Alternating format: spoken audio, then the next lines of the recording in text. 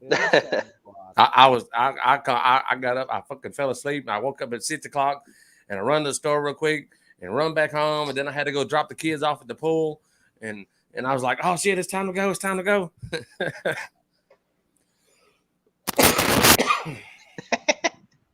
says it said it was So good. 15. We can take a break for a minute. Shit.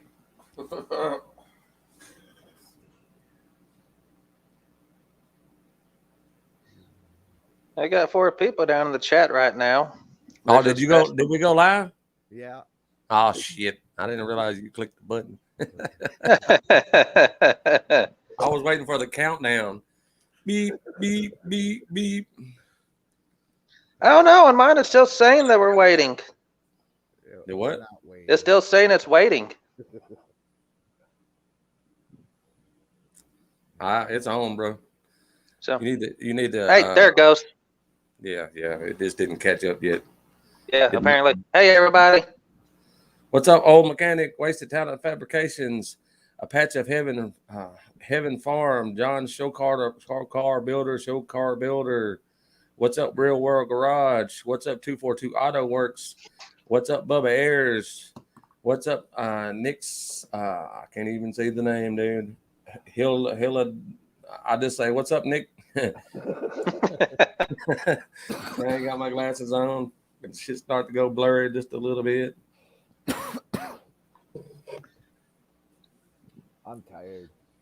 Opinions of a left-hand screwdriver. I got a box full of left-hand screwdrivers in there. If you want to buy some, just let me know. And it's about to start raining here. We got those thunderstorms rolling up. They said we have a chance for those damn tornadoes again. Yeah, I think that's every day. It's not really cold here right now. It's 72 out right now, but we're fixing to have the rain and the storms and stuff coming in. I think I don't know if it's tonight or tomorrow, maybe tomorrow and tomorrow night or something like that. Yeah, I got out there and covered the Impala since the back glass is knocked out of it. So that's why I was rushed into right a few minutes before we got on here. Yeah, you need to start getting that covered up, because it's done been sitting out in the weather like that too long. You know what I mean? That car I found the tag on it, and it was last tagged in 1972. Yeah. What's up, Mrs. Myers? 242 Auto Works. I gotta go. You gonna put that in your shop? In your shop there? Rockabilly. Yeah. What? Oh no, we're actually gonna build something on the concrete slab that it's on. Oh, okay. And kind of encase it that way. So, yeah.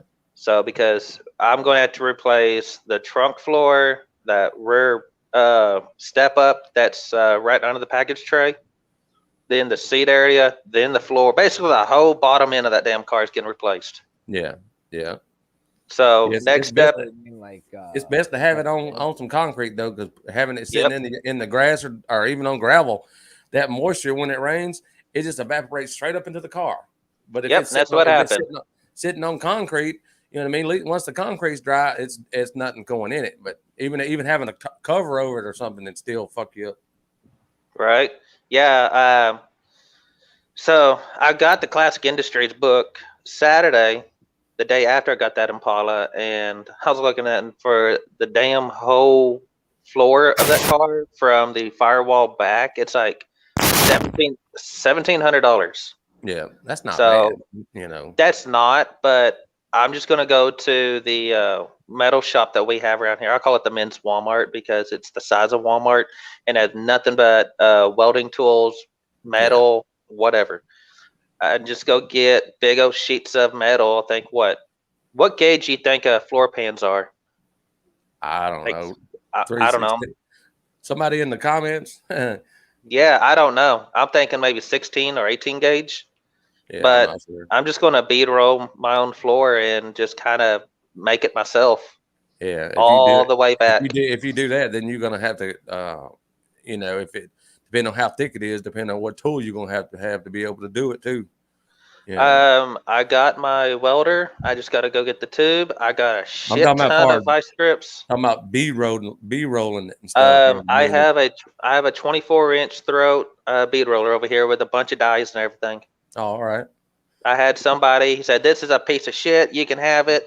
and I just took it and did a couple things to it, because what it was doing is whenever you was hooking into it, it was doing like that. It was Yeah. spreading apart. So I just took and added a brace to the end to it, and it does perfect now. Yeah. What's up, Muscle Car Solutions? Which, anybody in the chats, I know Roy's gonna said he was gonna help me, but if anybody out there has some parts to a 6.4, especially the outside, like a trim, a bumper, a hood, stuff like that, shoot me a message over to Instagram. We'll work something out, because I'm needing parts for this car. Yeah. Bubba Ayers says that we was watching Muscle Car Solutions earlier. I had to look at the sticker to remember his name. And I just said his name. Said that we was watching him work on the carburetor earlier, and he got a strike on one of his lives for drinking on the video. Ugh. And somebody probably had to report him or something. You know what I mean? Yeah. For drinking? Yeah, I guess. So That's some they drink BS. all the time. I see it all the time, but I guess then somebody has to report it. You know what I mean? So if I ever get reported, that's when I'll stop doing it. Or I get a koozie, or go back to my red Solo cup, and then what are you going to say? You know what I mean? Drinking milk. Yeah, right. 2%.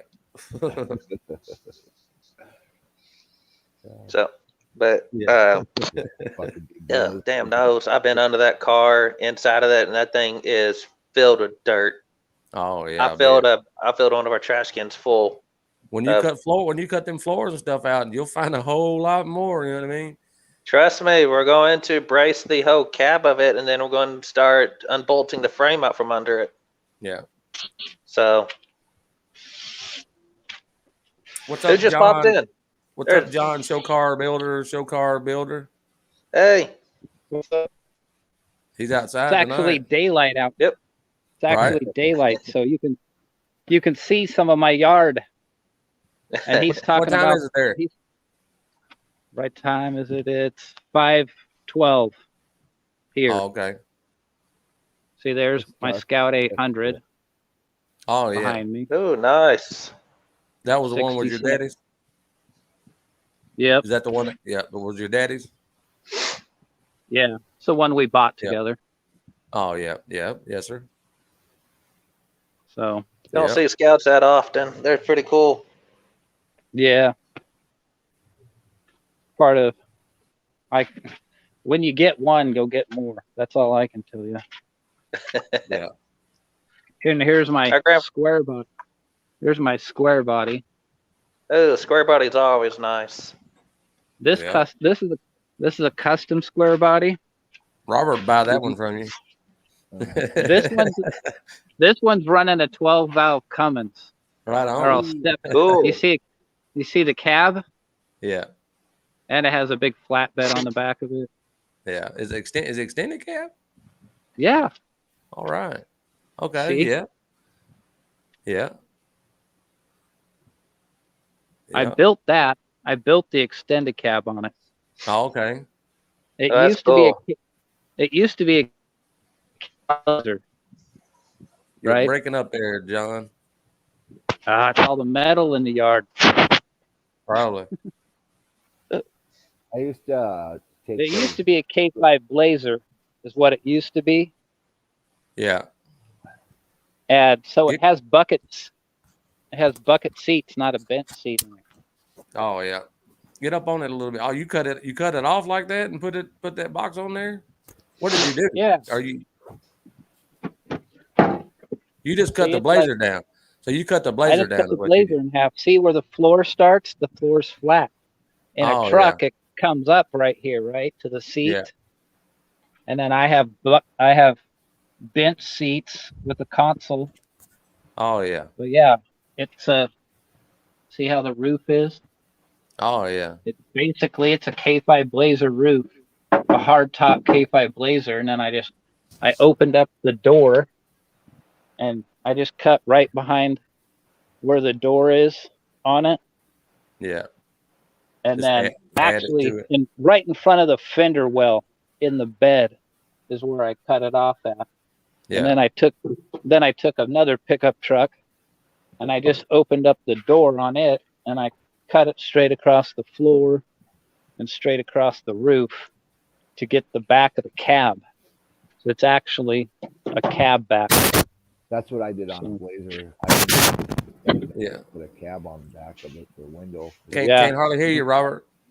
I did that to a Blazer, but I didn't make it extended. I just did it. I just put the back of the cab window on there, and then I used it for a plow truck. Yeah. Yeah. Short wheelbase. And I Yeah, got Terry, some. Terry, it's daylight at his house. He's up in Washington State up there where Bigfoot's at. Yep. There's my little 85 Toyota pickup truck. Like, here's the next rat rod. There's one of my next projects. Oh, that Nice. rad rod be a sweet looking one when you get it done. You see his what is it, Studebaker? Yeah, Studebaker. Studebaker he's got in the garage. Have you seen it, Rockabilly? No, I have not. It's pretty nice. It's a whole lot further along than that one is. Yeah, it actually runs. Well, It's Well, four door with suicide doors on the front. I'm gonna use this grill shell and build the rest of it. I got 2 of these cowls. They're cowls these are Pierce Arrow cowls from the 1926 or 8 Pierce Arrow car. And then I got the back. They were 4-door cars, but I got the back section here too. Yeah, So, man, it's extremely hard to find the cars around here. yeah. yeah, can I find helped- finds all kinds of stuff up there. Yeah, I I can helped- find the pickups everywhere. well, these 2 cars I got for free. Oh, So- you're lucky. I helped a body shop close out of business, and they couldn't sell anything. Like, see this big mixing bank here? Oh. It's just a huge mixing bank. You set your paint cans inside here. These little Yep. things here spin the paint Yeah, and I've seen stir that. it for like, that's for the We had- tents, all the tents and stuff. Yeah, we had Yeah, that at yeah. Service King. and then like this thing right here I just walked by. That's the dust collector. Yeah, You run filters in the front of it, but I don't have my shop organized enough yet to what's put up, any- Rich? What's up, Rich? GTR 350.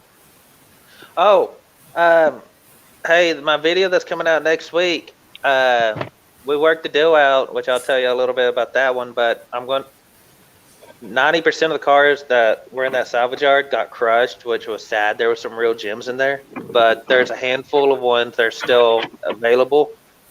That my video for next Saturday. If y'all see anything y'all want, Justin's number is going to be right up on the screen and in the description. Give him a call and see what y'all can work out.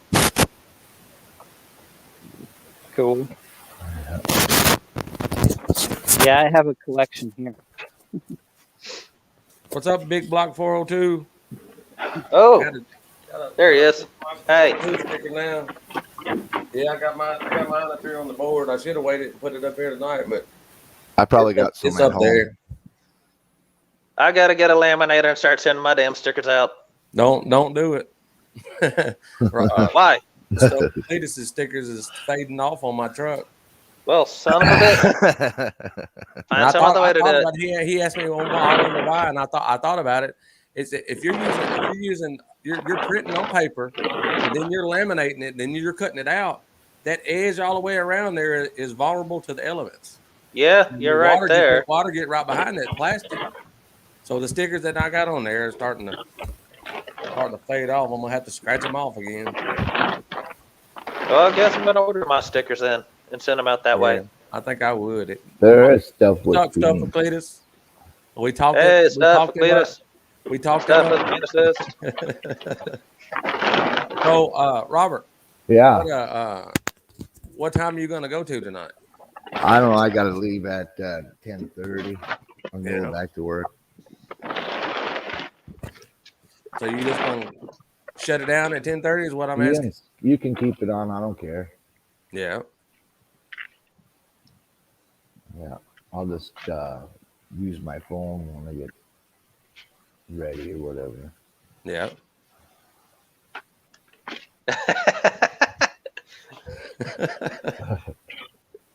What's up, Cletus, your Marvel's stuff is Garage? all cheap. I cannot sit Cheap with still. Cletus. Yeah, he's all antsy and his fancy. I got ADHD. I cannot sit still. Must have been got that syrup in him. Neither. Hey, don't worry about it. Neither can I. Every time I'm on live, I'm always doing something. Yeah. I can't. That's dude. Is that the outside of least your building today- there, John? Huh? Is that the outside of your building? No, this is a semi truck trailer. Oh, okay. But I It could put be on made a- into a shop. I Yeah. put it on a triple axle, like flat deck trailer, and got the semi truck axle out Yeah. from underneath it, and I cut the fifth wheel thing off. Oh, hang But on, you I'll be right can- back. Now I can tow it with that other truck. Like I can tow this big long 28-foot trailer with that diesel With- truck I was showing you. Oh, yeah, yeah. Yes, sir. There's one of the other 800s. I can't do no burnouts. I got nothing here. I'm at my folks' house. We're listening to you, John. He's just reading the Oh, I'm comments. just trying to hold the camera better. All right. Yeah, here's that another Scout 800, that one I was talking about that I picked that one up for $300 from Yeah. a junkyard. The one that had the tree fall across the front of it. Oh, yeah, yeah. You was telling us about that Friday night. And then Said I'm dude gonna wanted, do. dude wanted 600 for it, didn't he, or something like that? No, that's the one me and my dad bought together. Oh, okay. You had That one other that one. you said you bought for 300, I thought, and dude wanted more Yeah, money for it. the one with my dad was Yeah, yeah, 350. Yeah, that's This right. one was $300 Yeah, yeah, that's right. Yeah, out of the junkyard. yeah. But then, yeah, so it I needs remember. quite a bit. I remember that. I remember now. Memory's Yeah. getting worse and worse as the older I get. But yeah, I remember you saying that now. Yeah, everybody's. 5 minutes ago. Mine too. But here's a 47 International K7. John, you got all kind of stuff. Damn. That's a broken drum. Well, You had to cut it off. Cut it off, didn't you? if you watch when I get this video done and uploaded here in a couple of weeks, picking the Impala up, you'll see when we try to load it up with the tractor on the trailer. Yeah. It was skidding the SUV in the trailer with blockers in front of the tires. It was scooting it because the tires were so locked up. And then we also were trying to spray a PB Blaster all over the floor. Tried to slide that damn car off. We had a vehicle hooked to the back end of it, and then I was trying to drag the trailer out from under it, and it was not budging. So we ended up pulling the brakes off, and they wouldn't come off, so we cut them. Yeah. You gotta do what you gotta do. It wasn't no good. It wasn't no good anyway. So. What's up, Well, Salty just- Gang? Disc brakes for an Impala, they're pretty damn cheap, about $300 a set. Yeah. Yeah. That's Yeah, just- you're gonna do all that work to it. You know, that's one of the things you want to do anyway. All new brakes, the Yep. rubber lines, and everything. Oh yeah. Oh yeah. Definitely. Oh my God. I'm feeling it now from wrenching on that car for this past 2 days. Did you upgrade your wannabe GoPro? So yeah, I'm gonna Nope. make a Will It Run video. No. You could tell from the last video too. It's like, damn, it's kind of gritty looking. Screw it. It's still good content. Yeah. He just giving I you need- shit. I need to get out there in a chicken suit and start dancing around then. Yeah, he just fucking with you. I just had to say that because that guy said that on his comments. That Hey, that's still funny. I know it was. It was like That's a yeah. badass car. I Yes, like it it. is. I wish they could have started it up. Is that a international maybe? Yeah, that's Yeah, what he just said. That's Yeah, what he it's just a- said. It's an Go ahead. International K7. It's a big truck. See how big the tires are? Yeah, I Uh-huh. like it. I know my Semi. 70s. I know my 70s and 60s, but when you get past that, I Robert's start getting kind Garage of said fuzzy he'll on buy that one. that one. Hey, Robert's Garage said he'll buy that one from you. We had one of those in. Yeah, this one's a 1947. We had the semi version, pretty much like Yeah, that. well, put out some offers. Everything's there you always for sale. go. You know that. Everything's always for sale. It's the offer that matters. Yeah.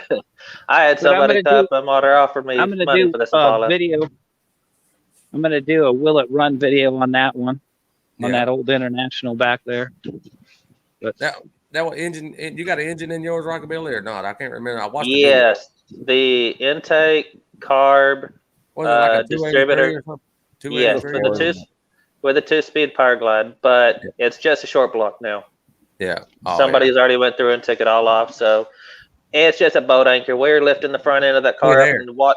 Oh my God! There's my car right there, 63.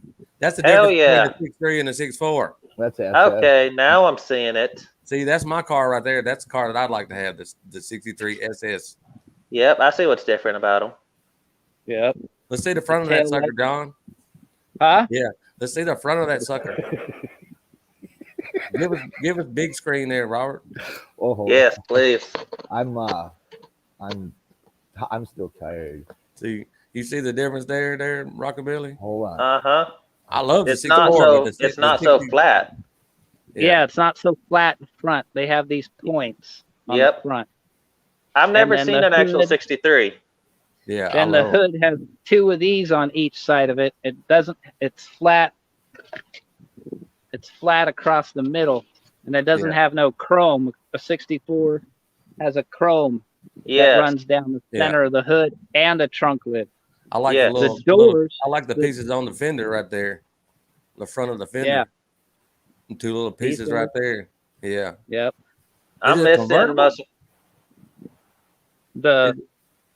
The 64. I know a lot about these cars. I've had 6 or 8 of these things. Yeah. So the doors are the same. The Yeah. doors are the same. The windshield's the same. Everything, all these chrome pieces around the top. Yeah. This Yep. is all the same car. Rockabilly, top- Rockabilly needs that information right there. Yes, I The do, roof- because I don't have nothing. Yeah, the roof and the window, ain't it? The roofs, all the windows are the same. Yeah. The doors are the same. Only thing on the doors is on the 64s. If they're SS, Has the other trim. Yeah. the trim Yes. runs up here around the door lock. Yep. Right here. Yeah. And it goes across there. So you'd have to drill holes Yeah. in the Yep. panel to make the trim fit. Yeah. And I then if love I it's love not, that car right there. That My car's and if trim's it's all not an 15 SS, grand the way it is. Or I more. took Yeah. my trim's all I had taken off, so I'm thinking about just doing a trim delete on it and actually just paint my trim on. Yeah. If yeah, I was going to delete it, I wouldn't. I would just No I trim just delete. delete it and leave it like it is. No Well, like I paint said, on it. somebody's already went through there and took all the trim off. But I Good. do want the trim on the front and the back and around the windows and on the hood and the deck lid. Well, let John talk. He's talking about the Impala. Yep. Yeah, I Yeah, love that so- sucker. the 64 doors are the same as the 63s. You just have to, if you get whatever, if you need 64 doors and you have 63 doors, and you have to drill some holes. Oh, Or if yeah. I've put Right. 63 doors. My other Impala underneath the tarp that I can't really dig out. I put 64 doors on it, but Yeah. I welded up all the holes for it. So What was that? What was that behind you? A Lincoln Continental? Yeah. the What it looked baller like? rad, Oh, that's a what? 64 Lincoln Continental. Okay, was with the some suicide doors on it. Yep. Got the white wall suicide tires door. on it. That Big is white- a gangster right there. Yeah, yeah. That's Yep, something this like is- what Al Capone would have stepped out of. 64. Yep. 66. It's like 95% completely restored. I just got to get the rear seat upholstered and put the interior back together. Shay Tree, he's in Washington. But yeah, this one was actually that body shop that I closed down, or Yeah. I worked with them for the last bit of their business. They, that arm's getting tired. They, this was one of their customers' cars, and the customer slacked off on the bill and like he was just really slow about progress on the car. So eventually the guys were like, okay, take your car over to the storage unit place next door and store it in there, finish paying off what you owe us, and then bring the car back and then we'll finish up. And the guy was like, all right, yeah, we'll do that. I don't know what happened. The guy quit paying on the bill to the shop, and he had to just, get the right kind of paperwork to fill it out as just a loss. Yeah. And then it was like $5,000-$10,000 loss. They were shutting their business down. He needed to get all the paperwork done before the end of the year, so he wasn't having to do a whole nother year's of paperwork for a building business that it was shut down. And the storage unit company, when we got the shop cleaned up enough and dug out all these parts for this car, we went over to the storage unit company to see if they would open it up for us to just put these parts with the car. And they were like, no, we won't do that because the owner of the renting the person of that storage unit hasn't paid their bill in like 4 months. Yeah. And within this next month, we're going to take over that unit if he doesn't come forward and pay off his bill. And the lady was like, he's done this several times to us, and usually he just gets a hold of us and pays it all off, and then he's fine and clear for a while again. But they never got a hold of him again. And I went over there. I just kept checking on it just to see if it was able to open up so we could get the parts with the car. And it came down to like the last time, or we were closing the shop down, and I went over there, and the lady's like, nope, we took the unit over, and she said we've called the local tow company to have that car removed. Yeah. And that's that. And I was like, what does it take to get that car or get what's in that unit?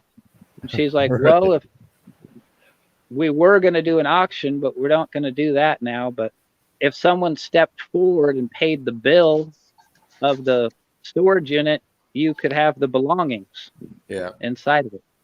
Or you could continue to rent it if you don't want to move the stuff out right away. And I was like, all right, well, I'll just pay the bill. And my old boss gave me all the rest of the parts for the car because we just needed to get rid of them. So he just gave them all to me. Like a brand new windshield for the car was in the car, but he gave me all the rest of the door panels and everything that they had for the car. And then I just paid off the storage unit. Yeah. How many cars you got, John? A lot. You like Robert? Robert, you got a brother that lives in Washington? Nope, in-laws.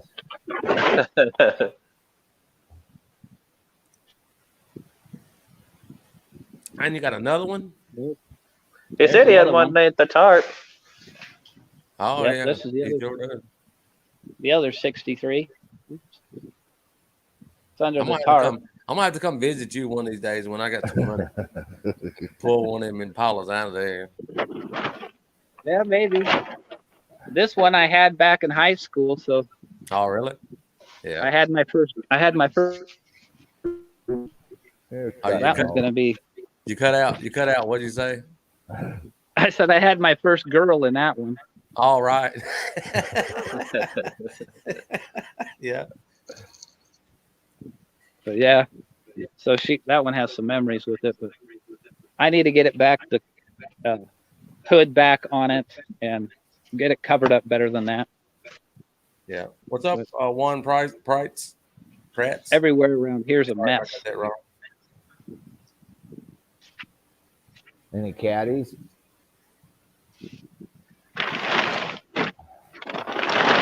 Just not. Oh shit, he's putting the cover right. Covering the Lincoln back up again. Okay, It'll I start thought raining in a minute. she was fixing to uncover a Rolls Royce or something. The other Impala is not as. This one's more together and has all the chrome on it and stuff. The only thing bad about this one is right here where there should be chrome going across here. Oh yeah, it's rotten. You see the crater? big old rust hole. But the chrome goes over the top of it, so I'll Yeah. just end up making a piece that will come down and go over and then fix the quarter panel up into it. Yeah. Yes, sir. Yeah, Paul, I guess I'll open up one side of it because it's not that covered up. Oh. The other one, I put quite a bit of work into this.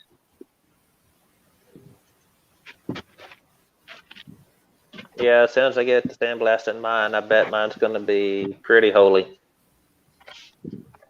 Yeah. Yeah, Yeah. At least you get it all sandblasted, and you know what, primed out, and know what you got a little bit more Yep. what you got than what you already know you got to do the floors and stuff. Yep. At least you'll find out what else you got to do. Right. Well, like I said, on my side, it'd just be all fun because I look at all that as like the more difficult it is to more in depth that you're going to get into the structural part, it just seems like it's going to be that much more fun to do. kicking Oh, sticker yeah. bushes. All kinds Learn of how to more money. learn you something. You know what I mean? Well, I went to Yeah. school for it, so I better know what I'm doing. Right. School don't There's the teach other ya. Impala. The way you learn that is just doing it yourself. Yep, that's true. And I've replaced this whole quarter panel. I cut it off of original Impala Yeah. because back in the 90s, all the panels sucked. They didn't have very good edging. See, that's one thing I'm kind of curious about is I know like Classic Industries and a few other places online have replacement panels. What Yeah, are they you have comparing to like to the new ones or to original? You have to really pay attention to how the curvature of the metal is made on it because some of them they don't have very tight of a bend right here, and it Yeah. just doesn't look right. 'Cause They got a lot of gaps. down this whole quarter panel. That's a nice, like, pretty tight bend. Yep. So yeah, I just bought another Impala for $100. That was in a lot worse condition, and then the quarter panel was about one of the only things that was straight. And it See, wasn't perfectly straight, but it wasn't caved in. The There other was- side was caved in a bunch. But I've replaced the floor in it in a lot of different little places. The other side of the floor is mainly what I replaced underneath those. Those are the seats for a couple of the cars. Yeah. So I've had a bunch of Impalas, so I got extra door panels, and I take the stuff apart so I can put it inside that like container there. That container, Yeah. the whole front of it is like 2 levels, so you can crawl up in there, and there's like 3 feet of space to put stuff up on that shelf up there.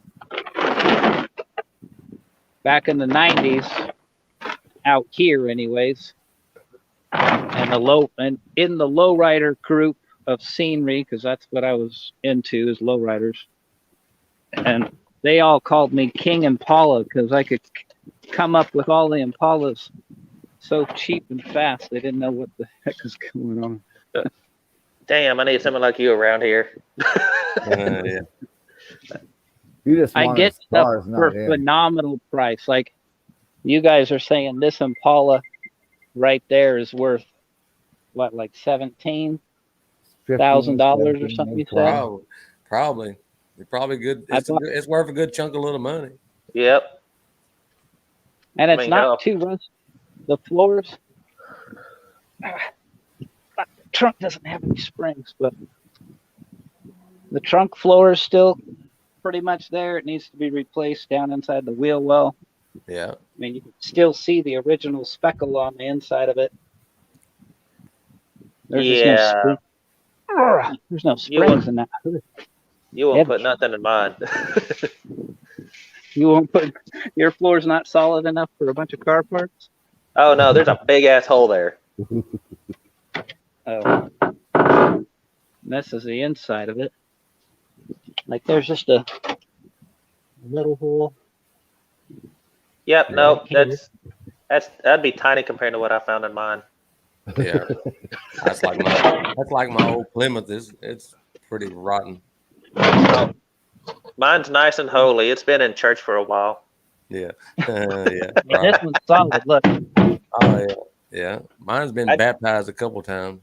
I did that. My foot went to the floor, and I got to get a little cut on my ankle. Yeah. yeah, the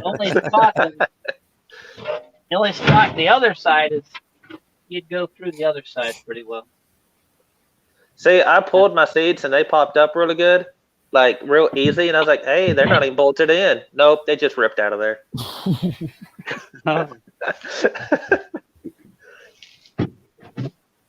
But they make all these panels now for the floors. Yep. They're really not that. I know you said No. you need the whole thing. But- Yeah, they're not expensive comparing to like looking at my Maverick parts. They're about the same. Yeah, Yeah, There's my- Maverick trucks. there's my S10. Yeah. It runs. It's kind of been neglected because of my injury, but Yeah. there's just only the cab, just a cab sitting on there. Chevy 350, turbo 400, 1-ton axles with 40-inch tall tires. Yeah. I got told that the 2-speed Power Glide that bolted up to the 283 will bolt up to a 350. They'll So all- if it's they all in- do. So if it's in good shape and all that, it's going right to the S10. All GM, all small block GMs from the 60s. Big 70s, blocks, too. 50s. They're all the Right. same. Chevy was smart Well- about that. Yeah. Well, You I'm can take a- curious is how good is a 2-speed Power Glide comparing to the transmissions nowadays? It's a good transmission. I would keep it for the car. So Gotcha. Because well, I know since the 283 is not savable, I got an LS3 that I'm going to end up swapping into it. Yeah. So I'm going to get like there's a guy down in a town next to me as a 5-speed. They're going to be trading some parts for, No. and it's a rebuilt 5-speed. Yeah.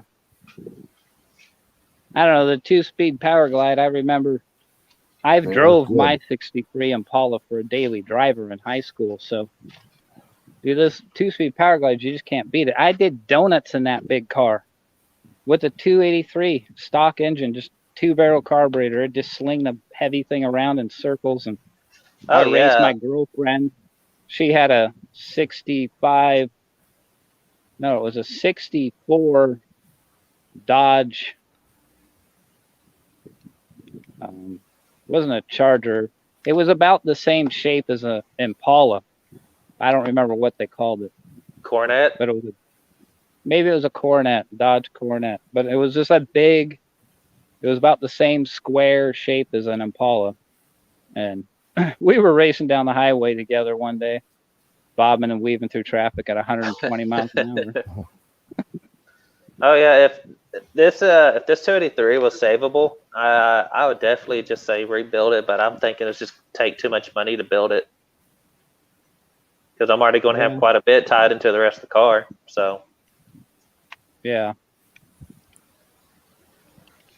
Just depends if it's an. This what? is an S. If it was an SS Impala, I might want to. I would maybe just try to fix that motor and make sure it's original. it is an SS. The VIN number says 64 2-door SS, made out of Dallas, Texas. But I might try to keep it like that because an Yeah, what do you- SS Impala, It's worth a Is whole lot the more hot- money with the matching engine and transmission. yeah, it's worth a lot Yeah. more money with the matching engine and transmission. But also an SS Impala, they came with the big blocks. They came with the 400s. They were the hot rod of the Impalas. But you got grandma's SS Impala. Grandma I'm wanted the thinking. bucket seats, the 2-speed Power Glide, and that smaller engine, and she ordered it like that.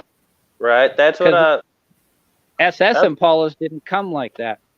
Right. If it had a big block in or so, hell yeah, I'd be keeping that thing in there. But yeah, Well, it's yeah, a but split back you bench understand seat, the- column shift. Don't get rid of the motor. This Mhm. this 63 Impala is the same thing. It's an SS 2-speed power glide,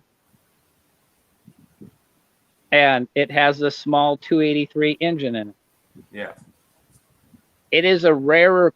This car is rare, more rare than an SS with a big motor with a 4-speed. Right. Yeah. Yeah. Okay. The rarity of it, and that might make it more valuable when it's fixed and nice than the SS big block with the Yeah. 4-speed hot Back rod. then- one. Yeah, back then all the hot rodders, all the men and stuff wanted them big blocks and stuff like that, and didn't get the other little smaller engines. And that's just like my dad said back in the day. He said to get a Plymouth. He says nobody wanted the Hemis back then. He said when I was alive, nobody wanted a Hemi. You wanted the 440 big block with a 6-pack, and that's what he had. You know, you didn't want that Yeah. little. You didn't want that little shit. And now everybody today is like, oh my god, it's got a Hemi in it. You know, and back then nobody wanted that. Well, and, how? and well, that curious. 283 motor is a really good starting point to build from. You could get 500 horse out of that motor. Yeah. Yeah. Hey, you need to start doing some more thinking there, Rockabilly. Well, curious Yeah. if you got the engine completely open to where water can get down in there for God knows 40 plus years, maybe, or 30. Machine shop can tell you if it can be rebuilt, though. Yeah. You know. Yeah.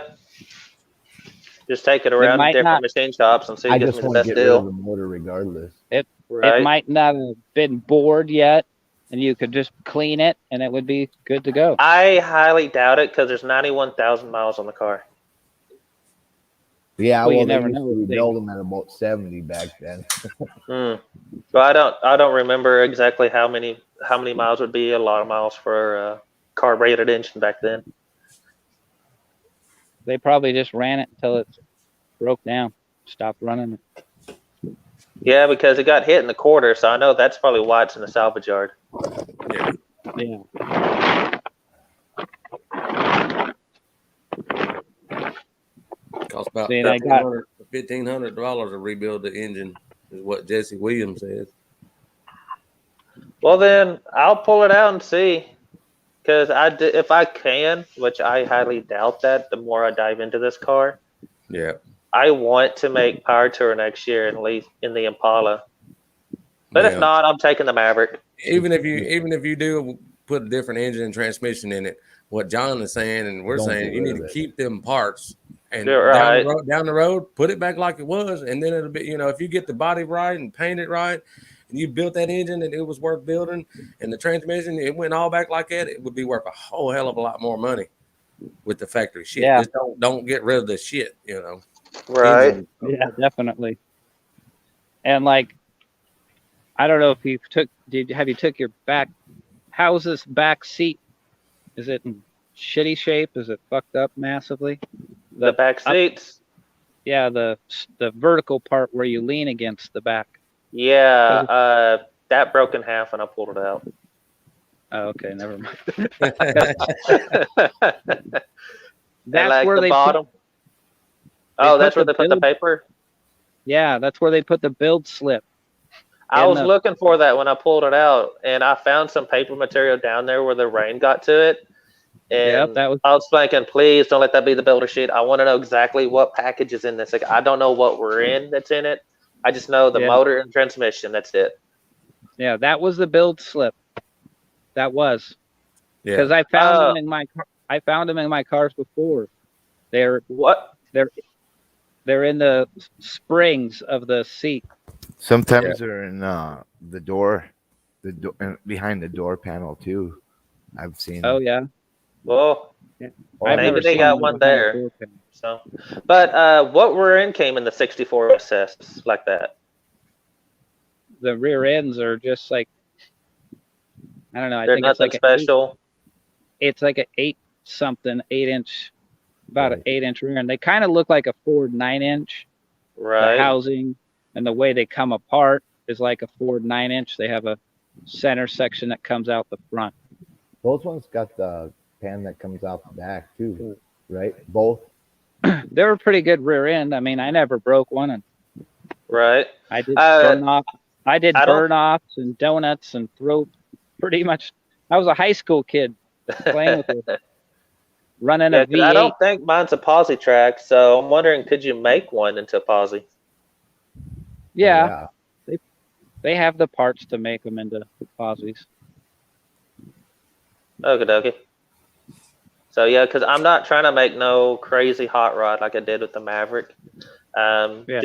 I want to make a good, clean low rider that I can just cruise around pretty good. Just Yeah. maybe a good little cam in there to make it lope a little bit, some good exhaust systems. And besides that, just go have fun and go be able to drive the car. Yeah, that's what I Yeah. would do too. Just like Left 4 Dead Garage did it to his. Right, because an Impala Yeah. is a heavy ass car. Yeah, It's not no lightweight speed demon like a Mustang or any of those other littler hot rods back in the day, like a Camaro or so. yeah, Yeah. See, like So there's a 65 I picked up, Mustang. yeah. Dang, John, you When got I some, can find them for cheap, I buy them. you ever seen that TV show Hoarders, where they Yeah, yeah, I have. yeah, But you got a lot of. it's Yeah, I'm okay. just messing with you. You got a lot of good stuff there. yeah, he does. There's a Ooh, a GMC. Yeah, got to pick up John. Robert Garage gonna be your new best friend. Y'all just down the road from each other. He'll be up there buying a couple. Yep, it's a long bed. Yeah. It's All right. this is That's what cool. this is Lucille. Yeah, Lucille. All right. Her name's Lucille because I bought her off this. I know you guys drink, but whatever. I bought it off this guy that drinks too much, Right. right? He rebuilt this motor, and that top vent that's up here on top that you open up from the inside, your air conditioning. Yep. Well, the original piece that the water, it's a drain tube that is on there originally. Well, he cut that drain. It was rusted away and gone. So he probably didn't know what it was originally like and how far it originally went down. But he just stuffed a piece of heater hose in the hole and then cut it off about this far.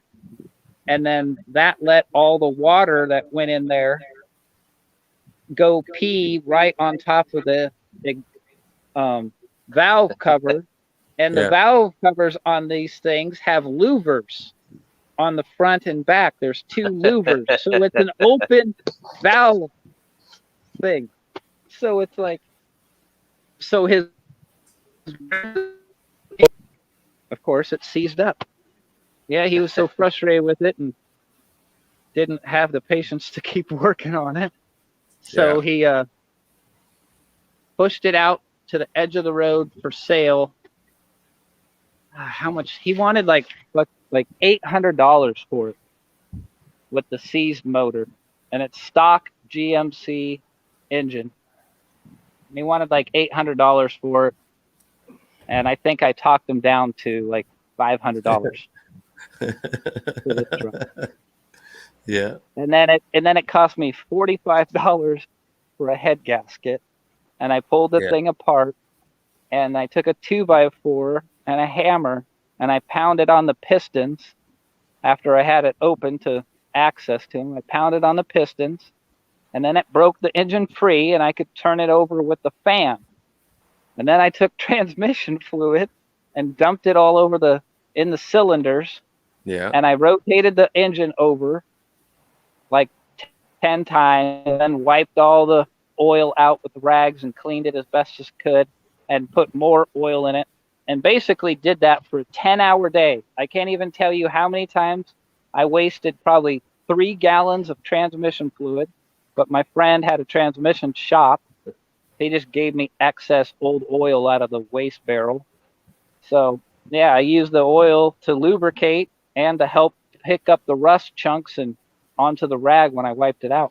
And then I threw a head gasket in it. And the only thing I had, the valves all too tight, so it had no compression and it didn't want to fire up. My friend, his dad had an old book on these trucks So he brought up his book and the feeler gauges, and we set the valves to the right lash. And then I jumped in the truck and it fired right up and sat there and purred along. Yeah. And on this older truck, I really didn't have to I didn't take that much apart. Like I didn't pull the distributor, and I pulled the spark plug wires loose and stuff like that. But the motor's so simple. And we rebuilt the bottom plate that's cast iron on the bottom of the carburetor. That's like kind of like an adapter plate, but it has a butterfly in it. So it's like the base of the carburetor is cast iron. Yeah. So we drilled that out, and then my friend machined 2 little brass pieces to go pound into there, and then they made the thing tighter so it wouldn't leak gas out of it no more. But yeah, that's how I got that truck. And the guy was Very just cool. he just was drinking so much. To him, $500. He was like, "That's 12,000. That's 100 cases of beer." But this truck's solid too. Like the floors, the little quarters down here where they always rust out. It's all solid. No rust in it. That's It's a cool. solid- Definitely. It's a solid truck. The only thing I need to replace is this back window's cracked. And I want to redo all the seals and the doors so the windows go up and down a little better, and put new windshields in it. I started doing the interior a little bit like a couple years ago, so I painted the dash. Yeah. Have all the pieces that go around the windshield all painted and stuff. But I could throw a battery in that right now and start that fucker up. Right. It runs pretty damn good. Very cool. Here's the motor. Straight 6. Yeah. Yeah, Nice. this is straight 6. Good But little see- running motors. Right here is one of those little vents, Yep. and then back here is the other vent, and then you can't really see it, but that rubber hose right here, he only had it cut off to like right there. So I put a new hose in there and put it all the way down to the ground, because it just drains water out of that piece. But, yeah, that's the GMC. When I could find them as cheap as $500, you're crazy not to buy them. Right. I mean, I got just that don't got the- Mustang. I bought I the just don't got the Mustang. Out of yeah, I bought this for $700 out of a junkyard. So that's what and that runs too. Has a straight 6 in it, Mm-hmm. but it runs, and it was full of parts. All the seats are there. And the whole back, you can't really see in there, but the whole back of it's filled with car parts and the straight 6 run. Yeah. So I figured for $700, somebody started on it. They stripped it down to bare metal, and they primed it with some cheap primer that did not hold up. So it will be a real easy sandblast. It will just clean right up. They just didn't put epoxy primer on there. Yeah. They just use like some sanding primer. That's the difference. You don't use sanding primer to put on bare metal, because Right. it'll do this. See, if you can really see the shiny, the metal, the primer's just coming off in chunks, and the Yeah. metal is just shiny and clean underneath it. But I get shit all the time. Like, here's an 80, it's like a 91 Toyota 4Runner, but it caught on fire. But those 4Runners are getting harder to find. Mm-hmm. And I helped my buddy put a engine in his wife's Volkswagen Bug, and it was like a 1977 Bug. So it was real simple to mess with. You there, Rockabilly? Yeah, sorry, I was just trying to pull something out of my finger. I keep on finding chunks of metal in my hands. Yeah. That's what the gloves are for. Gloves and the safety glasses. I should have bought some damn gloves. I just lost them. So I was Yeah. like, hey, everybody. Hey, you'll see the little mark on my face where I got hit with the soldering gun. Oh hell. With a soldering gun. Yep. How do you get hit in the face with a You don't soldering? need to solder. I your- was underneath the trailer wiring, putting all new wiring under it. So I was running it, and I had to solder 2 wires together. When I did, piece of solder came. Oh hell. Yeah, I You're not felt supposed that. to I was solder like, your face. yeah, I kind of figured that. I was like, God damn. That's like my landlord the other day. He had a black eye, and I was like, "Who punched you in the eye?" He was, he's 75 years old. So I was just kidding with him. He was like, "My cell phone did." I'm like, "How'd you do that?" Oh yeah. He was like, "I was laying under the sink trying to get he dropped something down the sink, and he was trying to get the catch off the bottom of the sink, and he had his cell phone up there for the light, using it as a drop light, and then when he broke probably the line loose, it jarred the cell phone where it was sitting, and it fell right on his eyeball." He said. Man, I was out there yesterday trying to get this car off the trailer, and here comes my landlord. And when we first moved in, he's like, "I do not want that backyard looking like a junkyard." I was like, "Okay." So I got the Impala, and it came out of a junkyard, so it looks like it belongs in a junkyard. He pulled up and was like, "Oh shit!" Like y'all, like he doesn't come around hardly at all, and as he decided the day to come by, and he looks out, and he's like, Yeah. "Got yourself a new car?" And I was like, "If I knew."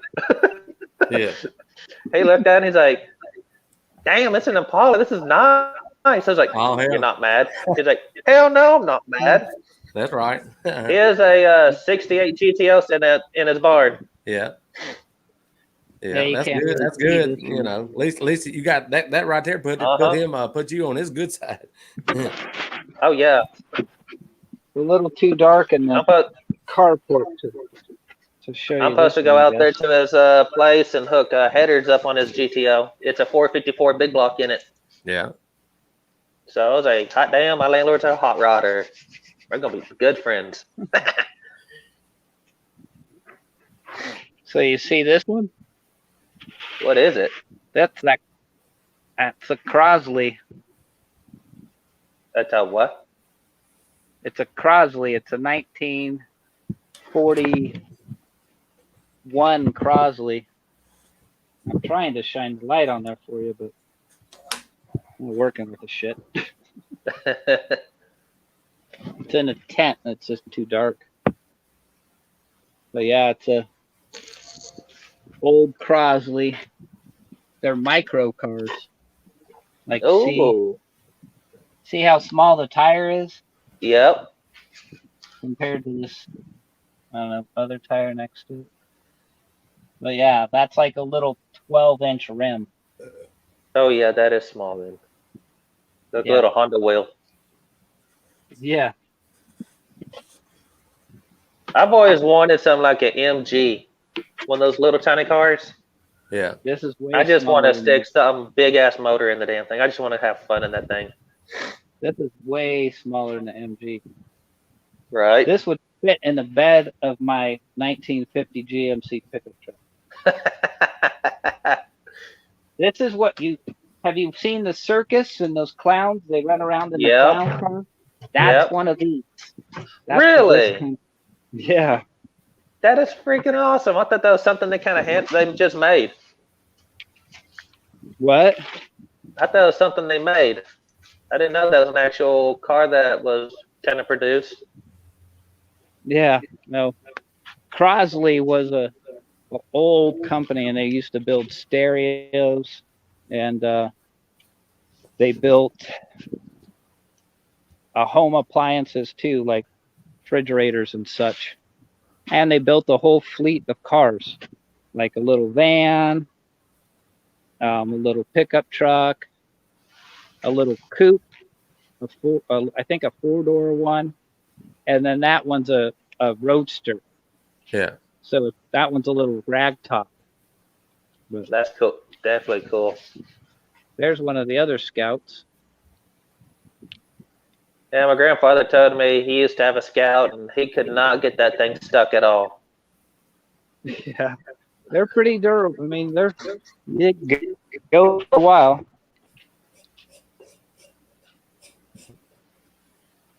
Yeah, and then this is a motor for a full international motor and tranny that I got for this one, because this one wasn't originally a 4-cylinder, and the guy gave it to me, sold the motor out of it. Yeah. So I had another customer restoring one of these Scouts, and we didn't know the condition of his motor. And I went to the junkyard one day and found a Scout 2 with a V8 and a stick shift tranny, and the tranny was in a lot better shape than his tranny. So I just bought that. It was only like $400 for the motor and tranny at this, like a pick and pull type of junkyard. Yeah. I had to take it out myself, but they Right. came down with the forklift though. At least at this place they have a machine. When you get it loose, they'll come help you lift it out. So you're actually using a machine to hoist it out of there. It makes See, it a lot that's- easier. That's how the salvage yard I go to, which is just one of them, which it sucks because everything really is gone now, because just every so many years he crushes everything and then restocks up. But he'll let me go out there and just randomly when I want to and find whatever I want and just pick it myself. But if it's something heavy, they'll drive the forklift out there for me. Yeah. And this is the body of the 46 Willys flat fender that I'm working on. I just have the body Yeah. sitting on like a little trailer frame, and there's just a bunch of shit stacked around it. But, So what are you gonna have to sandblast the frame? I'm just gonna, because it's winter time and everything's so wet around here now, and I can't really do much about that. I'm Yeah. just gonna continue to clean the frame with the wire brushes and Yeah. wire wheels and grinding wheels and discs and whatever I can get to clean the frame the Yeah. rest of the way, because the frame it's pretty clean Yeah. throughout Oh the yeah, whole, that don't look too bad. Mm-mm. the whole back, but it's just got where the water sat on it a little bit rusty right there, Yeah. a little bit of new rust right down through here, but it was clean, so it's just surface rust again. Then I need to do up around the whole front of the frame, because I Yeah. didn't get any of that at all done, because Yeah. I was You're- thinking I didn't want to take the motor apart and out of there. I was like, I Oh, just want yeah. to sandblast the frame around everything Yeah. and just leave it together as much as possible. And then when I'm going through it and rebuilding it, I'll pull apart the axles and brakes and everything and get all that sand back out of it. Well, I decided later on I didn't, like, I saw how fast the sand was. Like, if you hit the tarp that I had the engine all covered up with, it would just chew it right up. Yeah. And I didn't realize how much dust a sandblaster from Harbor Freight makes inside a carport tank. I put a video Oh. out, so if you guys want to see, you can watch my video, because it is. You'd be like, "Holy fuck, I'm not doing that." Yeah. And that is why where the Impala sits on that concrete slab, we're going to build something around it because I'm not sandblasting in here. Yeah. Yeah. So I turned this tent right here that I'm standing in into my sandblasting tent. I had plastic on the floor to keep picking the sand back up. And I have a big air compressor. It's like 180-gallon tank. And then I Ooh. have just one of those pressure pot sandblasters that you can get from Harbor Freight. So I I got have a one big- that I made. that's my air compressor. Right there. Huge. I got to Yeah. finish building mine. I got 2 separate tanks running into one line. but then I Yeah, have one motor filling the tank up, and then it's running out. see the coffee cup? There's my air compressor. The coffee cup sitting on it.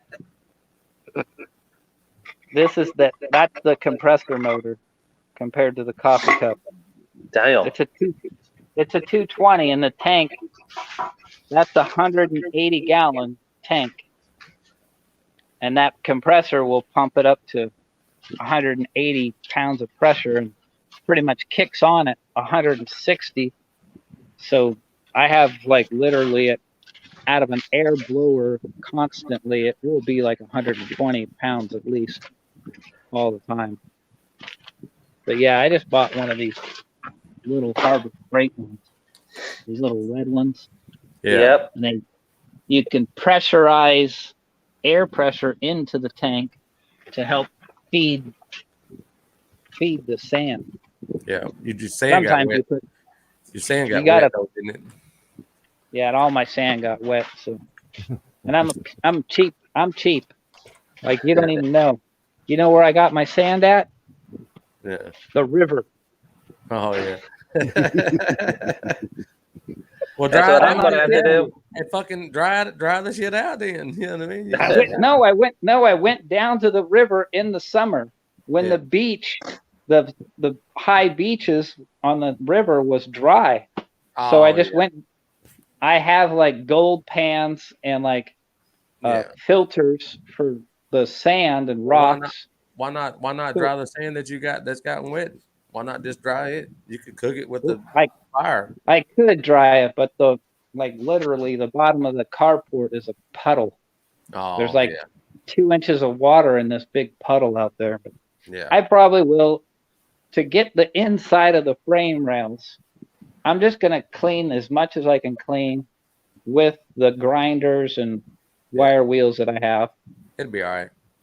And I'm doing that to like save power, because that 220 electric motor on that air compressor, I mean, when you get sandblasting for 15 minutes, that thing kicks on and it doesn't shut off. Yeah. I mean, it keeps it up to 120 psi, but it doesn't get built up to the point where it will shut back off. Yeah. Lot They're to it. just using so much air. So I figured electric grinders. Yeah, you're and better off going that route. Yep. If I can use like wire brushes and stuff on those little grinder from Harbor Freight, then that might save some power. Because my landlord was like, "Wow, when you were sandblasting that thing, that was like one of our most expensive months we've ever had." The bill throughout the 3 months or whatever. But I figured just running these might save some power. I'm just trying to be, smart about shit, right? Right. If you can get around the whole flat part of the frame rails, like the sides, like the tops and the sides, I can get all this with the grinder. So I'll just do all of that with the grinder. What did I do now? Sorry about that. Tap something on my screen. Yeah. Yeah, my whole setup when it comes to my air compressors.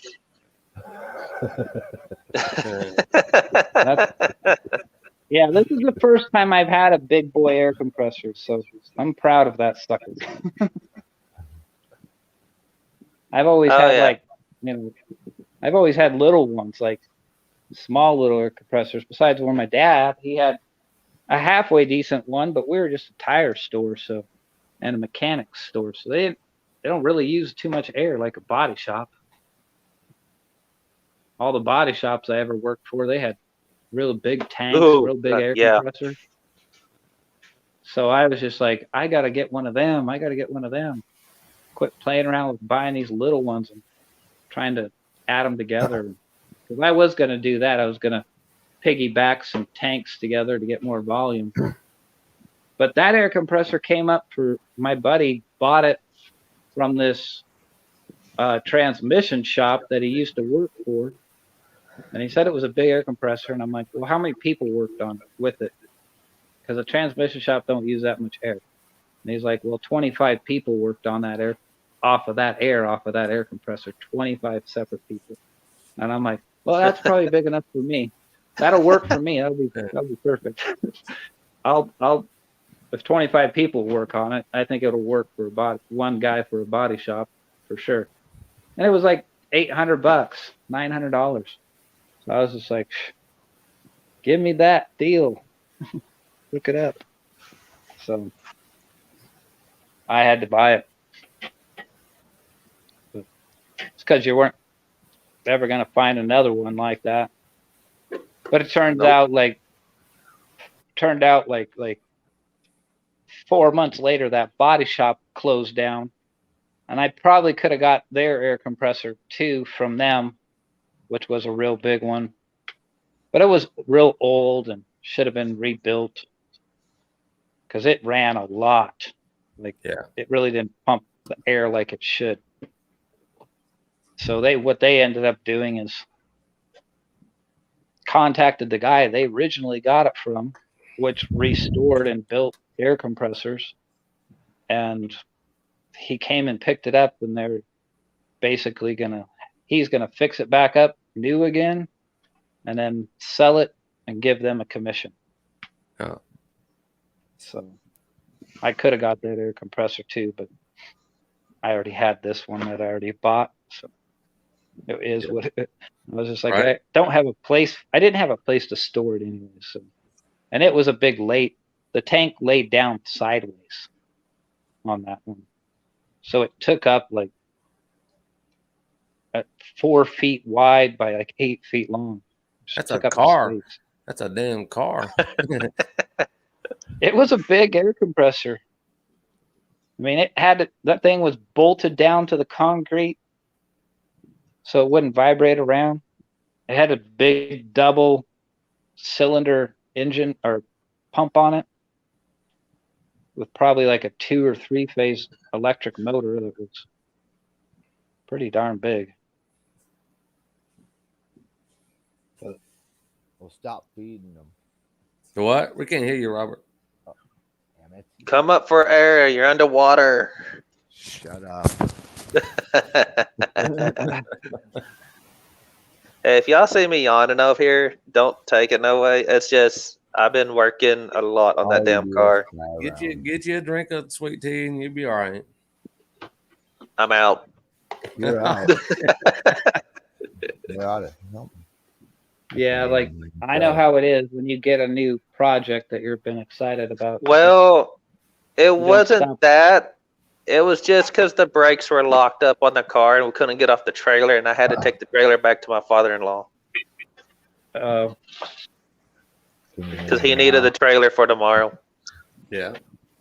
I've never had trouble getting cars off trailers. I mean, if I think I'm going to have trouble getting the car off the trailer, I back the trailer up to a tree Yeah. and I chain the car.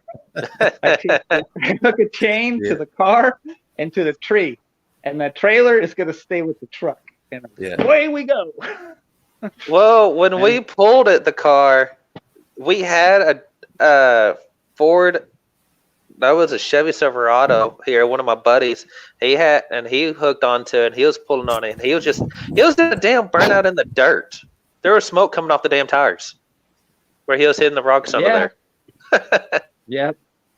That car did not want to move. And no, he didn't have 4-wheel drive. Yeah. But so when I've had that kind of trouble before, I just, I make sure when I hook that chain around the tree and it goes to the car, that chain is probably like 10 feet too long or 15 feet too long. So when I hit the throttle in that truck, the trailer and truck are moving. And when that chain goes swing, that car just shoots right off the back of the trailer, and you save your front bumpers that way. It might be like you're thrashing on it, but it actually saves your front bumper from getting ripped off the car. Well, whenever we got the brakes finally off, the bearings were just perfect. There was no issues with it. They just run freely. So yeah, it was just the brakes are just rusted in there so bad. Yeah. Yeah.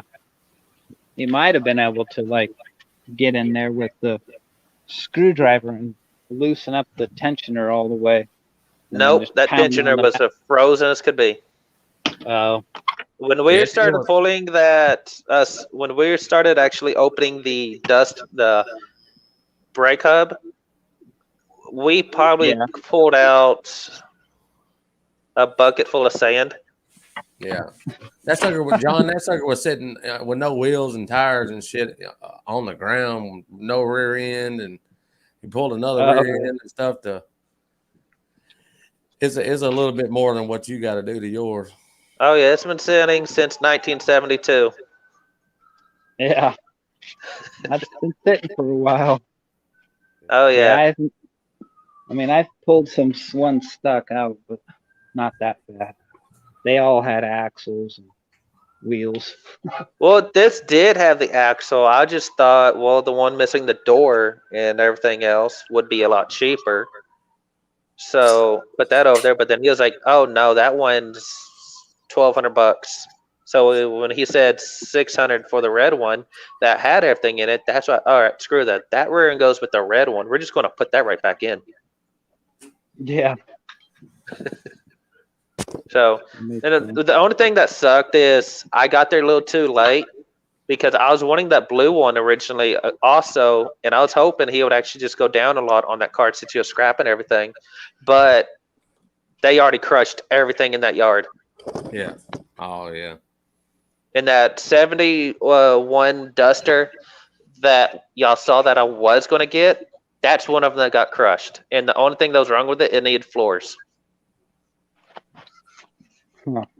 I'm pretty sure the little inline six I was in it would still run. Wow. I don't like it when they crush them. Try to save class cars and crush them.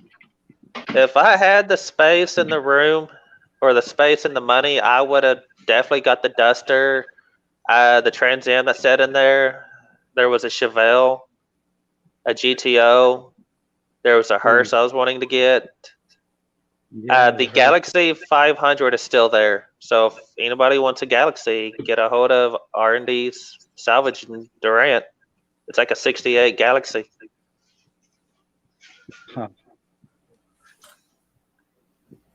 So Yeah, I got and- project. and Robert, Piston Twisting Garage is want to know if he wants to know if we'll let him in. I said, come on in. yeah, come on in. And there is, I think it's a 72 GMC long bed sitting over there too. Yeah. And it's a straight six truck. Huh. So, and wheels are under it, so it's not sitting on the ground. Yeah, What's up, Alan? I got some. What's up, CP, I the got tool two addict? projects. Alan, come on, bro. You gonna come in, Piston Twisted Garage? Yep, come on in. Robert, are you in the background anywhere? No. Can you hear me now? No. Yeah. Yeah. Yeah, When we you could put- hear when you.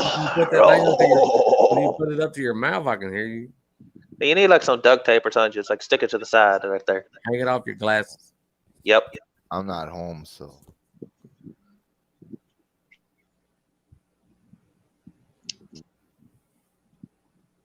So how many more days you got to work, Robert? can. Yeah. And that's for doing beats for the next 10 days. Yeah, How big are these fucking fields that they're planting this shit in? Big.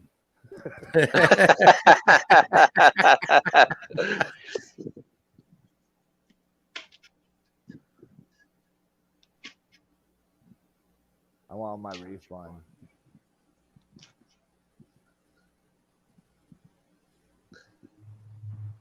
I'm actually going to take the stickers and everybody's giving me, and I'm just going to make a big old board that can go behind me and put them on, kind of like what some of y'all are doing. Yeah. I did mine like that.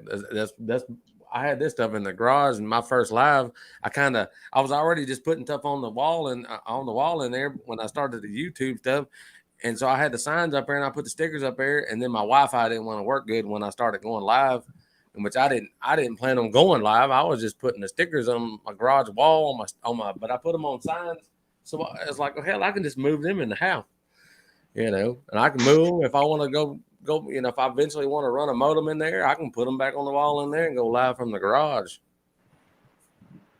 Yeah. I'm in Minnesota. No, I ain't never been to the Dakotas. I think I just rode in a truck going through there to Canada. He's talking about wide open spaces. I didn't see the midges all the way. It's wide open space.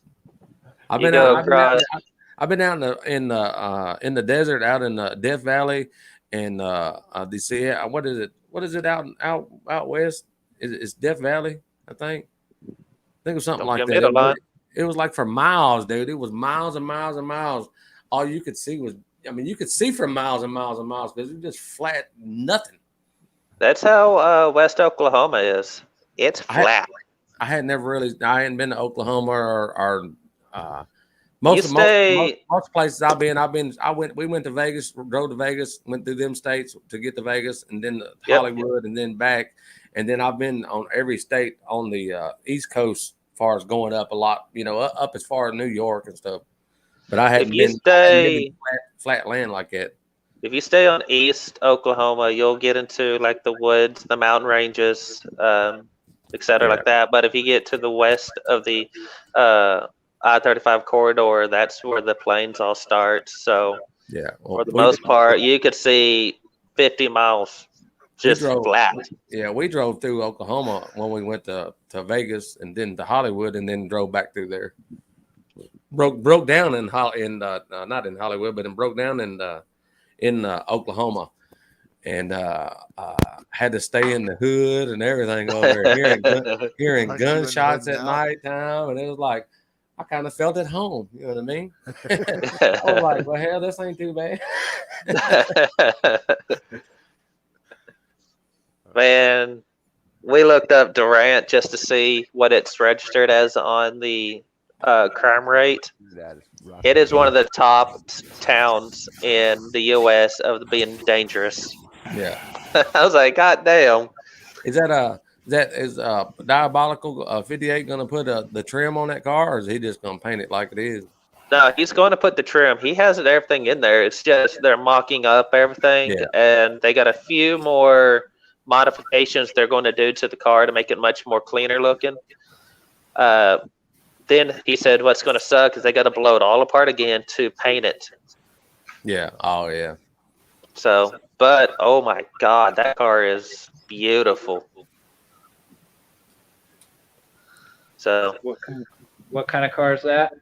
It was a 58 Plymouth Fury. Like Christine? Yep. Yeah. That's cool. But you talking about custom, I don't think you'll find another one around like it.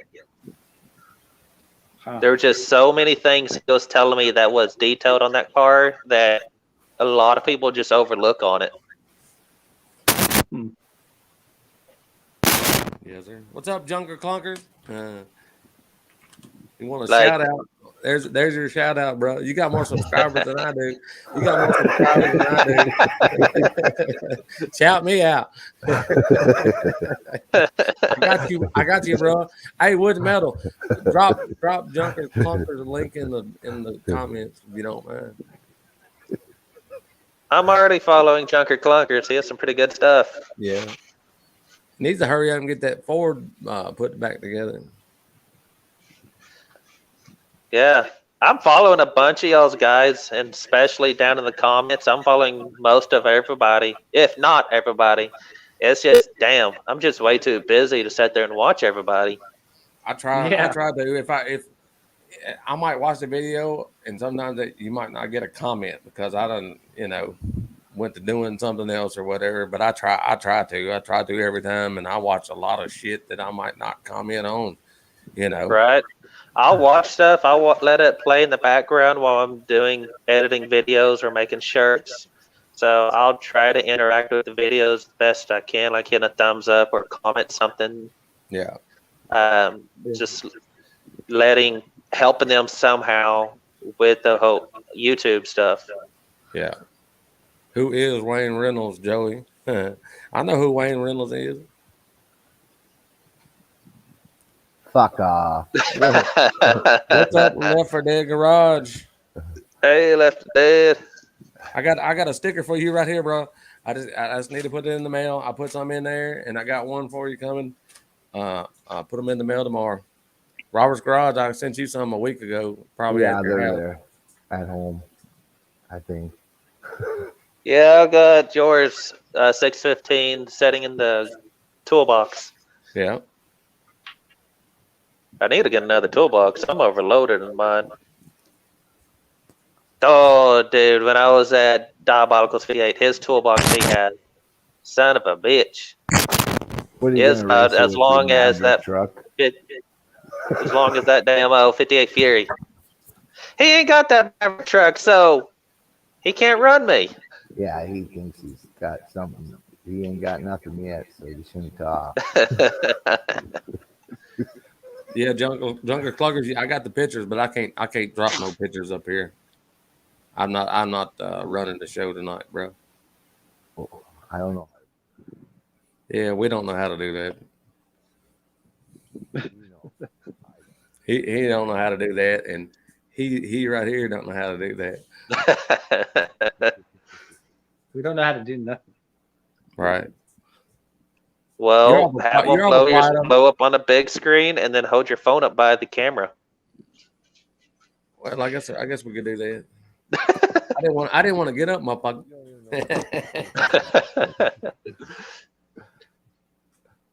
Quit whining. Yeah, quit your What whining. is this?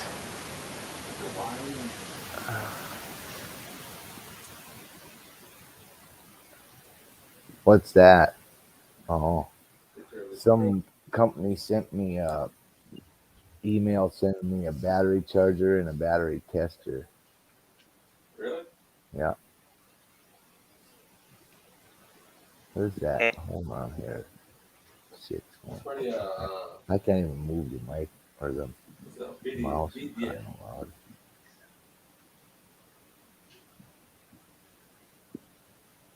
don't know.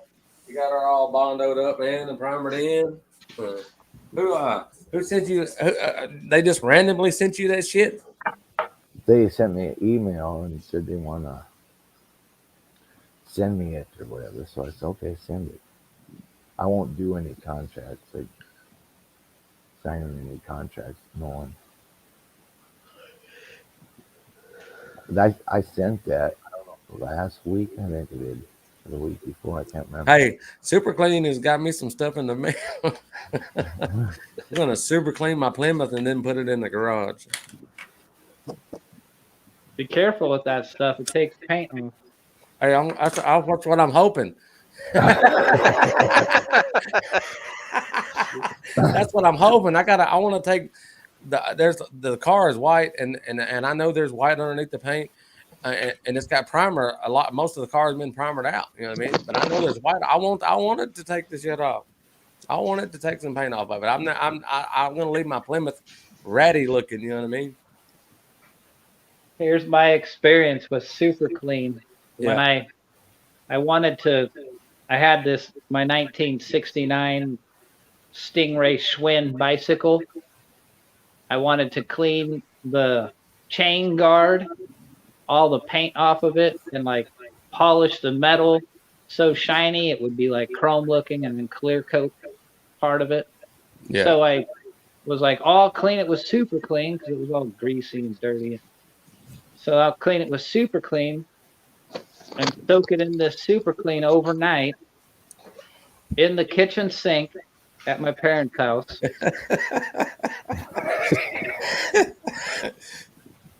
I was smart enough not to put the Super Clean directly in the sink, but it didn't matter anyways because what I used to put the Super Clean into was like one of those big tins that you use to put your turkey in when you cook your turkey, that aluminum tin. I put it in there, filled it up with super clean, full strength, and then I submerged that steel chain guard down in there. The next morning I woke up to clean my part off. There was only the No metal part rim left of that aluminum pin. The super clean made the aluminum thing liquefy, and it all ran down the sink. There was only like a little bit of the edge where they roll it over so it's stiffer. That was the only thing left of that whole tin, and all the paint was completely off of the chain guard, of course, and I just rinsed it off with water. So yeah, just be careful with that stuff. It's really strong. The first time I used that super clean stuff was when I pulled the inline six out of the Maverick when I was like 16 or 17. And I did not think about reading the instructions or nothing. I just got the bottle and started spraying it. And next thing you know, my hand started burning, and it took about a week for it to all flake off. Yeah. Man, Oh. sure that wasn't from something else. Yeah.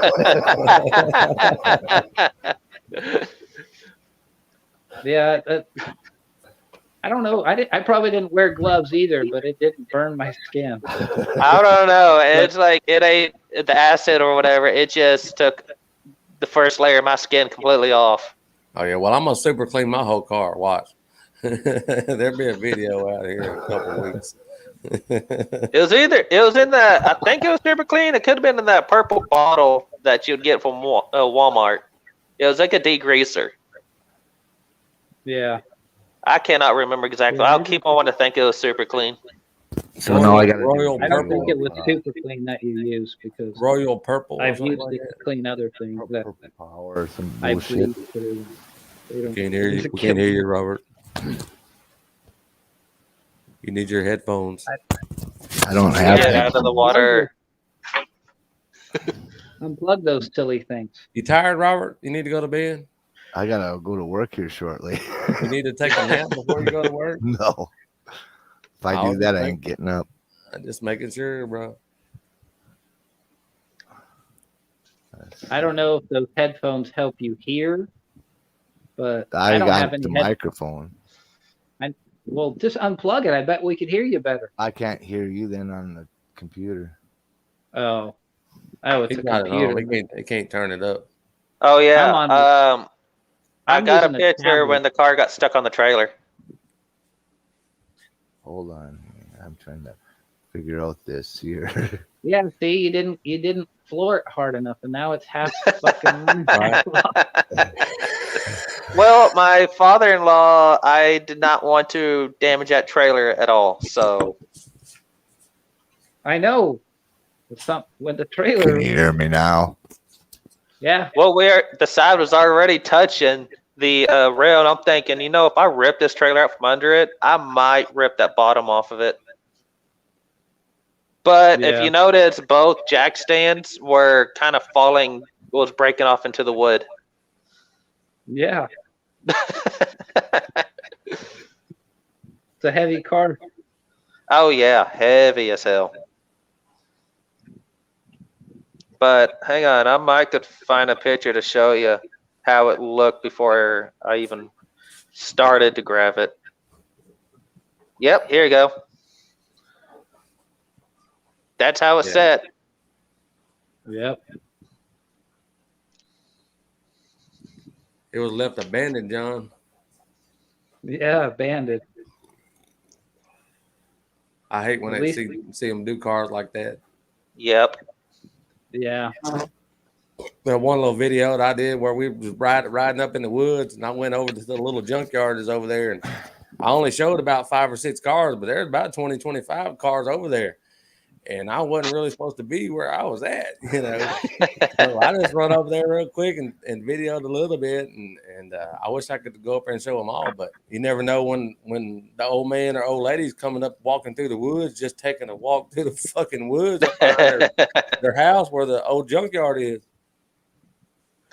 If I would have done something, I think I might try to get a ghillie suit. At least so you could hide or something. Yeah. Yeah, well, I was I up there. would've- I was up there with my buddy, and he didn't really want me to go over there. You know what I mean? So I just said I'm just gonna go just a few steps in, and if somebody says something, I'll just turn around and come back out. I didn't want to go all through because it was like you had to go through the woods to film all the cars. You just never know somebody else is walking up through the fucking woods from the other direction on somebody else's property. You know, Right. See, if I would have found that, I would have went and looked. I would have investigated a little bit. And I would have been like, these are interesting. I got to go talk to the people. And I would Yeah, well, have see, we back didn't- out to the front, and I would have walked right into the front of their property. we didn't just find that. We didn't just find that stuff. You know what I mean? We actually started cutting trails behind my buddy's house up in the woods about probably 5 years ago or something like that. And them people come up out of the woods when we was up there and said, "You're on our property cutting trails. You know, it's cool and everything. But when you get all the trails cut, our grandkids are going to use them all too, you know." And my buddy was like, "No, I can't do that. If we're on your property, we'll get off your property. But as far as them coming and using our trails and agreeing to that, my insurance, if somebody gets hurt up here, you know."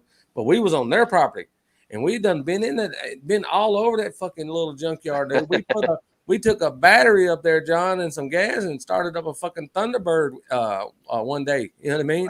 It's about 5 or 6 years ago, and then they started heard us kept hearing noise up there, and they come up there, they come through that straight out of that junkyard, and come up into the woods. And what are y'all doing on this property? And where we was at, we wasn't on the property, but one of our trails was going onto their property, so we blocked the trail off and stopped using that trail. But we talked to the people, and it was her daddy's shit, and she said none of it's for sale. Don't come up here trying to mess with it and take parts. Don't do, you know? So we done talk to the lady, you know. Don't be up here. She didn't have a shotgun or nothing that time. But I walked up there not thinking nothing about it, and I had a 9mm on my hip. You know what I mean? And I didn't go up there at all to try to intimidate nobody. I didn't even realize it. My buddy later, he said, Oh, dude, he went bye-bye. he said that lady was scared to death. She said, you had a damn gun on your hip. And I said, well, I didn't even think about it. I didn't go up there. I didn't walk up there in the back up in the woods and actually talk to her and then get scared. But she said, don't come up here. Don't come over here, fuck with these cars. And we done started one of them up, John. That sucker started when I seen the keys and that. It was like a 87, 88, 89 Thunderbird with the 5.0 HO engine in it. And the keys was in it. I was like, oh, shit, I know we start this one up, dude. I said, I got a distributor in the truck if we can't, you know. And we didn't know whose cars they were. And we put a battery in it and fucking threw some gas to the throttle body, and it started up. That's funny. Stuff with Cletus says he's been shot on my property with a gun. I wouldn't get shot on my property with a gun but one time. And That's all it takes. and he's going to What get you shot should have back. got, you guys. What you should have guys done is had a trail over onto their land that was so developed or That they would looked think like it was you their drove land. those cars back in there. You're like, Oh, I and drove look, these some of these are mine. you- I just you- put them you back actually- here out of the way. you actually say that, John, and it is like that.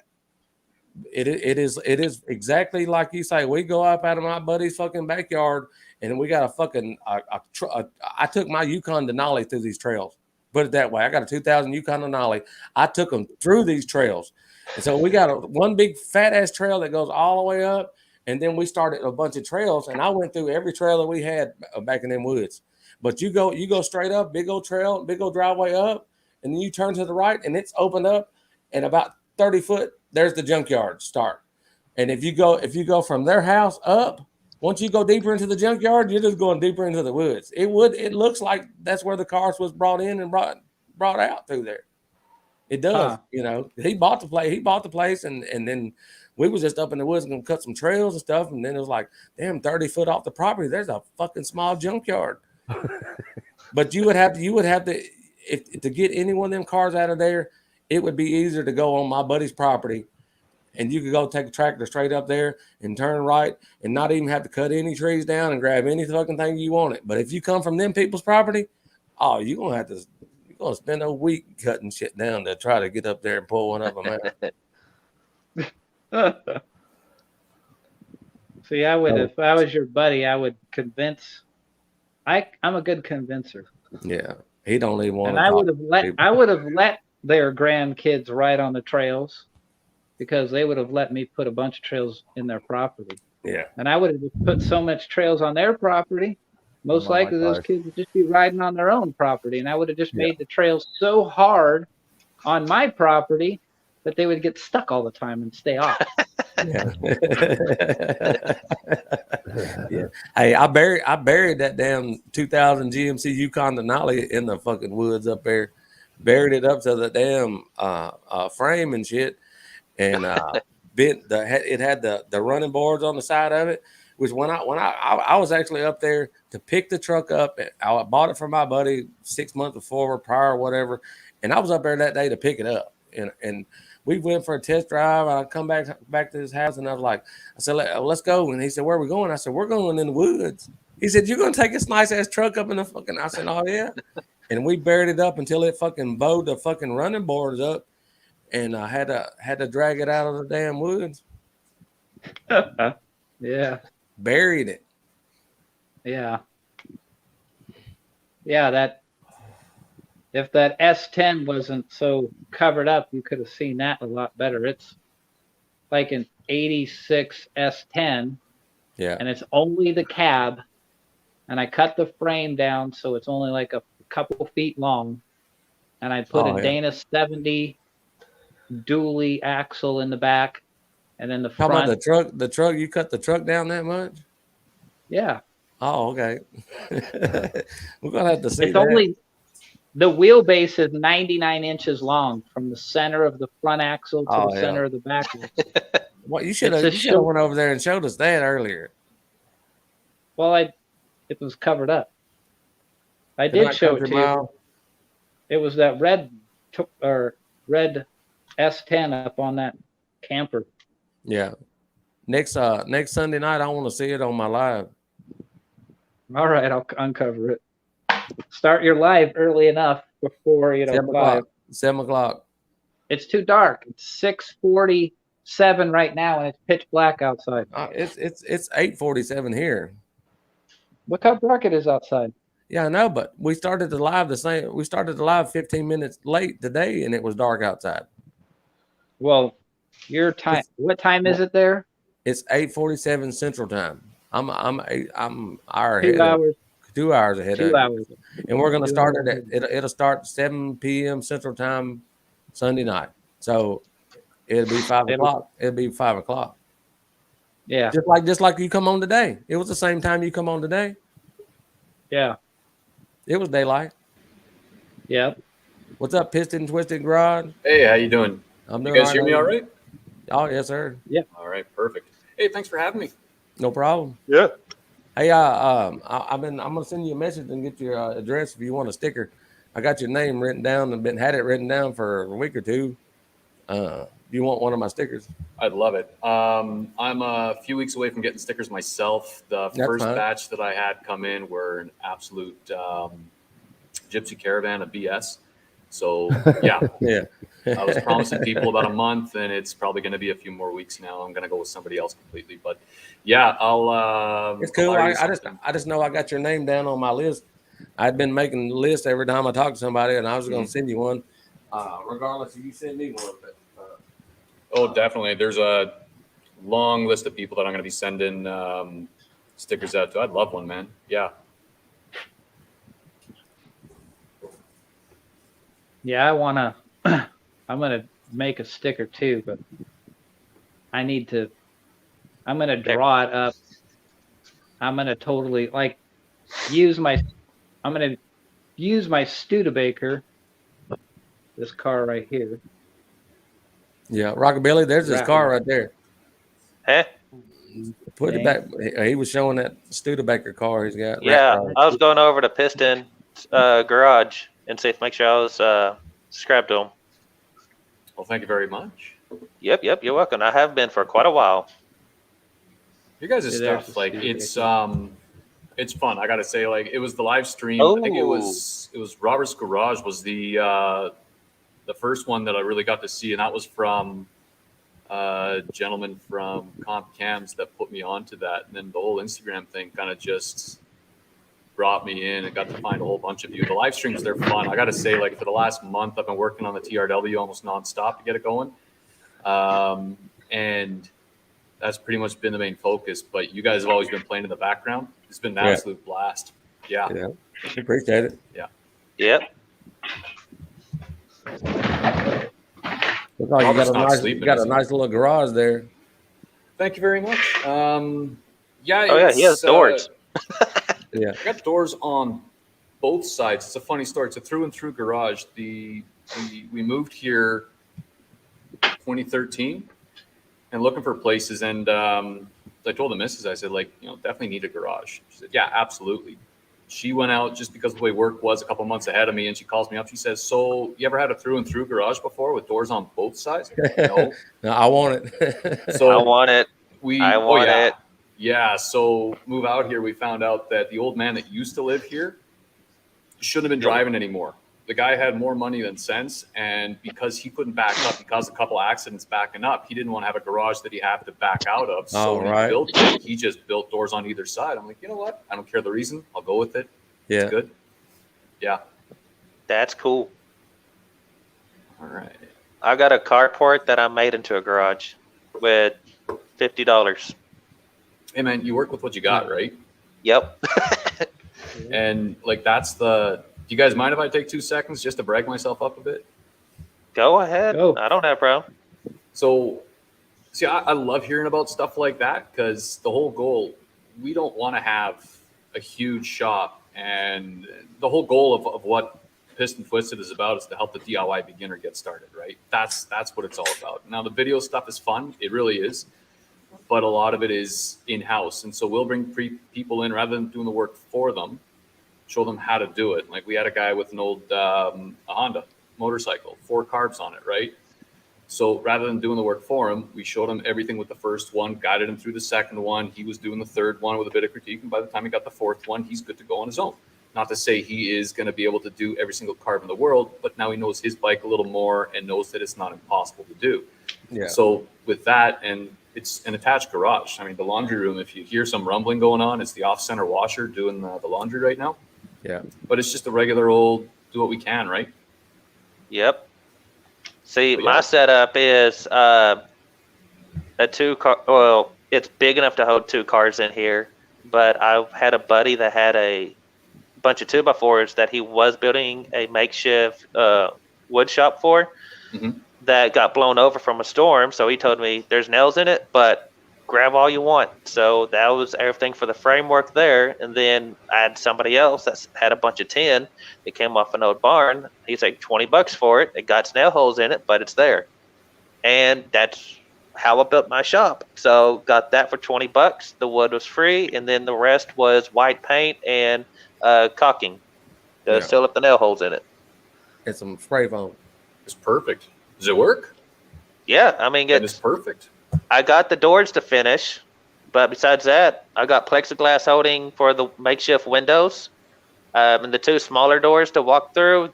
They're working just fine. So it hides all my stuff, like my welder, my tools, and I got 1 car in here that I've been building. My others are sitting outside. My 64 I just bought is sitting on a concrete slab that I'm going to be building a little single car garage around. And it's going to be built kind of the same way with this, 10 and 2x4s. Yeah. Nice. So, and the main reason to focus on building something like that out there is because like John was talking earlier today, when you have something like a Harbor Freight sandblaster, it gets dusty as hell. Mm-hmm. Well, I've already worked with fiberglass in here, and it took me a week to clean all that out. So I said, screw that. I'm just going to build that little 1-car garage on that concrete slab around that Impala, and I'm going to be working in there to sandblast that, but I'm going to have it raised up off the ground about 6 inches on the floor, so therefore I can just spray everything out. Yeah. But if I need to, I can take a little garter and like a rubber garter and go around it to seal it off. That's awesome, man. Like I remember growing up as a kid, like we immigrated to Canada, right? So we didn't really start with much. And it's funny to say, my dad, the first car that he What up, got Brian? here was a Mustang, right? It wasn't a pretty Mustang. It wasn't one of the good years. We'll just leave it at that. But no garage, no shelter, nothing like that. And this is Southern Alberta, man. This is when it's like minus 40 Celsius, right? And the thing is, like, he had to go to work. Work for him was a 25 to 40-minute drive, depending on the weather. He had to go. So I remember being knee-high to a grasshopper and seeing him outside with whatever he had to do to get it working. I mean, you didn't have a creeper. You had a piece of cardboard. You didn't have a heater. You had an engine block that hopefully was still running and has a bit of heat for it, right? You couldn't afford to take an oil change to somebody else. So you start out like that. When I was a young kid, that's how I got started. So, you know, when I hear about 2x4s and tin, man, does it work? What's up, Brailsford? Right? It's just like with this old 64 out your spot. I know that the sheet metal for the floors, they're not truly that expensive, but still, I don't got the money for that stuff. So I'm just going to go down to the local metal shop that we have in the next town over. It's like the size of Walmart that sells anything and everything metal supplies. So I'm just going to get 2 sheets. They're 6 feet wide by 10 feet long. I'm going to say 16 gauge or so, and cut those up, make a grid in there after welding my braces in so the car doesn't collapse. And I'm going to make my custom floor all the way from the firewall all the way back to the taillights. Yeah. Nice. And realistically, it's going to cost me maybe $150 to do, because each sheet's like $60. Take me down. That's cool, man. What thickness of metal does he need to use, John? Anybody in the panel? Oh, it's like at least 18 gauge. Okay, cool. I was thinking 16 or 18 gauge. I just didn't really know.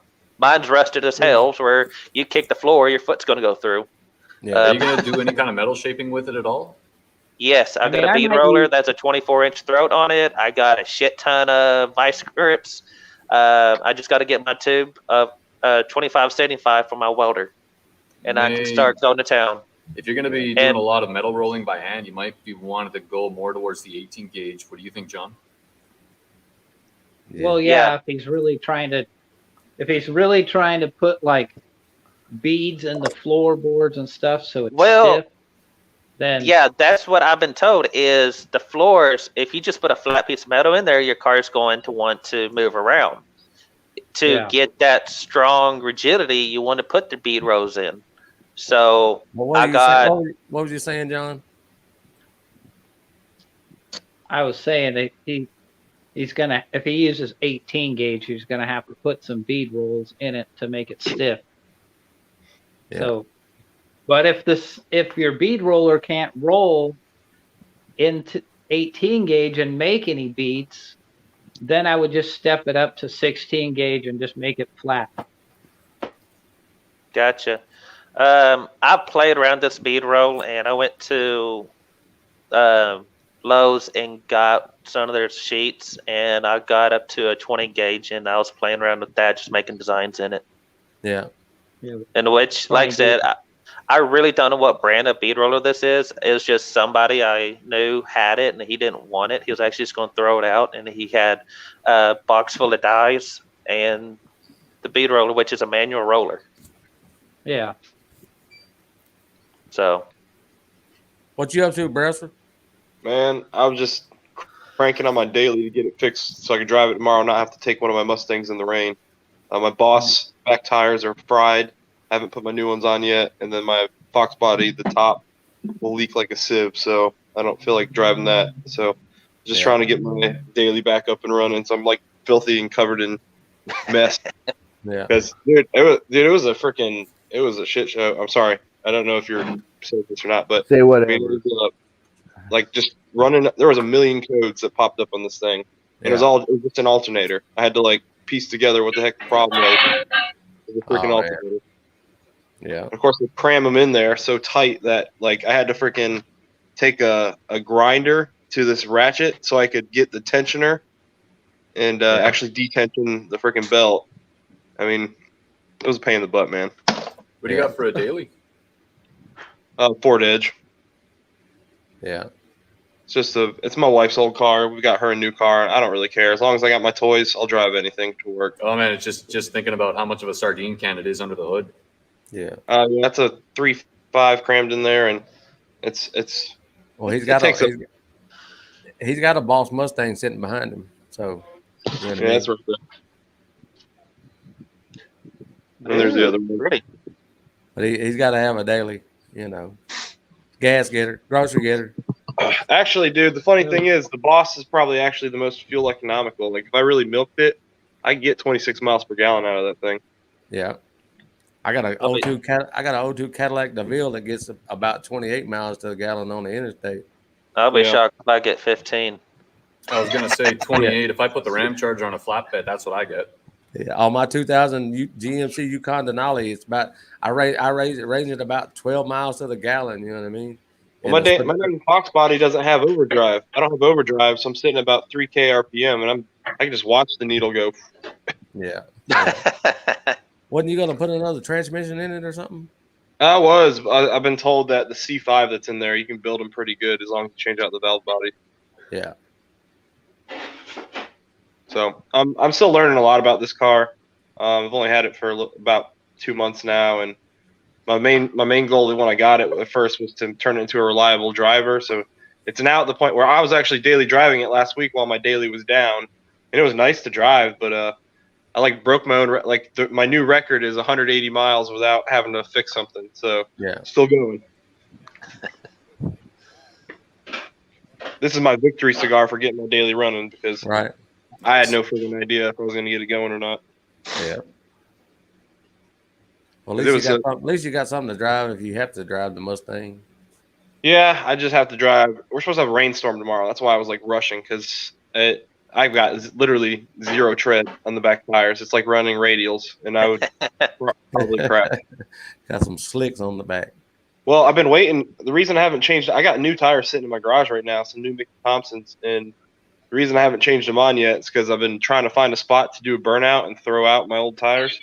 But I'm not willing to go do something stupid somewhere and get a ticket because of what I do for a living. I'd have to explain it to my boss.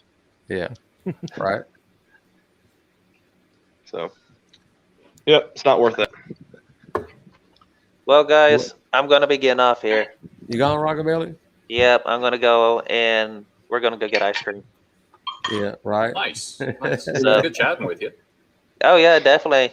Yeah, every Sunday night, my wife and my 2 kids, we all go out and get ice cream. Nice. We know. Man. We know. So, yep. So I'll be in the chat when we get back. All right, bro. Have a good night. Yep. Talk later. Bye-bye. Here, we're going to show you my bead roller before you take off. That looks old as could be. It is. It is. It is super old. That is awesome looking. Put some beads in the metal though. That's what Henry Ford used back in the day. Yeah. So, all right, guys, y'all take it easy. All right, see you, bro. All right, later. Hey, 615. I got your little thingies in. All right. I'll put them on my boy's car here soon. Yeah. CP, what's up, brother?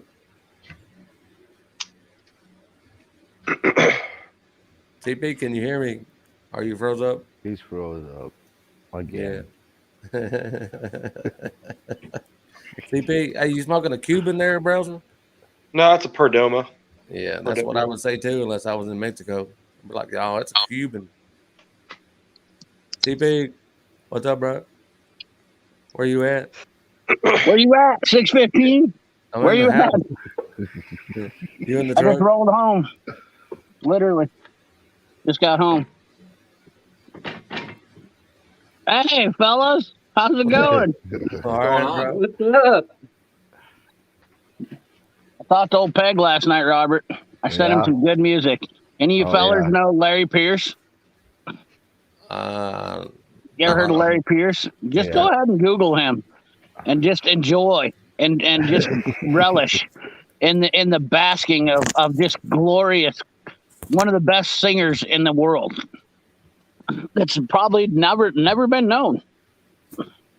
ACP, do you know Piston Twisting Garage and Brailsford Rides and No, I have not. John Show Car Builder? I've been on with John before. Piston Twisted. Only seen him in the comments. Brailsford's. Were you on one night when I first got on Yeah. Roberts one time? I can't Long tell time. what you look like, so maybe. I'm fat. That's It's all you need to Blueberry. know. That's Blueberry. Probably. Blueberry. Blue balls. Try and come Yeah, in. it's too bad he'll. I guess too bad he took off so fast because I was going to show him like a bead roller. I Oh. just rolled that Oh piece yeah. of. This is a piece of 20 gauge. I was going to try to show him how hard what he's trying to do is. I was trying to pull out 20 and 18 and show him like how hard it is to. He's watching too To much actually do horsepower the TV. time. Take a hammer. I'd just be worried if you flat panel anything, especially on the floors, the reverb that you're going to get inside that car is just, ugh. I don't know how I feel about that. He's going to have to use like some like square tubing, like 1 inch by 2 inch, just to make cross members and stuff in there too. So Yeah. It's doable. It's definitely doable. he But should it's not just as- get the kit. I know he does want to save money and he's trying to do it on a budget, but your time is worth a lot of money too. Yeah. You can never buy more time. And obviously he likes spending time with his family. He's gone. Time to go get some ice cream with the kids. And I What's think he that's working real on? cool. 64 Impala. And he has the whole entire floor to replace. From the front to the trunk. Ouch. They make all of it. They make every panel to replace the whole thing. You can buy a whole entire floor. You can buy a left side. You can buy a right side. You can buy underneath the rear seat. Or you could buy a whole entire piece, which is harder to do, and then get the floor for the trunk too. I appreciate where he's coming from, though. I mean, not everybody. You never know anyone's situation. I hate speculating. I don't know, man. My last project, I used to have a 74.5 MGB, and I spent the bare minimum to keep that thing going. Yeah. Well, I know. I take very high pride in doing stuff for nothing. And all of my buddies that know me, that build cars around where I live, they're all, you know what it takes? Whatever you want to do with your project, it takes dollars to do it. And everybody's like, yeah, of course it does. John, they're like, John, they'll be like, you're John? underselling it. You're underselling it, buddy. You went and got sand off the beach for your sandblaster. Right. Yeah. I know, but I didn't finish. I didn't finish. They said, but John, he'll do what you take dollars to do, and he'll do it with pennies. Yeah. It's like literally, whatever you guys can do, it'll cost you dollars, and I'll just do it with pennies. And that's just how I was raised. I was just not having and wanting and making it work. That's The great what I thing did. though is we don't have to do it alone, right? That's the one thing I love about this community is everyone's got advice. Some of it may not be as good as other people's advice, but you're not at it alone. That's the bottom line is you're not doing it by yourself anymore. So if you've got questions, hey, this is what I'm working with. This is all I have. How can I make it work? There's people that, we have all been there. I mean, my first cherry picker was that old pulley tied up to a tree. Oh yeah. And that's when I found out you better pick the right branch because otherwise that engine's going to bring half the tree down. Yeah. That was fun explaining that one to the neighbors because it wasn't my tree. My property that I had, the trees were so small because the land got cleared before we got there. And the trees were just little 4-inch round. So what I did is I climbed up to the top of one tree and got it to lean over.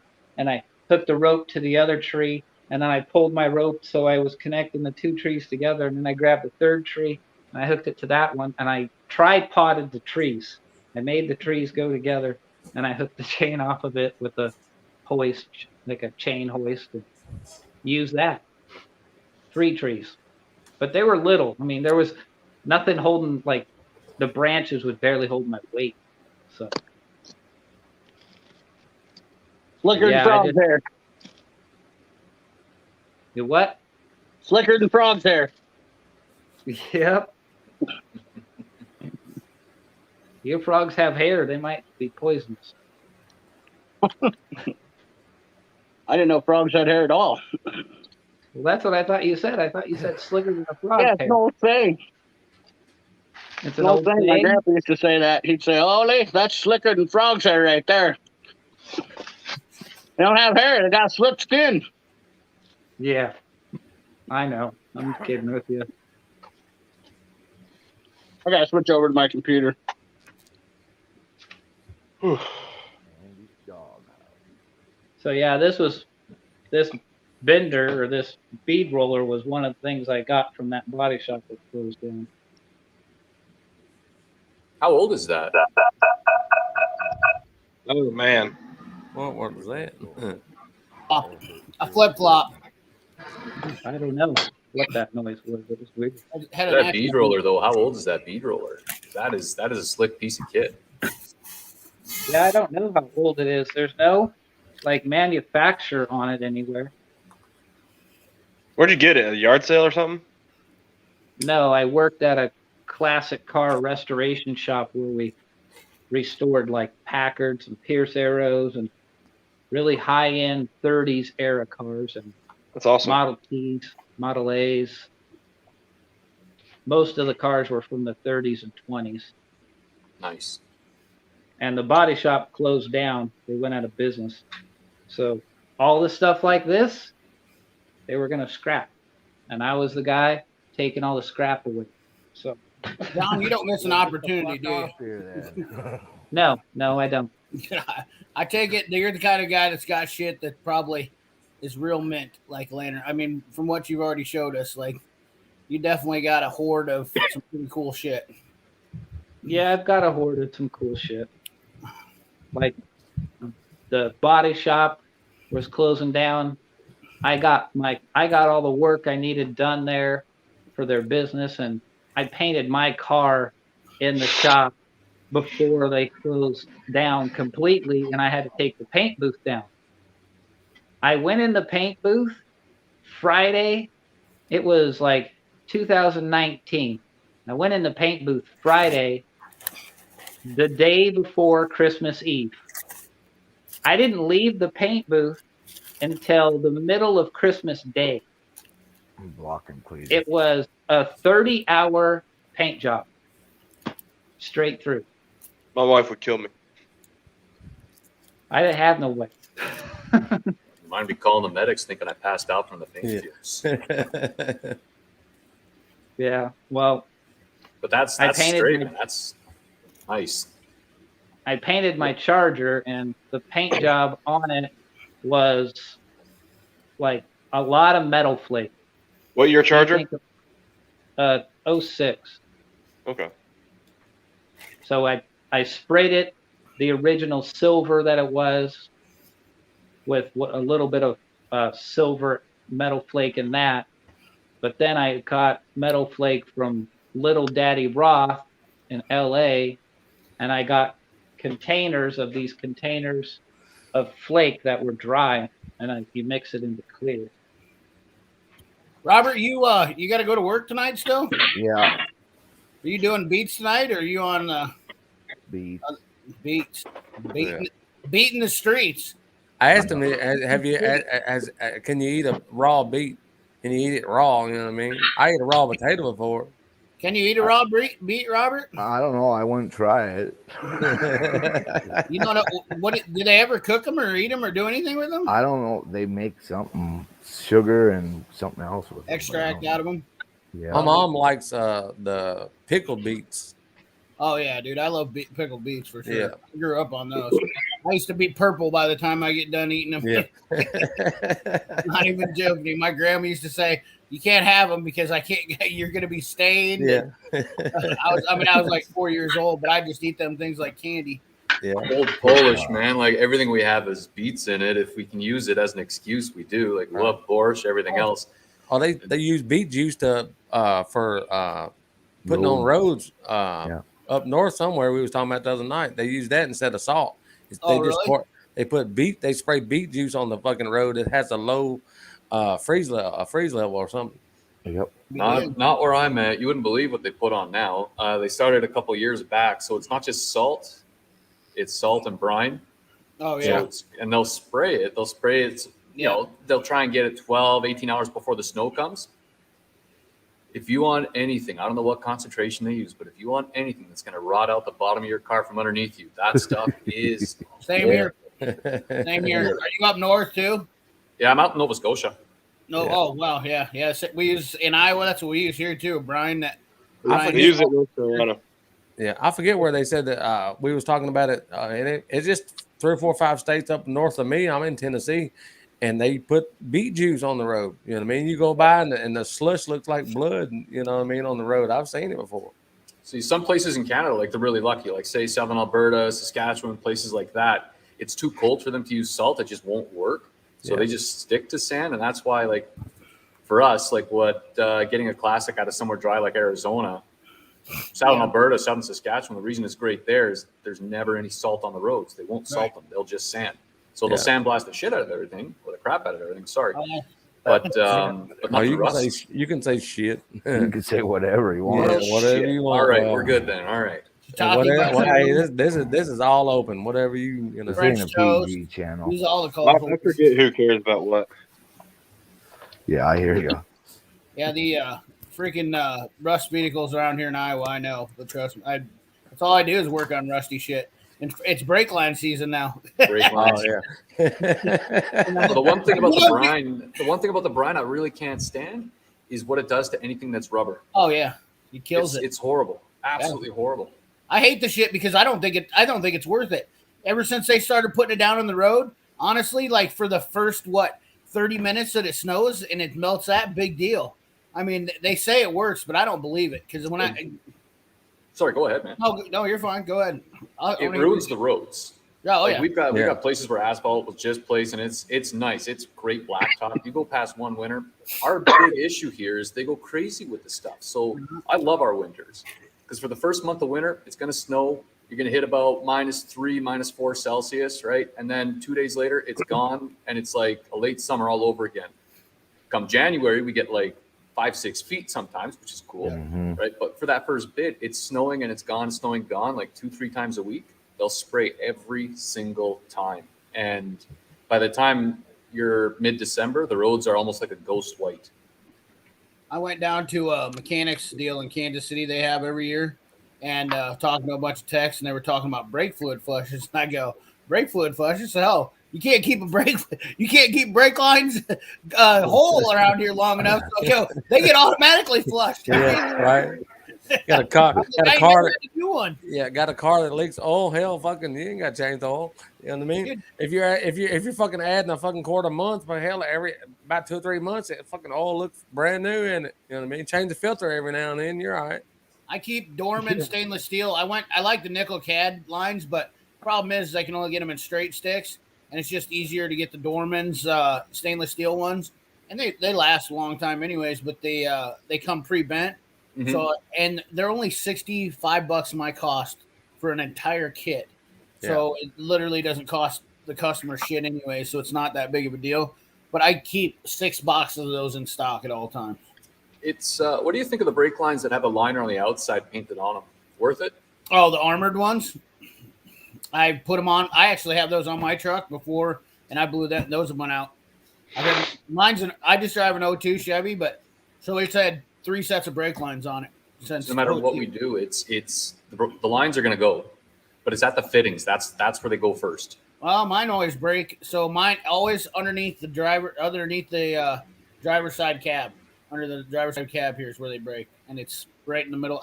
There's no fitting, just split right there. I don't know what to do. It's because they get a lot of salt right there. I suppose I don't know what the story is, but that's almost I can almost pinpoint them. If somebody says I got a Chevy truck, the brake lines are out. Okay, I can go right in there and I just chop them off, and then I take a socket and knock the fittings off of them. And I got so good at it now, I can do a set of brake lines in probably about 6 hours, which is not bad considering you're doing that. Front one's a bastard. The passenger front one, because you got that big line along the front radiator, but.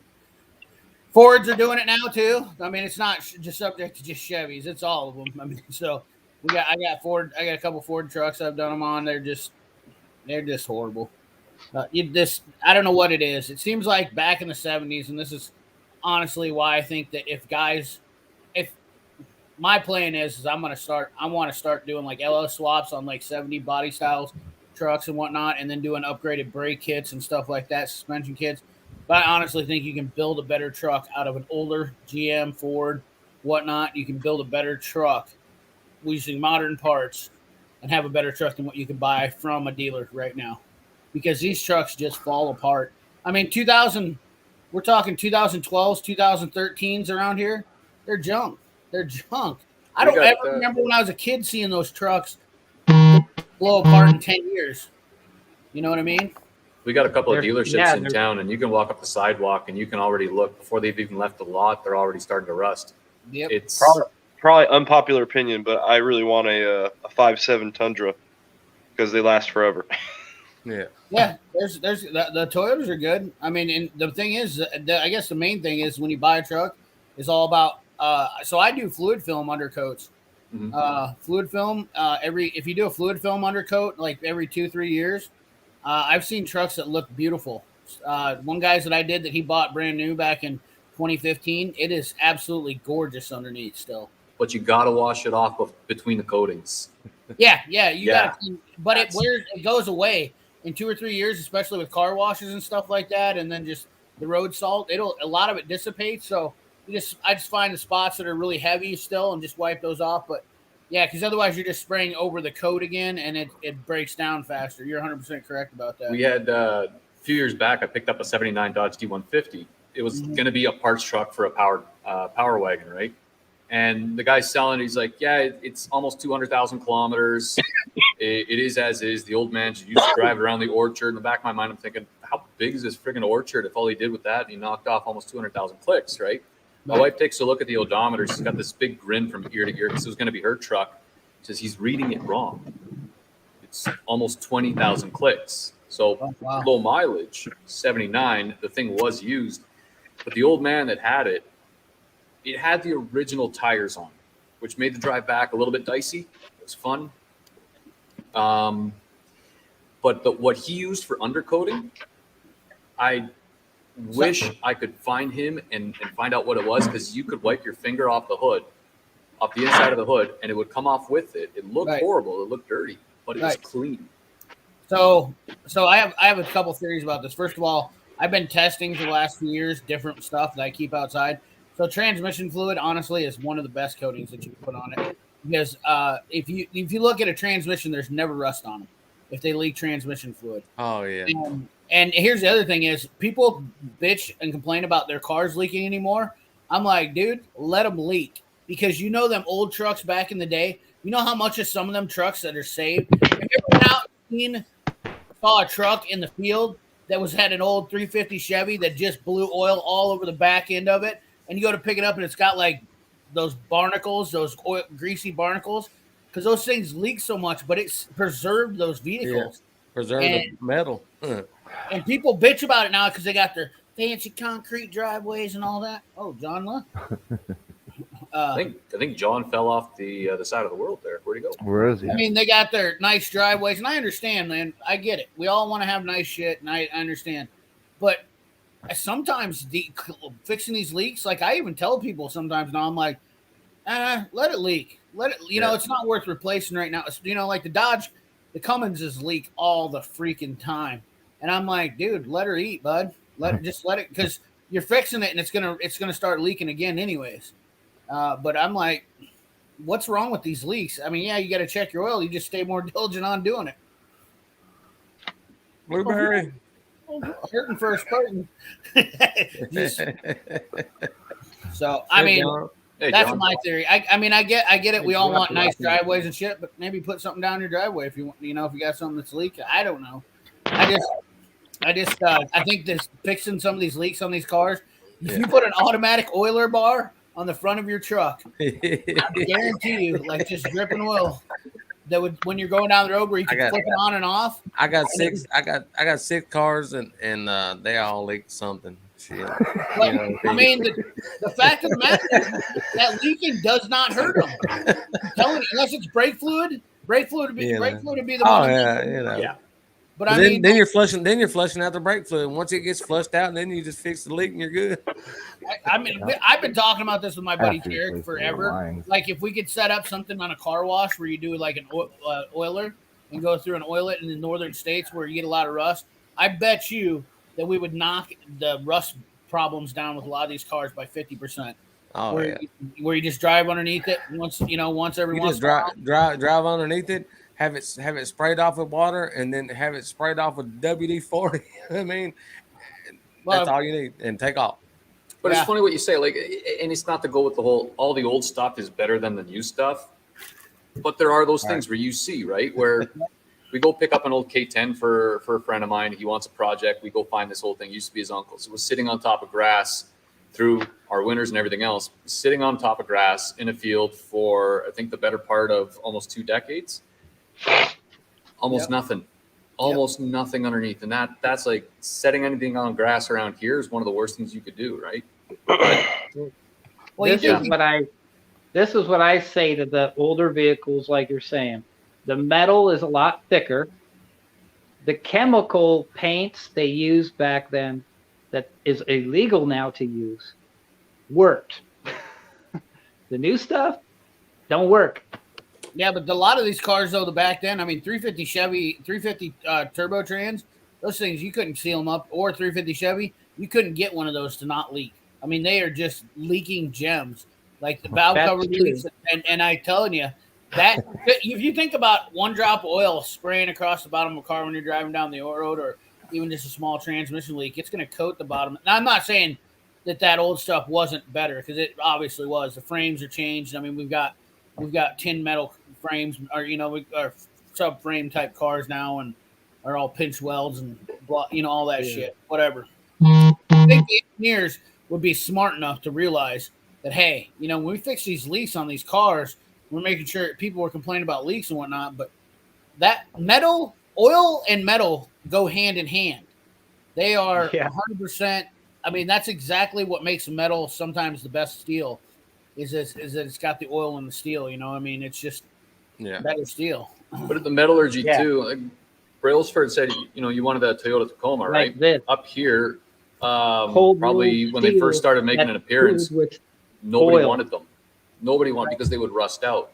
So there were a bunch of recalls, everything else, and whatever they changed, they are solid trucks now, man. There's no killing them.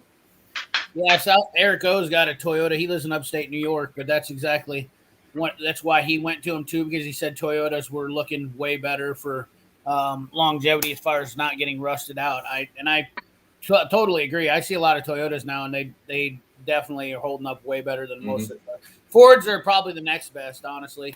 I'm not biased to any brand. Trust me. Like, I mean, I buy what I want, and they're all junk. In fact, you ask me any day of the week, and I will literally tell you they are all trash. Yeah. Hey, go buy a new car. Yeah. Whatever you like, man, because it's all it's gonna have problems. They all gonna have problems. They're all on VV. They're all on variable valve timing now. I mean, you got cam chains going out, everything. I mean, cams going out, dropping lifters. I mean, you name it, every one of them, because they're trying to do fuel economy with combustion engines, and they just they're putting too much shit. 3-valve Fords. I mean, the Chevys. I mean, it doesn't matter what you get; they're all junk. You can have a problem with anything at any time. Yep. I don't care if it's a diesel, if it's a gas, it doesn't matter. And the hybrids are no subject to them either, because we're in a state like 1980s. I said this before. In the early 1980s, when cars were going through emissions changes, we're doing that now because America's crippling themselves by doing emission standards and all this bullshit. Taking the fun out of actually owning a car is what they're doing. When a Tesla is beating brand new C8 Corvettes, there's a problem. And that's because they're holding back the combustion engine so bad. Yeah.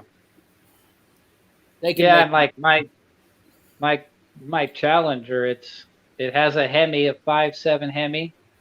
Those engines are junk. Yeah, they got a lot of problems. They have a lot of problems. Like their valve seats that are in the heads, were pressed into the heads with like 2/1000 too loose of a fit. So when the motor, if you just like drive it to the gas station, you got the motor heated up pretty good. You've been driving down the highway a ways, and you pull into the gas station, fill up the tank, and you fill up the tank, and then you get back in your car, and it won't start. And it'll just turn over and crash the valves. And the valve seats, when the valve isn't closed, there isn't nothing holding the valve seat into the head. And if the aluminum head is hot enough, it'll expand that enough where the steel seat isn't as hot, and it drops off. It drops. And there's junk after that, because you don't know what happened. You just jump back in your car to start it. Now you just crashed every valve and bent everything, and it's junk. Was Robert passing out on us? Yeah. His eyes are closing. You got to go to work, Robert. You devil, you. Having a power nap. Oh, he's muted himself. He was snoring.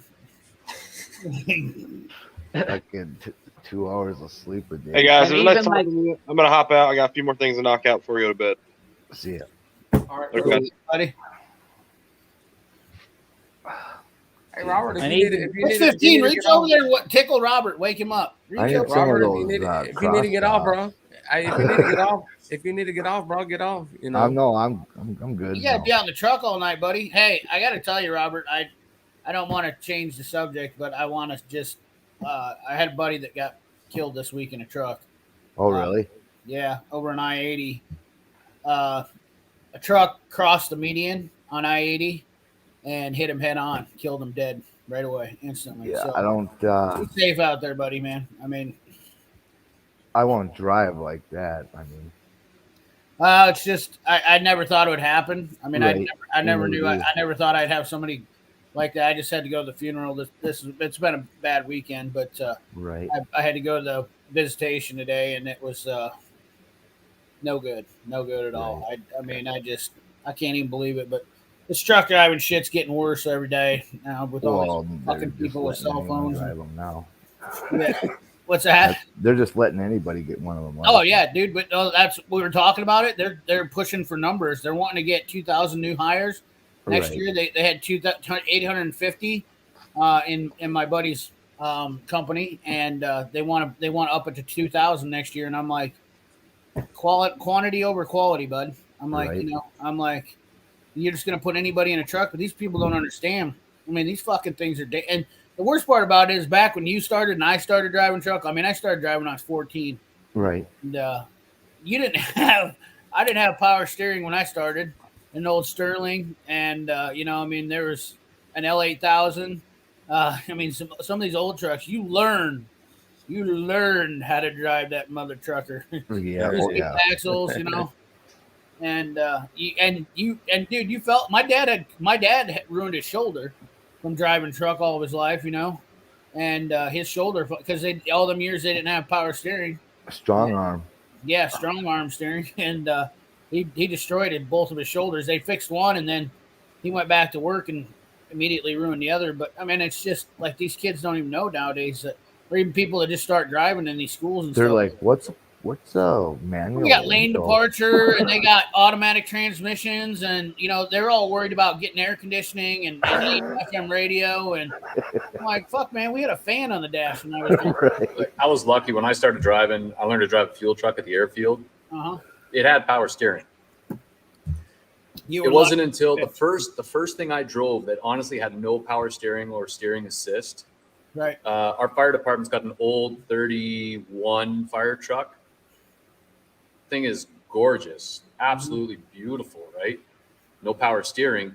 It's not the biggest thing in the world. It by no means is a semi truck. Right. But trying to turn that thing on Main Street, man, it took everything I had to get around the corner. I'm like, these guys were doing this over to a fire while going anywhere and everywhere with a full Right. crew on the back, and I'm sitting there idling by, trying. Yeah. Almost there. So They- you guys, They I tip my probably hat to you. they probably turned the corner faster too, kept the wheels spinning and just ripped on that steering wheel to get it around the corner. If you're not on that wheel quick, that guy that that parade almost ended quickly. someone busted I out know the what- back window of the truck. I know what yesterday. you're talking about because I have I showed these guys when it was sunny out. I had a K7. It's a 1947 2-ton International truck, and it's all manual everything. Juice brakes, manual juice brakes, manual steering. Oh, We had a C50. We had a C50 Chevy dump truck with a. God, what the hell did it have in it? Might have a 327 in it. Transplanted. I don't think it was what it originally came with, but that fucking clutch on it. I remember I'd have foot pump by the end of the day, and I was just driving it around driving around the farm fields, taking rock from one place to the next. And well, I'll tell you what, that thing will literally make you a man quick. When I was 14, I just stepped on that brake, push on that son of a bitch. You know, I mean, I drove. We had L8000 Grand Truck, I think is what we had, and then we had a cab over International. I mean, it was just you got the raw deal there. Another rookie today, he burned out the clutch in a day. He must have been riding the clutch all day. Oh, I hate that when those guys do that. He's like, my clutch don't work. I'm like, did he leave? Never had that problem. I don't use a clutch. Hey, at least he's driving a manual, though. I'll give him that. Well, that's all these guys have. They can have no You should have told him, like, it's not a footrest. It's not a footrest. It's your clutch. It's a pedal. Right. You push on it and get off of it. Yeah. I never had any. I've never burned out a clutch. I never either.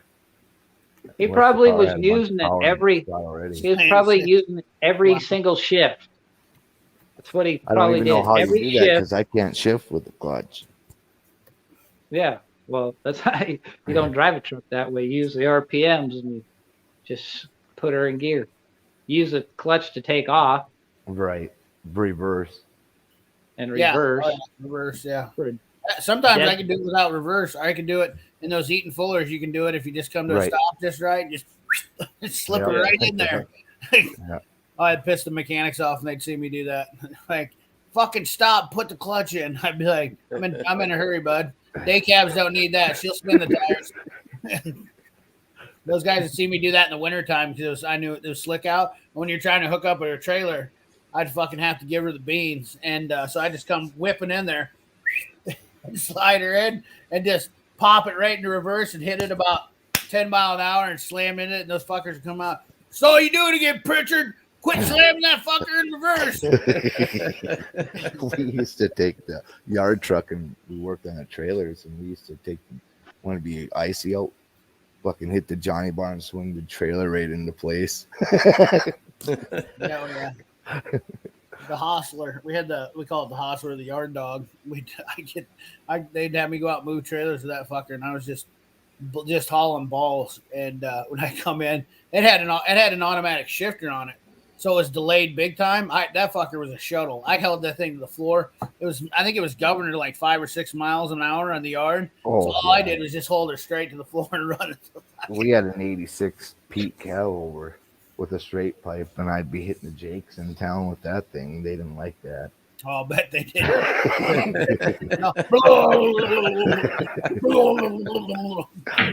You can go, You you just can go rev it down. up and it'd just be puffing black. You can go down bypasses in Nashville and there's sign that says you're not supposed to do that. You know what I mean? And it's weird. It's weird about it because I know the area and it's like hell. It ain't like there's houses right there. You know what I mean? It ain't nothing right there. You know what I mean? Why is that? It's like why is that sign even right there? There's one prick in the area that you need to stink about it. That's Something, but they're 2 miles away. You know what I mean? I grew up in a town up in northeastern Iowa called Claremont, and it's in the bottom of the valley. And hey, look at this! It's Cletus. What's up, Cletus? What's up? It was at the bottom of the valley, and so on both hills coming down, especially the west hill, them fucking guys. I'd sit there when I was a kid in front of the co-op and just sit out there for hours. Give it down, listening to those guys. And Monster Russ. they put up a sign 10 years ago. Is he okay? Monster Hey, Russ. Max, buddy. Club? They go a little too hard on you. Playing some children? Street Fox, what's up, Bryce? Street Fox. Who was that? happened? That wasn't even Monster. He was muted. Was it me? No, he just got muted. And that's what fixed the problem. Oh. He's watching. came on muted. porn. You got the porn on. You got the porn. Yeah, you had some porn on, bro. This was a PG-13. This ain't What's up, R. This Bubba? rated R. This ain't rated X. Oh, Yeah, That no, sound I'm is coming through. it might be I mine. can't even read the chat. You're gonna have to pay attention. I can't pay Yeah, attention to it. It's do you have other people around you? Shit. Yeah. I ain't been reading the chat either. My bad. Yeah, it's probably I've you. been reading it. I've reading Not what good when you don't read the chat. Coastal Hunter actually said is he had an old man that had a Mac that you could put in reverse. Oh, here, hold on. I'm gonna mute it. See if y'all can hear. Nope, Oh, definitely you, Oh, Cletus. yeah, it's you, Cletus. You dirty dog, you. We tried to blame Monster. Yeah, Monster, I'm you sorry, better get Monster. after him. I'm sorry, Monster. I'm sorry, Monster. That was 100%. I'll just have to start doing sign language. oh shit. So Well, we knew he came in. Yeah, muted. Bryce says is Cletus and Robert in the same house? Y'all in the next room beside each other, ain't you? I'm at my mom and dad's house. Look like y'all sitting in the same chair. I'm on a couch. Same colored wall and everything. Hey, look, I'm just trying to read the comments. Monster. I'm not criticizing. Oh, he said a car guy said CAR car guy says Cletus and Robert chilling on the same couch tonight. I'm leaving in a little bit. Yeah. Good dog. I like Coastal's. Did you see that? He had a fucking D500 with a slant six. I'll go 45 loaded or empty. Yeah. Dude, that would have been the most miserable truck to drive ever with a slant six in it. Leaning tower. Oh, yeah. Yeah. I drove on a 24-foot box truck about from Pennsylvania to Tennessee. I don't know, 500 or 600 miles, something like that, and it wouldn't do but 55. That sucker sucked, dude. 24-foot box truck. You guys Had a 12-foot trailer with my panel van hooked sitting on the back of it. But those old slant sixes, man, they are bulletproof. Oh, yeah. We another guy called. One of the things that we do is we go out to a site. If somebody wants to try a project, we'll go with them. We'll bring the manuals, bring the books, we'll bring everything. We'll go top to bottom, see if it's worthwhile, what they're working with, what they want to do, right?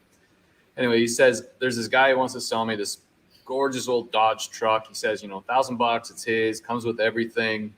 Go out and take a look at it. So we go to take a look at it. You needed a tetanus shot after seeing the thing. Now, it's not that I don't like rust. This was an old logging truck. An old Dodge logging truck, right? There wasn't anything left inside the cab, nothing at all. The frame was cracked in a few places. It basically just sat there and took a flathead and shoved it right through a portion of the frame. Like she was done, right?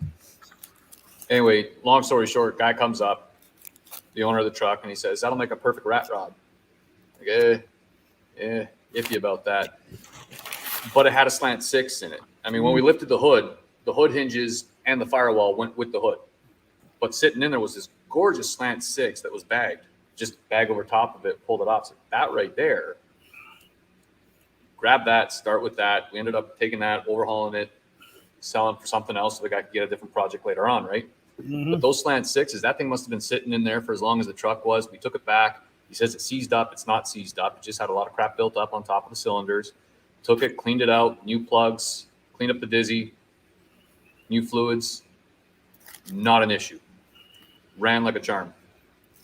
Those slant sixes, man. If I could get one for myself, I don't know what I'd put it in. A soapbox racer, why not? But well, hell, they were using them great engines. Up to the 80s, and I just did a truck, an 82 Dodge D150 with slant six. Hey, Piston Twisting Garage, go check out my 68 Plymouth Valiant with the slant six in it. That's Three speed on the column. You know what I mean? I've had this sucker since like fucking 1990. 615. I don't know if I ever told you this, but my buddy's aunt had a Plymouth Valiant. And she drove that sumbitch through high school, all the way through college, and her first three kids. Oh yeah, well the guy I got it in like 1990, 91, somewhere in there, and the girl that had the car that I got it from inherited from her granddaddy that bought it brand new and drove it up until he died right around a couple years, before that, So he was the only driver of it, and then her boyfriend drove the car, and then I drove the car, and then back when I was driving the car, all my friends they didn't ask, "Can I borrow your car?" But they couldn't drive no fucking standard shift transmission. You know what I mean? Who'd we lose? Robert. Oh, Robert left. But yeah, I got a 225 slant six, and it's got a positive rear end with I don't know what gear it is, but it's real low gear, and at 55 miles an hour, you're like I don't have an RPM gauge, but it feels like about 6,000 RPMs at 55 miles an hour. It sounds like you need 2 more gears in that. You know what I mean? But it's a 3-speed on the column, or 3. You need 3 more or 2 more speeds, but it's 3-speed on the column, and that sucker will run. It'll burn the tires off of it too. Well, she vowed to keep that car until it died, and it literally rusted through the frame. Yeah. And the motor was still running. That's how. Yeah. That's all she. And her dad had one, and he drove his. Now he kept his in better shape, but he worked for the city. I remember it was my buddy's grandpa, and I remember he was like, "Oh, that's the best goddamn car in the world." And his was a '68 Valiant too. Yeah. That something bitch never did die. It was in great shape, but they ran both those. They bought them both. They bought them both new when they came out, and they had them for all that time. So, I mean, dude, I'm working on getting it close to being put in my garage in here, and I'm not gonna restore it, but I'm gonna make it to where it is drivable. I do have the parts. I can't make it drivable, man. Make it look nice. It's gonna look a little ratty looking. I want it to, but you know what I mean. I'm not gonna go do no restore on it or nothing. I'm just, I think but it's something I had a long time, and I love that old car, dude. CP the Tool Addict here. Woo! Woo! Sunday. What happened? Nothing. I just got done eating. I'm feeling good. Would you get some In-N-Out burgers? Man, fuck In-N-Out. Just suck a dick. The Whataburger. Hell yeah. We don't have either one of them here. We don't have either one of them places here. Damn. Hey, so what's up? What's up, CP? Should we have Robert as a parental guidance? Right. Robert's gone. R.I.P. to Robert. I'm the parental guidance on this channel. Are you running the stream now? Yeah. He had to go, dude. He's got to go work. How are you running it now? Can you can let people in and out now? I cannot. This is it. If y'all drop out, we'll see you next time. Drop out, you're gone. Yeah, You're gone. there ain't gonna be no comments coming up. Where is Robert at? Is he at like a hotel or what? No, he's at his parents' house. Yeah. Oh, he's at his parents' He house. grew up doing the farming stuff. Going out. Dude, you go out and fucking work a month straight and make $15,000, $16,000, $20,000. Hey, you got to do it. You know what I mean? What? This YouTube, he ain't getting paid off this YouTube, so you go do that shit. You know what I mean? Yeah. Just bottom line. So he's out It'll be a there long working his time ass. before you get paid from YouTube. Trust me. Yeah, Oh, I know. YouTube's like I think. So it'll be there for gas money. That YouTube money is like. Yeah, it's his time. It was his time of the year to go back to where he grew up and do the farming shit that he's did for years. You know what I mean? He go back. Jump in really quick here. Like Car Guys, he's heading out because he's got to do some editing. He says, but. Have you guys been watching the list of vehicles, the list of trucks that he's been throwing down in the chat? Oh yeah. Like I'm just grinning from ear to ear, thinking, yeah, that'd be a world of fun. Yeah, Robert Gerard said he'll be back on. Hey, Coastal, check out the Barracuda I posted. I posted the video up of the Barracuda. Got it for $500. Where's Cletus's Dodge at? Yeah, there's a picture of it right there on the screen. I know. Yeah, Cletus is editing right now. Is he trying to get the video out? I don't know what video he's editing. He didn't say. Yeah. Oh yeah. He said, "Yep." Cletus? Is it done? Is it done already? Like you're it's ready to? Yeah, it's done. Oh shit! All done up. I got to do a Seafoam video on it, but after that, it's ready to go. Hey, you should, if you can, you could go back to the live, whatever you got, whenever you first see it, your first reaction. Just put 10 seconds of it, show it, and then boom. Show the other one. Whose live was that? Editing a video of it.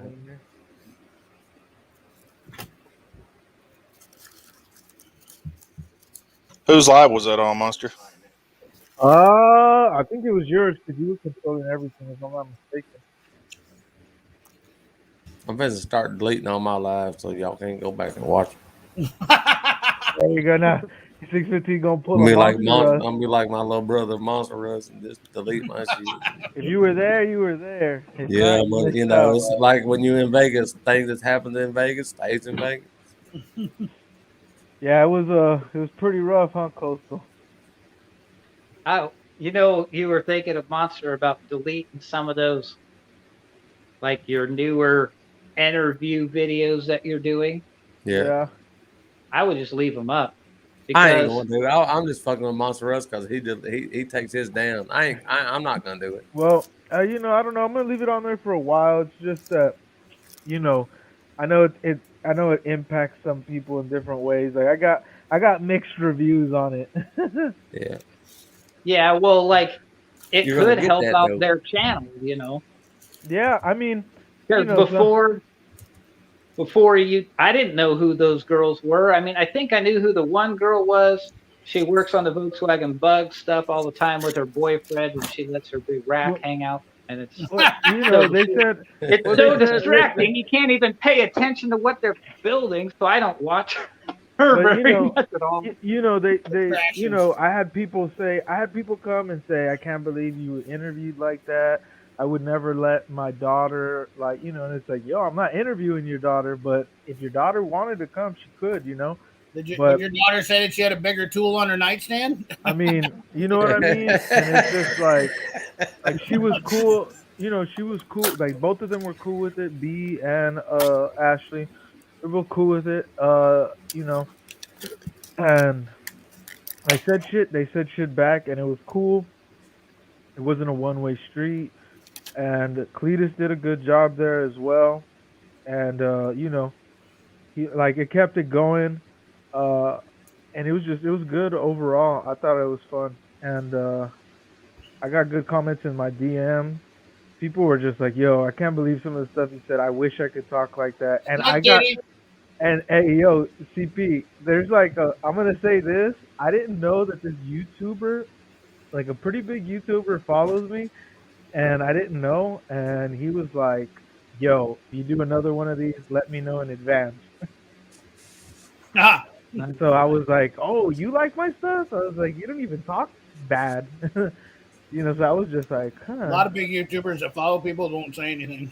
I was like, what? I was like, yeah, I didn't know. But all right, cool. Unless they don't want to be they don't want any more attention. I think it's the, they've already got their brand and look or whatever, and can't mess it up. I understand. There's a lot of people. Whistling Diesel the other day made a video, or his videos out. He was crying like a little bitch, and talking about how I don't want people to come up. And I'm like, dude, you are a fucking YouTuber. Like you were. And he's like, I've had to move 3 times. He's bitching about people. I'm like, dude, you are a YouTuber, and you have a bunch of fans. Yeah. Like, what do you want to do? Okay. Yeah. That's like saying, I don't want to be Jesus, but I want to act like God. But I mean, if any, everybody has their own lane, right? I mean, if I were to, I got to work with Be Restored, and they're the very complete opposite of me, and complete opposite of, of Zip Ties. They're Christian and holy people, and they work on cars, and I got to, I'm waiting for the video for them to drop, but that was my first big collab, so I'm waiting on them, but. I don't I was still new and they didn't kind of know how I was. So, hopefully, things still pan out. And if I can, I mean, shoot, I want to do something with old Zippy, with fucking Skeeters. Yeah. I want him to be a parental guidance on one of the lives, honestly. Yeah, right. With the AI people and whatnot like that, with the AI. But I realize that certain words I do trigger words during my live streams just to see if the AI catches them, and they do. And I literally pay attention to it because I only say one word one time. I can go through my live streams and it'll ask me to, I'm on guaranteed most of the time I don't ever have to get reviewed. Most of my live streams will go straight up if I want to monetize them. But I know that AI watches because immediately when I get off a live stream and go check for monetization, it'll say request a review. All right, CP, did your YouTube Premium money go up any at all? Mine? No, hell no. Not that I'm aware. So I just went through and did a bunch, like a stupid, like there's like 180 of your videos that I already did. So I haven't seen anything. Actually, I won't know until mid month. I guess if we'll see. I don't know how. I wouldn't even know how to look to see where you'd find. I'll have to see what it does. it was all your older videos, so I didn't want to do your newer ones so that you could tell the difference, if there is a difference. But right, yeah, we'll see what happens. Let's see. Yeah, I've been doing good on subscribers, but there was a jump of $10 today. $9.45. And usually doesn't go up on a Sunday, so maybe that's what it was. If you did it this week, if you did it, yeah, it was 3 days, almost 3 days ago now. but yeah. I knew it'd take a little while for it to show you. That's why I was asking you now instead of the other day. I don't pay a close enough attention to it, Cletus, to really, honestly, the money always usually comes out the same, and sometimes it fluctuates, but it's usually it's right around $500, and that's it. It ain't enough for me to get excited when I'm spending $4,500 a month in bills. I mean, it's enough for you to quit your job, right? No, fuck no, not for a long time. I mean I don't. If I had to survive on YouTube money, I'd be living underneath the bridge talking to you guys on my cell phone. You just be begging every day on like, so I need super chats. Yeah. I'd be every day, all day. Begging, I'd be like, yeah, I need super. I'd be hurting for a spurting. Hey, I'll tell you though, those people that be begging for super chats and they do this shit every other day, they definitely ain't hurting. Well, dude, Byscript does his premiere. He's doing premieres now. I seen, and he did a premiere on his Junkyard deal. I mean, dude, the amount of he made more money in his super chat than I made all month last month. Yeah, one Friday super chat. Oh, I was watching your live the other night, and I seen $100, $50, $40. I'm not jealous of it. I'm not jealous of it. I mean, not saying. Don't get me wrong. I whatever. That's all. I'm just saying. Like I'm just I like people even bitch at me if they give oh you got $100 super chat. Oh yeah, buddy, you're making tons of money. What the fuck are you even? I wish YouTube didn't take so much money. Yeah, YouTube takes a bunch of it, man. It's like, what, surprised me how much they take. 30%, right? $75 is what I get out of that $100. Yeah, it's like 30%. Yeah, 35%. I'm not saying that. I'm like, dang, I'm surprised that people do that. You know what I mean? Well, I mean, I'm not saying it's good or bad. I'm saying, hey, if somebody want to do that, hey, okay. Well, I mean, my problem is with it. I was just tripping off of it. I was like, dang, that's good. Right. Like I appreciate the hustle, but the thing that pisses me off though is it's like when people ride my ass. Like I'm like, dude, have you seen other people's live streams? Have you actually watched what some of these bigger YouTubers get? Like they need the money. They need the money because they don't. Like when they do a premiere and they're getting $5,000-$6,000 for a super chats and a premiere for a 30-minute video, that's just insane. Like and to me, I feel like if I was at that level. I'm not knocking on it. Like I'm not knocking on it. Don't get me wrong. But I think at that level, I think I would not be hitting my subscribers up for super chats or doing premieres. I think that's a little tasteless in my opinion. I got a bit of a question for you here. Not a bit. Yeah. It's a flat out question for you, CP, and anybody else here. So I'm not monetized. I'm thinking about monetizing. But between that, and I mean, you've got Patreon, everything else. We were talking about sticking in your lane. I kind of like the idea of smaller channels, smaller audience, kind of that smaller at-home kind of feel to it, right? Right. I'm not looking down on anybody who monetizes. That's not what I'm getting at here. But did you find there was a difference in the interaction with people who are subscribing onto your channel or the people who are already subscribed once you monetized? Nope. Not one bit. It's so normal on YouTube now. Well, first of all, if you're not, are you? How many subscribers you have? Well, I'm over the 1,000, but it's the hours. Yeah, just so shy. Here's the deal: if you're not monetizing, you're gonna get videos played on your ad anyway. So if you don't, they're already there. Yeah. Yeah, so you bet you might as well monetize and get your cut, regardless of what it is, because otherwise YouTube's just going to keep it anyways. They do that on my videos, and I ain't got fucking 350 subscribers. You know what I mean? They started that like a year or two ago. Yeah, that's why I always push. If somebody's got, like I was saying the other day, if somebody's putting out content, they've got a lot of videos out, like Wasted Talent Fabrication. You guys, all you guys are in here that don't have 1,000. If I see somebody that's got a lot of videos out doing some good, they're hustling, doing good, I always try to promote them because I'm like, it's bullshit. And the reason why YouTube did this, I get it, is because there were so many channels under 1,000 subscribers that were getting paid that it was actually costing them money because they weren't making anything, because they were paying people and they weren't making content. They weren't even doing anything. They had a video that got huge and was getting paid on it. And I feel like it definitely eliminated those guys that just came on the channels and did shit, and just made content and got one video going, and Yeah, shit. John Show Car Builder right there should have about 2,000, 3,000 subscribers. You know what I mean? He just got started though. He'll be there. How many? I looked at it today. There's like 30 now. I got 30 subscribers. 30 subscribers. How many videos you got out? I'm not sure. Not too many. Like what, 20, 30? No, there's probably at least like 50. Hey, my power just went out. 50's not too much. Shit, I got 145 now, I think. Yeah. I like consistently making content. Here's the thing. I'm not gonna lie, I'm not gonna bullshit anybody. I literally go, I help people out that are consistently making content. I can tell what they're doing is what they're pushing to do better content. They're wanting, and not just wanting to get monetized and make money. I don't support channels that are just looking to like get monetized and make money. I support channels that are, and it's not, there's no competition thing with me. You can fucking watch every one of my videos. I gave shout out to guys who have never even said boo to me ever. And because I watched their channels and said something, and I have literally been burned by people that I've helped out. I've had people on my live streams that backstab me, and I've never ever let that get in the way of me helping somebody out.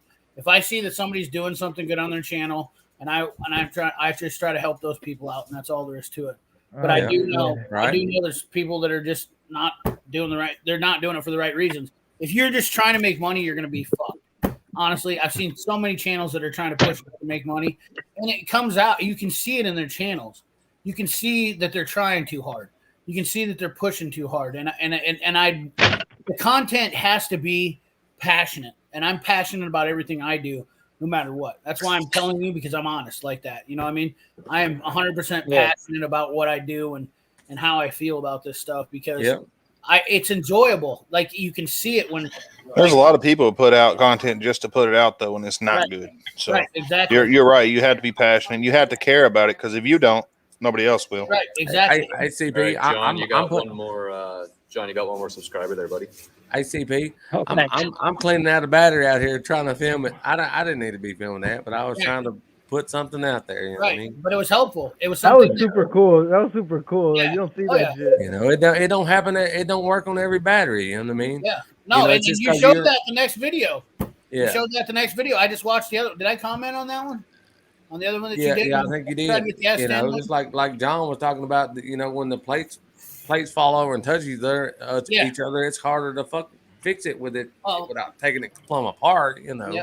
Well, they get bad down on the bottom of them too, and then I think the cells break apart on them was what I did another one. I did another one today, or in the last 2 days, and which I didn't film it because y'all done seen that, but I did another one and it didn't come back. You know. Right. And I'm gonna have to break down and buy at least one battery just so I can swap it around, or either take it out what I'm already driving. You know what I mean? Just can't keep batteries in them. You know what I mean? I've tried. You know. The biggest thing that I always try to say is here's the thing is you have to be in it for the long haul. If you want, if you're in it to make money, good. I'm at 6,300 subscribers. I can promise you. Like even at you're gonna spend so much money doing cars. I have 515 videos out. Okay, and I've got 6,300 subscribers, and making maybe $500 a month. It's not worth it for you to get into this unless you have passion to do it. Yeah. That's what the YouTube knows this, and that's why you're not going to make any money until you get in. Or just doing what I'm doing, just buying shit cars and selling them and just videoing it as I go. Yeah, but you have to do it. People want to see that. People want to see that shit. Right. You know what I mean? But People you want have to to have watch that. something that supplements it. Like if you're doing something for your work or doing something that's benefiting you out, that's where the passion comes from. Like literally doing this and then just having fun filming, and it's so fun.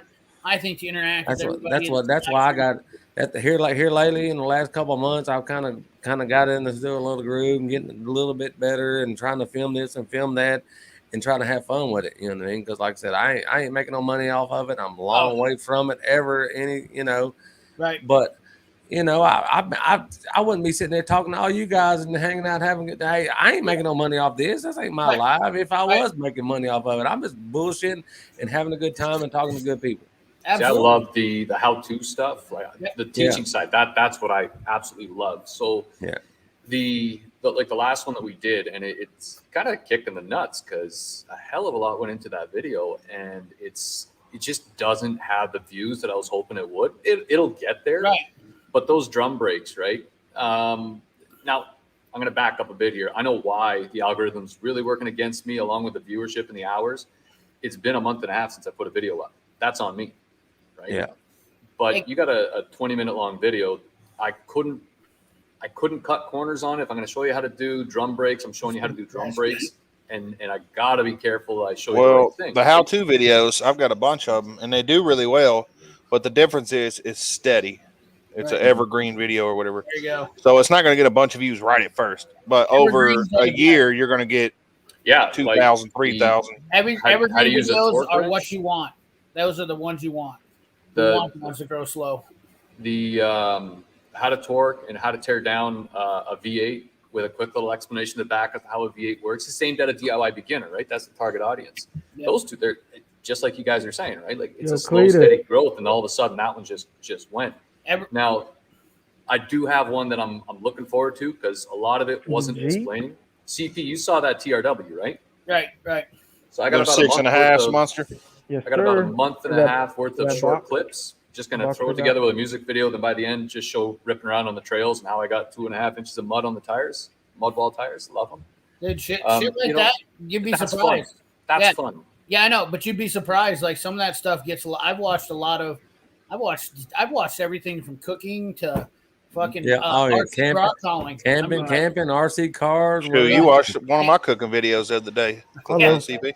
Cooking videos, they hook you in. I watch everything though because I like to learn. The biggest thing is these lives. I would have never been able to meet guys from Canada, from Tennessee, from I don't know where John is, from Texas to Arkansas.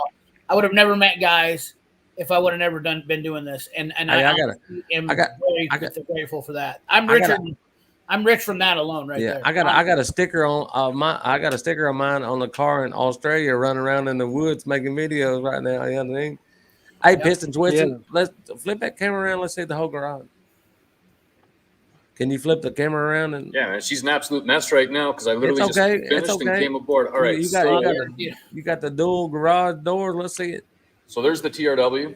Yeah. Oh, that's awesome. Those parts right there in the ultrasonic cleaner, those are going to somebody in Europe because he needed parts. There's the one door.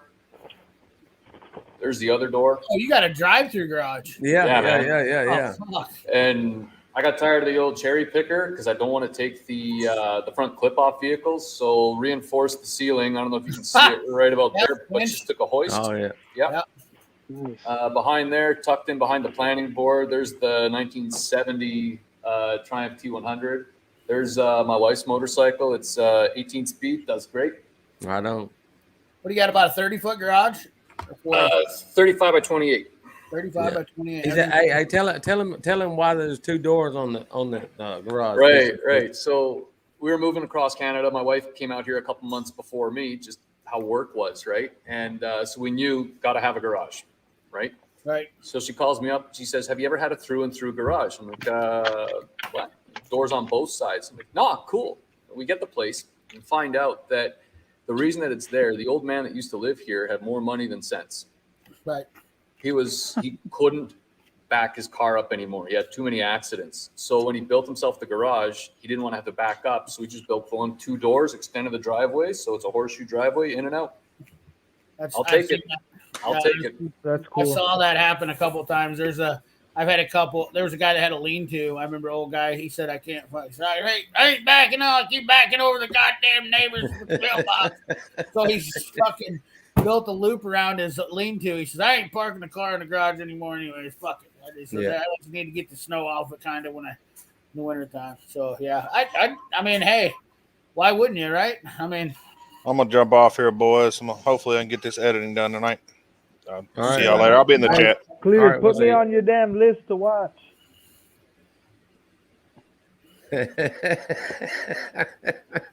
What? You just get a new video out or something?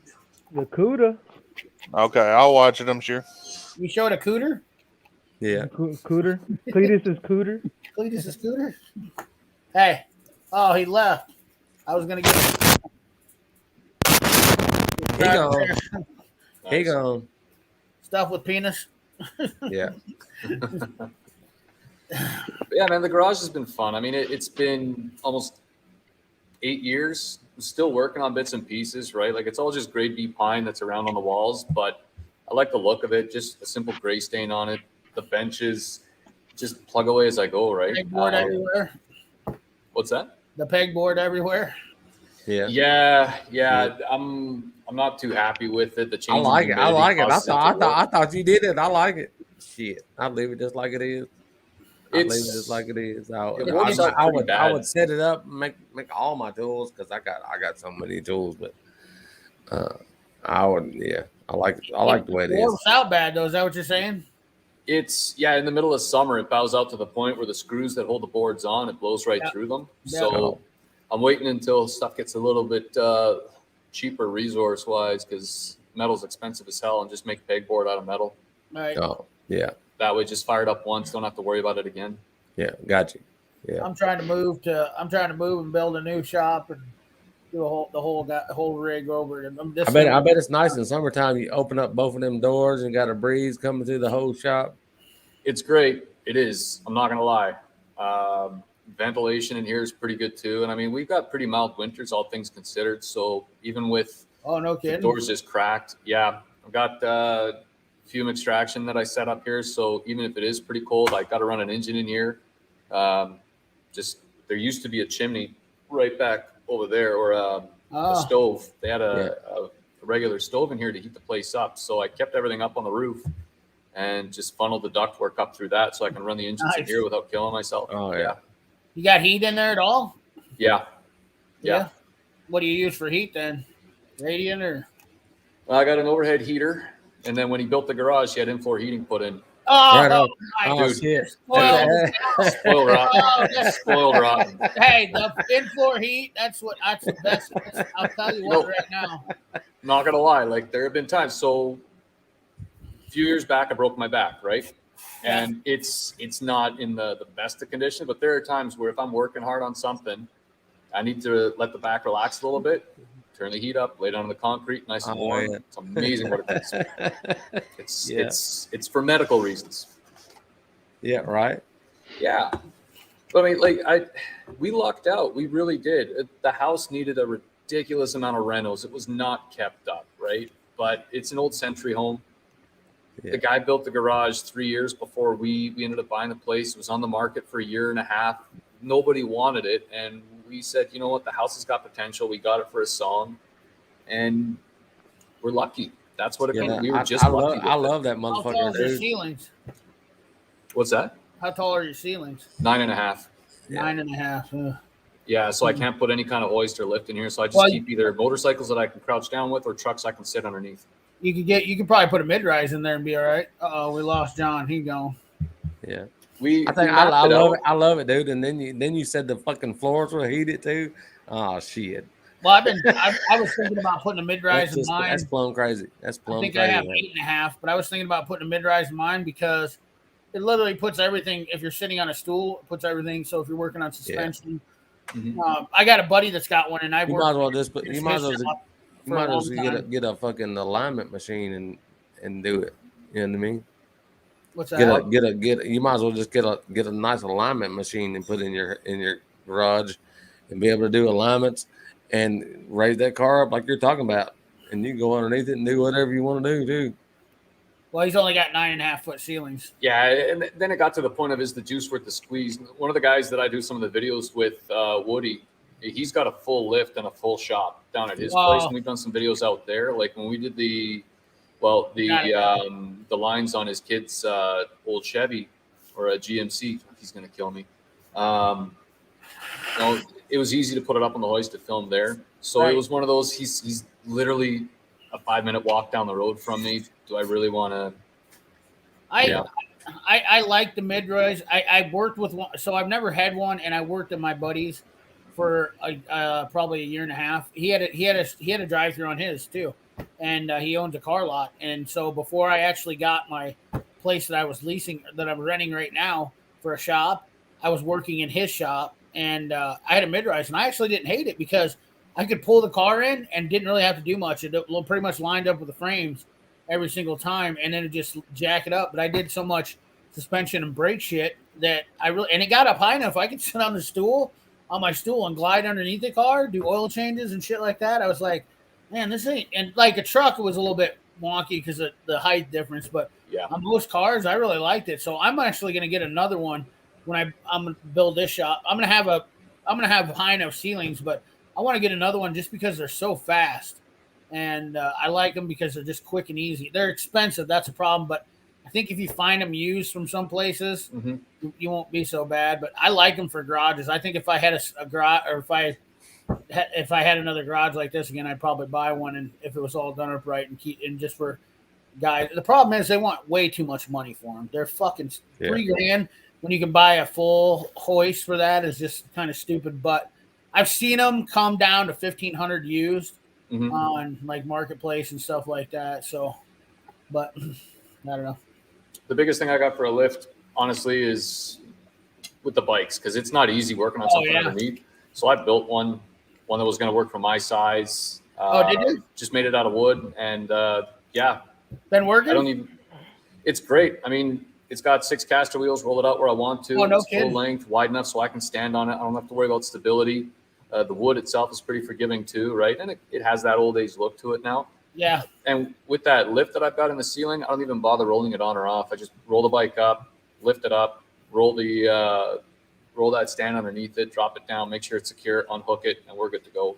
Yeah, I definitely want. I built one a long time ago. I even built a jet ski one for working on jet skis, which was on casters, and you just basically plop them onto this, and you can roll them around and work on them. But I want to build. I built one from working on dirt bikes a long time ago, and it pretty much finally I beat it down so hard it fell apart. But I think I'm gonna buy a lift table this next time, like a good one, because I want to be able to work on lawnmowers and 4-wheelers and everything. Because when I get my new shop done, I want to be able to have a little bit of variety. I don't like necessarily working on cars all the time. I grew up working on dirt bikes a lot. When I was a kid, I built so many motorcycles when I was younger that was kind of my thing. Nothing nice, but a lot of just old Hondas and Yamahas and Hodakas and you name it. Just shitty bikes that everybody else ran into the ground. Yeah, like that. 113. He's got a nice little setup for working on motorcycles. Have you seen 113 Cycles? Yeah, he built that shop. I was watching. I think I was watching, which I don't watch a bunch of the videos, but I was watching them do the concrete yesterday. You know what I mean? It's like an 8 months ago video, and I was just flipping around and watching it. But he built the whole shop, and it's pretty nice. I think he just did the spray foam and stuff. Got the spray foam done and put wall up and walls up and stuff. Yep. The biggest thing like that I had to worry about. So I don't know if you saw the little door on the side there. So they had a little side storage room. That's the messy room. So I like having the dogs in the garage. I like, being able to walk out, not having to worry about stepping on metal shaving. So that room's got everything in it. And it's just being smart with space, right?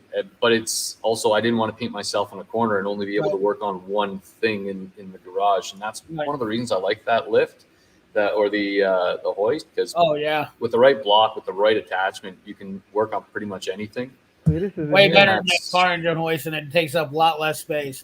That's what I was worried about. And like with Woody just down the road, you know, he's got one bay with a lift, another bay that's fully open, a third bay you can roll anything around. And we've done a lot of work in there. And I just got to make sure I don't piss him off, right? Got to keep him as a friend. Not because of his garage. He's a nice guy. He really is. Yeah, I hate cherry pickers with a passion. They are just absolutely pains in the ass. There's always in the way, no matter what you do with them. They're always in the way. They got fold up ones. It doesn't matter. It's still they're in the way. But having one hanging right there just helps out a lot. Oh, dude, my buddy's got one. He's got one on a slider. He put one in his shop. He put one that runs right down the middle on his shop, and it's on a slider rail. And so he actually has a mezzanine that he has up there, but he lifts shit up in there all the time with it. Puts stuff in parts in there, and puts his stuff for the winter that he's not using. You know, puts stuff. That's slick. Summer. Yeah, it's really like he puts his snowblower up there all summer long, and then he'll trade that and put his lawnmowers up there during the summer or during the winter, and it's just slicker and shit. We did a lot of time. He spent his is a 30. The hell is his? Her 30 by 40, but we built it high enough to put a lift in. But he spent $80,000 on it. It's got heated floors, air conditioned, no windows in it, and it's got a bad. Everything's done on it like. Way overkill. Yeah. Well, it's a nice shop, right? I mean, I'm lucky. My wife, she is 100% on board with everything that's gone in here because it's not just for, you know, the business or YouTube. It's also, like I said, we do a lot of renos with the house still, right? So we use this for day-to-day stuff. Yep. You know, bring the car in, change the tires. It's nothing you're going to film. You know, she was kind of joking. She's like, so all the day-to-day stuff that we do, you don't want to film that? I'm literally sitting there cleaning bug crap off the windshield. Like, no, we're fine. We're fine. But you know, it's built to be a studio. The lighting, it's all set up. I've got more lights in here than in the house, right? But I hate working in the dark. Right. Filming in the dark is damn near impossible, right? But it's trying to keep it practical, and that's one of the reasons I like working with wood. In the shop is if I don't like it, I haven't committed to it. I can always change it, or if what I want to do years later on changes, I can always modify that. Right? Absolutely. And it looks good. It's always in style. You know what I mean? Like, yeah, it's always in style. Change the flavor of it, paint it, whatever you want to do to it. It comes out. I mean, it's awesome. What you got? Your ceilings painted too, white? Kind of an off-white, yeah. It was just the old bristle board, right? And it's fun. It is. We painted the logo on the side wall there a few years back when we started this whole thing, and added a little bit more to it this year. The garage doors, they're going to get painted that same dark gray that the other doors have been. Same thing with the other door inside, just to be able to, well, have everything match, right? But the other thing, the paint that we're using is chalk paint. So if I ever need to take a note on something, it's better to paint on chalk painted doors rather than walls. Right. Yeah. Absolutely. Oh yeah. But I mean, that's the great thing about YouTube, man. Like, I'm going around and I'm not coming up with these ideas at 3 a.m. saying, I'm brilliant. I'm looking at stuff that other people do. I'm like, that's a freaking good idea. The idea of the messy room, that came from somebody else who's like, I got to keep them separate. So why not, right? Making sure. And they said, you know, if you're going to run a compressor, more lines, the better. Right. Yeah, my buddy, he built a compressor house outside of his garage, and I was like, genius. Like, what the hell do I ever want to see the compressor for inside? He's got a little door he cut into the side of his garage. He can access it to, if he wants to check on it to see the oil and all that shit. And then if he has to work on it, he goes outside and opens the door and puts some oil in it if it needs it. But it's quiet. Always. Oh shit. All right. Hey, Zip Ties, I'm going to need you for a live, bro. I need you to come on to one of the lives, and you're going to be my parental guidance. You're going to help me calm things down. Okay there, Skipper?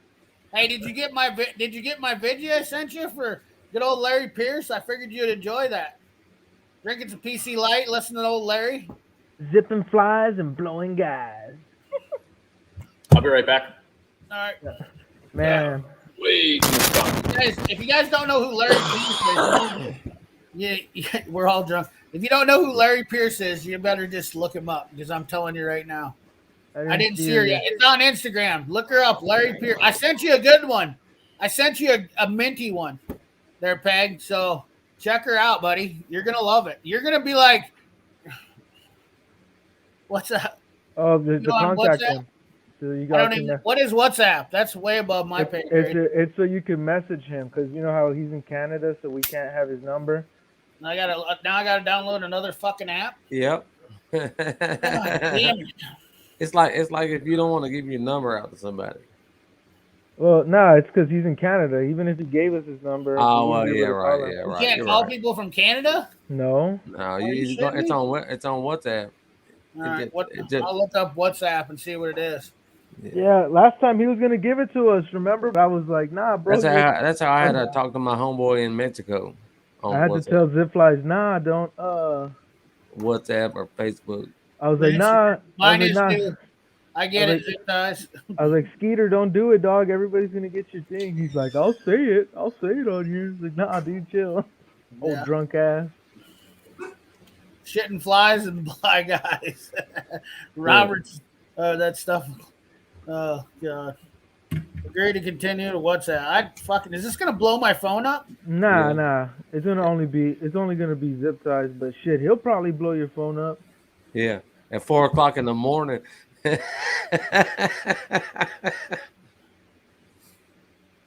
Okay, I put my number in here now. No, don't put your number. Hey, WhatsApp? Zip, on the WhatsApp. Hey, Blueberry. He said he'll give you his number.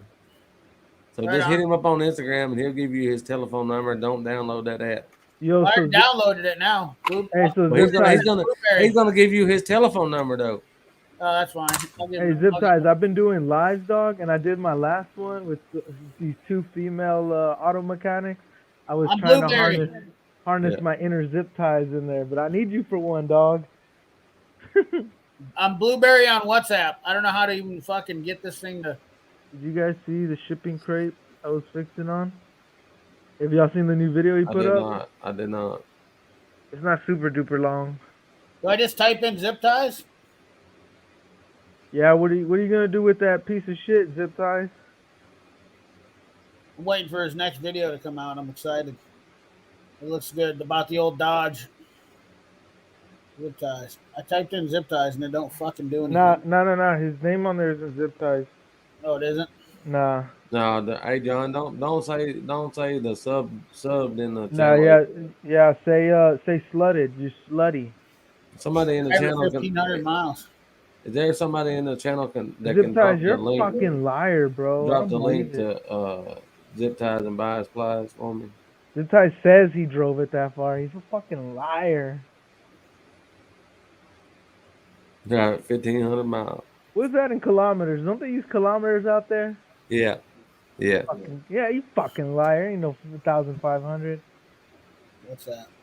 Kilometers, eh? kilometers. I almost ran into a moose. That's not what we sound like, dude. Sorry. Well, zip ties leave in the morning. Ain't drove it that far yet. All right. Nah, zip ties. You know zip ties. Twisted. Yeah, he lives next door. Yeah. Oh, he's by you. No. Oh, Usually we get the, hey, do you know a Tim? a About bull. 24 clicks. Out in Toronto? No, dude, Toronto's 2.5 days away. Where the hell's. Look, send me. I don't know how to fucking get Drop this thing. that link, dang monster. What link? 50, like that's all miles. We got to do a quick conversion. What link? You want zip ties link? I'm Blueberry on there. I don't know how the fuck you find me. Hold on here. My name is Blueberry. I don't even know how to send out my fucking deal. I'm so goddamn dumb at this shit. Dang monster. I don't know what you're talking about, dude. You want me to drop fucking flies blowing guys? Yeah. Drop Zip Ties. You got to drop it. I'll do it real quick right here. We'll put it. Oh, I got it right here. We'll put it in there, bro. I didn't know. Damn, bro, stop fucking rushing me, dog. Come on, bro. Don't make me take my belt off. Monster, I'm going to let you in on a bit of a secret here with how it works. So up north of the border, anytime you talk about moose, you got to drop fucking right before it because it's usually because it just scared the shit out of you. And then when you say moose, you got to drag it like moose. Moose. I'll just Driving the old 88 down the highway, almost hit a fucking moose, eh? That's how it's done. Yeah. Man, if I go out there, I'm gonna stick out like a sore thumb. Probably not, dude. I've never met any other natives from out there. The native tribes that are out there in Canada. We got quite a few. Yeah, I know that they're out there. I never like even in North America. I've never really gone up there. Nah, just messing with you, monster. It's pretty cool, man. Like if you go to Ottawa, for example, like I was in Ottawa there not too long ago, but like especially around the hospital, you'll have French and English because those are our two official languages. Yeah. But people up north from the territories, like from Nunavut, for example, it's one of the territories up north. And Northern Ontario, stuff like that. You'll have some of their languages depending on what tribe they're from. Where are you from? Where are you from? Me? Yeah. Grew up in Southern Alberta. Live out in Nova Scotia now. How far is that from British Columbia? Completely opposite side of the country. Oh, so I hear you. I want to go to British Columbia. Gorgeous, man. Absolutely gorgeous. Yeah. It looks beautiful out there. Robert running. Uh-oh. I need TB for my bunghole. I am Cornholio. I am Corn. TP for my bunghole. Are you threatening me? There's gotta be so many sluts. Yeah. Well, that's pretty cool, people. I liked Ren and Stimpy a lot. Yeah. I liked them. I like that. You ever watch the CP? You ever watch the Squidbillies? Man, that's 615 if he was a cartoon. I'll tell you that right the fuck now. If you was a cartoon, that's who the fuck you would be. Oh yeah.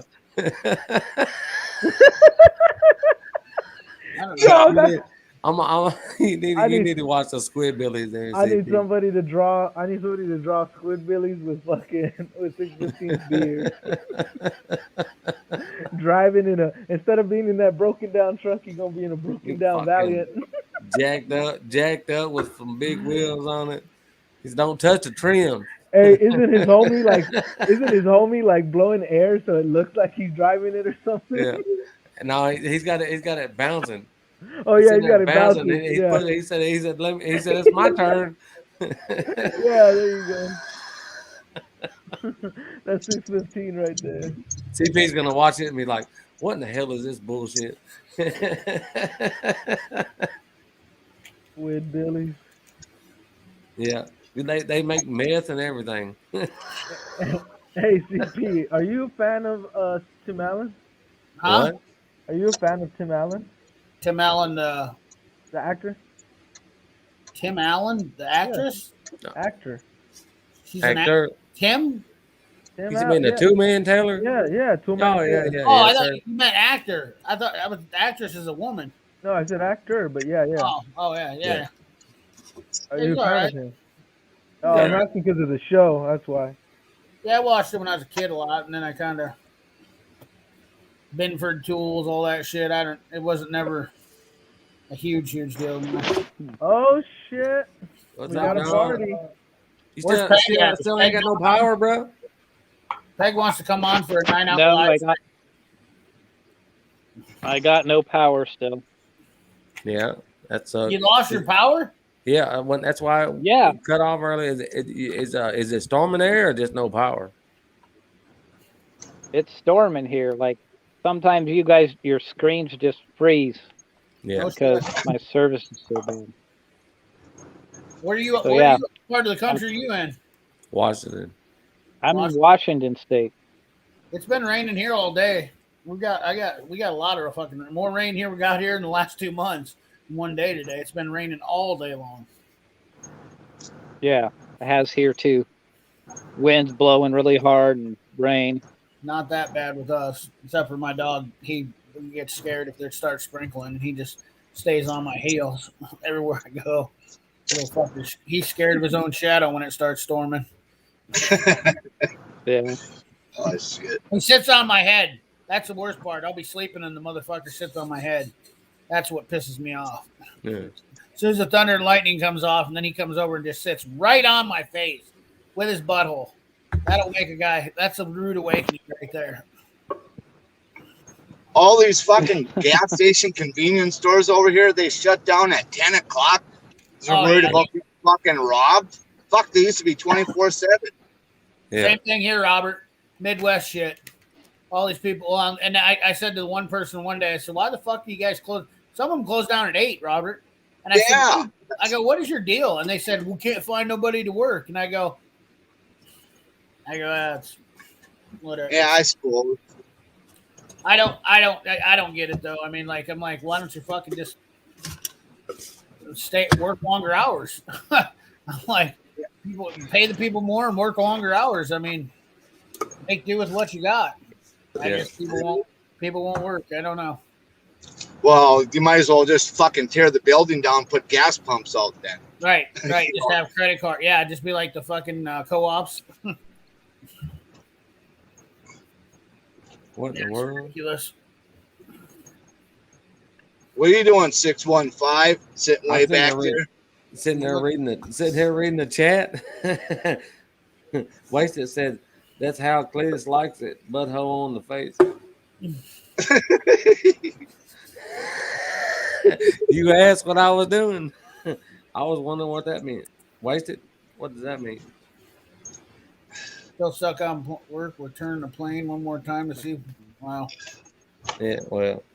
That would suck. I would hate to have to work on a. I ain't worked on a Sunday in so long. I'm talking about working, but our fleets aren't the newest, and our techs on these aircraft, man, like they are unreal with what they do. But the amount of hours and weekends and holidays and last minute phone calls. I mean, what we do. You wake up, you have breakfast here in the morning. You don't know where you're having it in the evening. Like I tip my hat to all the techs out there because holy crap, they go through so much. I won't work over 60 hours a week now, but I do work for myself, so I guess I have that right to make that choice. But I mean, when I was driving truck, like I worked 70 hours a week for 10 years straight. You know, like it was just nonstop. And I grew up on the farm, so we fucking got up to milk cows at 3 a.m. I mean, really. Oh yeah. It doesn't bother me, you know, but I know I can understand somebody with families because a lot of these places you work, like when I was driving, 5 o'clock you didn't get off. There wasn't no time you got off. It was whenever you got done. And that's the long and short. You can't control the day when you're out driving truck. That's the problem. You know, fucking you go into getting a long line where you're waiting to get unloaded or, you know, waiting to pick up or whatever breaks down. I mean, it is what it is, and you have to be understanding of that. But anymore, these guys, I know they come in and they're like, I'm only working 7 to 3:30, and that's it. Like fucking banker's hours, bud. Yeah, then they want $40 an hour too. Oh, yeah. Oh yeah. Ain't no shit, Robert. I fucking had a guy walk into my shop one day and he says, "Yeah, I'm looking for a job to be a tech," and he's like 25 years old. He's like, I'm an awesome tech," and I go, "Okay." Yeah, three screwdrivers and a pliers for tools. Right. No tools, no fucking tools. Good start. And then demanded that I pay him $35 an hour, and he was only going to work 7 to 3. How could you not, man? Like comedians are they're a going rate right now. Oh yeah, I said you might want to go over to the Funny Bone. That's over on the other side of town, buddy. I said because that ain't fucking flying here. I mean, I go and first of all, you don't tell me when you're getting off. That's. I said, and you want to earn that kind of money, you better prove it first. And I said, you start off at this and you'll work your way up. I'll give a guy a raise, you know, I'll give a guy a raise right away if he's good, you know what I mean? But I've had a lot of guys. You'll know too. Awesome. You'll know if he knows anything right away. You'll know. Oh yeah. Yeah. And you definitely want to retain somebody like that. You know, the thing about it is you look at all these corporate jackasses out here. And I got to tell you, like, even like guys like Robert will be out there and they'll use the shit out of them and won't give them anything. Yeah. And then, like, they have sign-on bonuses. So what pissed me off is the last job that I got that I was before I started running my business was driving a truck, and I was a month difference of the sign-on bonus. And I said, and you fucking hired like 5 fucking kids on after me that you had to train to drive a truck, and you gave all of them sign-on bonuses, and every one of them fucking quit within a year or two. And finally, I just got fed up with it, and I said, you know, I keep getting fucked on this deal, and I said, I'm done with this. You know, I'm done working for you for guys like you guys because I'm willing to work and you're fucking trying to fuck me because you think I'm just going to take the money and do my job and not say a word. Because that's the way most of us are to do that shit. But at the end of the day, you better take care of the people that are working and the guys that are taking care of you. Yeah. Yeah. That's one thing. I don't know how it works. I'm sure it's different state by state. Up here, for somebody to get their red seal, they go to college for, if you do the correspondence, it's 2 years. If you go to the college, it's about a year. But their apprenticeship work that they're trying to sign off, man, these kids, they get treated like crap. Not just because they're young, but they're not paid. They don't have a lot of experience. They go to these you see it in quite a few body shops, unfortunately. You know, they want to go there for experience to be able to come out with their red seal, with knowing how to do even something as simple as weld work. You're polishing bumpers, you're moving cars, you're sweeping floors. You got to start somewhere. I get it, right? But then they're coming out of there with their sign off. Right. Either they don't want to stay in the industry anymore because of how they were treated, or if they're going somewhere, they're hired on, expected that, okay, you know this with your red seal, and they're turning around saying, I never did it. I never had the chance to do it at all. If they can find a job, right? And those that are finding the jobs for the first 5, 6, 7 years, not because of the poor quality work that they do, but the number of kids that are being pumped through to get their red seals and to get qualified and to look for jobs, it is a boss's market. You know, like with houses, buyer's market. Right. Same thing. So they can afford to pay them less because they're not going to find a job anywhere else, especially in the rural cities where, or rural towns, you can find a job. It's an hour and a half drive. But if you want something within 20, 30 minutes, you're stuck with what they're willing to pay you and how they're going to treat you, right? And that's one of the reasons it's so hard to get another generation of techs, mechanics, and people working. Right. Because it's not that they're entitled. They're being treated like crap, paid like crap, taught crap, and expected to know everything. And you can go down to the fast food place down here right now, work today and get paid tomorrow. You know what I mean? Right now. They're that desperate, huh? And they still won't give you a fucking straw for your drink when you go through the drive-thru. Yeah, right. You know, but before the shit happened, everybody wanted $15 an hour, and they couldn't get your order right. You know what I mean? And now we went into the pandemic, whatever, and then it kind of messed shit up. But you go down and work at the burger place right now, and they'll pay that you work today, and they'll give you some money tomorrow. I tell you, there's no solid answer. I mean, it really is like I sit here and talk about this, and I get pissed. But just like he's saying, that there's good kids that get treated like shit. It's hard. It's hard to be subjective to the ones that because you got, and it's not just kids, dude. Trust me. I need to put that out there because I've seen guys that are fucking my age and Robert's age, and they're just absolute fucking turds. And it's just there's a lot of people are abusing it. Like disrespectful little fuckers too, you know. Yeah, well, and the problem is that there's the most of the shit that's been going down for like the last 10 years is the guys that been working haven't been getting rewarded for being good workers, and the ones that have been getting rewarded for fucking showing up and doing the fucking baseline and getting by, and they've been rewarding them, letting them go early because they don't be productive, which I get it. You know, if you're not producing, why would we keep you around? I mean, the one job I worked at, I know they kept numbers on everybody, and fucking I was top 5 in producers, and always these guys underneath me that were fucking going home that just like new guys that just started because they weren't fucking building the numbers, and they don't want that on their, they don't want the managers and shit don't want that on their deal to have to explain to people why, so they keep the guys at work, and it's like fuck that. You know? Shit, I was digging out a fucking ditch with a fucking shovel the other day. You know what I mean? I ain't proud. Right. You know what I mean? Oh. There's a picture on my Instagram. You can go look and see. You know what I mean? The lady said, I'll pay you this to get out there. Oh, okay. You know what I mean? I worked my ass off to dig that fucking ditch out with that fucking shovel. You know what I mean? Work is work, man. Work is work. And if you can keep your ego and pride out of it. Yeah. Yeah. Right. I don't care. I'll walk your dog, bro. You know what I mean? If you got an ego and pride, and that's keeping you from making $1, you haven't had a hard life. I'll walk Not your saying dog. you need to I'll have do one, whatever. I'll paint your house. I'll paint your car. You know what I mean? I'll fix your car. I did a lot of jobs. You know what I mean? I painted cars. Worked at the machine shop. I went out and did electrostatic painting. I did powder coating.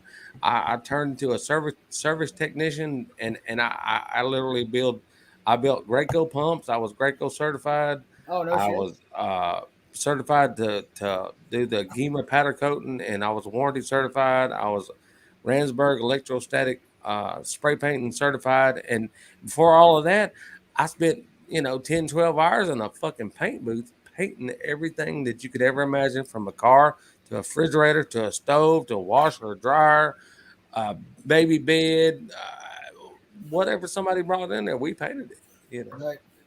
Yeah, it's just tough, man. I don't know if it's ever going to change. The thing, and then people get pissed about automated manufacturing and shit like that. Well, there's a reason why, because a machine is more reliable than a human. I mean, oh yeah. When I went into the service side of when I left the painting part of painting, I went into the service side and did the pumps and stuff, and then I went into the installations and the maintenance of. We go in and we installed robots that would paint bumpers. You know what I mean? It went down to the assembly line and put in the assembly line, put in paint booths, put in powder coating booths. We, Gibson guitar, we put in all the conveyors and all the paint booths where the guitars run through and get painted and whatever. And we did a bunch of that shit like that. I'll tell you though, like kind of the good side of what I was bitching and complaining about out here is it is a good place to live. Yeah. Right. Tourism Nova Scotia is pissed off at me right now. But I'll just use one as an example because it's happened quite a bit. So around here, reputations precede everybody, right? If you come here and you want to find a shop or something, you open up the phone book, you're either brand new here or you don't know how it works. You simply ask. And people will tell you, hey, you know what? If you're looking for this, go down to this shop. If you're looking for this kind of work. So word of mouth goes a long way. And a lot of the younger kids, I say younger ones because they're finding a way to make it work. Through word of mouth, they're moonlighting, right? So there's a girl who's working at a body shop that, oddly enough, I won't get into the history with myself in the body shop, but she was one of those that got the short end of the stick all the time, right? Went in to get work, get experience. She had her red seal, but was still, because she was new, you're doing bumpers, you're moving cars, you're doing basic collision work, you're not working on anything else. Yeah. So she taught herself some pretty good tricks by going online, learning from a lot of the other guys that are getting out of the business, how to polish really, really well. And on the weekends, she's working a lot, but what she's doing, we're talking show cars, competition cars, $80,000 north cars. And she is hand buffing, wet sanding, buffing again, clear coating, making an absolute mint on the side, and it's found herself her own job. And that's cool because a lot of these people that are in that situation, instead of trying to be the jack of all trades and master of none, they're finding something that they're good at, that they like doing. Yeah. And she loves it because she's like, you know what? I go to their garages. Anybody who's got a show car or a prize winning car or a trophy car, they've got a nice garage. So it's all right to work in. And she just does her thing, and that's it, and no complaints, right? My problem was when I was younger, I learned how to paint cars, and then I got bored of it. And then I worked at a machine shop, and I got bored of it. And then I went and started painting a bunch of bullshit parts. I think I started painting the bullshit part before I painted cars. But I did that first, and then paint cars, and then this, that, and I framed houses, I roofed houses, I did electrical, I did plumbing. You do it for so long, learn it, and then just kind of get bored of it, and moved along, and or lose your job, or just turn a different way in life. 615, man, you're hitting on a good point though. We don't have to do one job for our entire lives. No. If you're not happy with where you're at, and you can go somewhere else. I learned my lesson too. If you're working at a place and you decide you don't want to work there, don't give them a 2-week notice, because they're going to find a reason to fire you. They're going to think about it, and they're going to get mad and like, no, we're going to let him go before fucking this. We're going to say we fired him because he was late one day. It's been that situation. But I've worked up many a different job. You find those that are good, that especially if you got a good employer. I was talking about it the other night. There was a shop that found out when I was young. And so we weren't getting paid enough, but that's how it was. We were just starting out. So some of us would moonlight at other places, right? And the owner found out about that, brought us in, and rather than shitting on us and saying, you moonlight somewhere else, you're out of here. He says, all right, so what's the issue? And we all said the same thing, it's pay. All right, so you get a raise. Yeah. I want you to work here. What's it going to take for you guys to stay here? And we weren't greedy about it. We were grateful, right? Like we were kids, but we still needed to be able to make something to live off of, right? And that owner, man, like that manager, you wanted to work for him forever and a day after that, because he actually sat down, listened to what the issues were, and said, yeah, I'll help you out. Yeah. Yeah, it's always fun to talk about it and whatnot, but I don't know what the answer is, and I don't know if we're just going to see change. That's all there is to it, I guess. It might get worse. Oh, it's going to definitely get worse. Like I said it back last year. I said, if you think 2019 or 2020 was bad, and you think 2021 is going to be worse, hold my beer. Wait for 2020. Yeah. Right.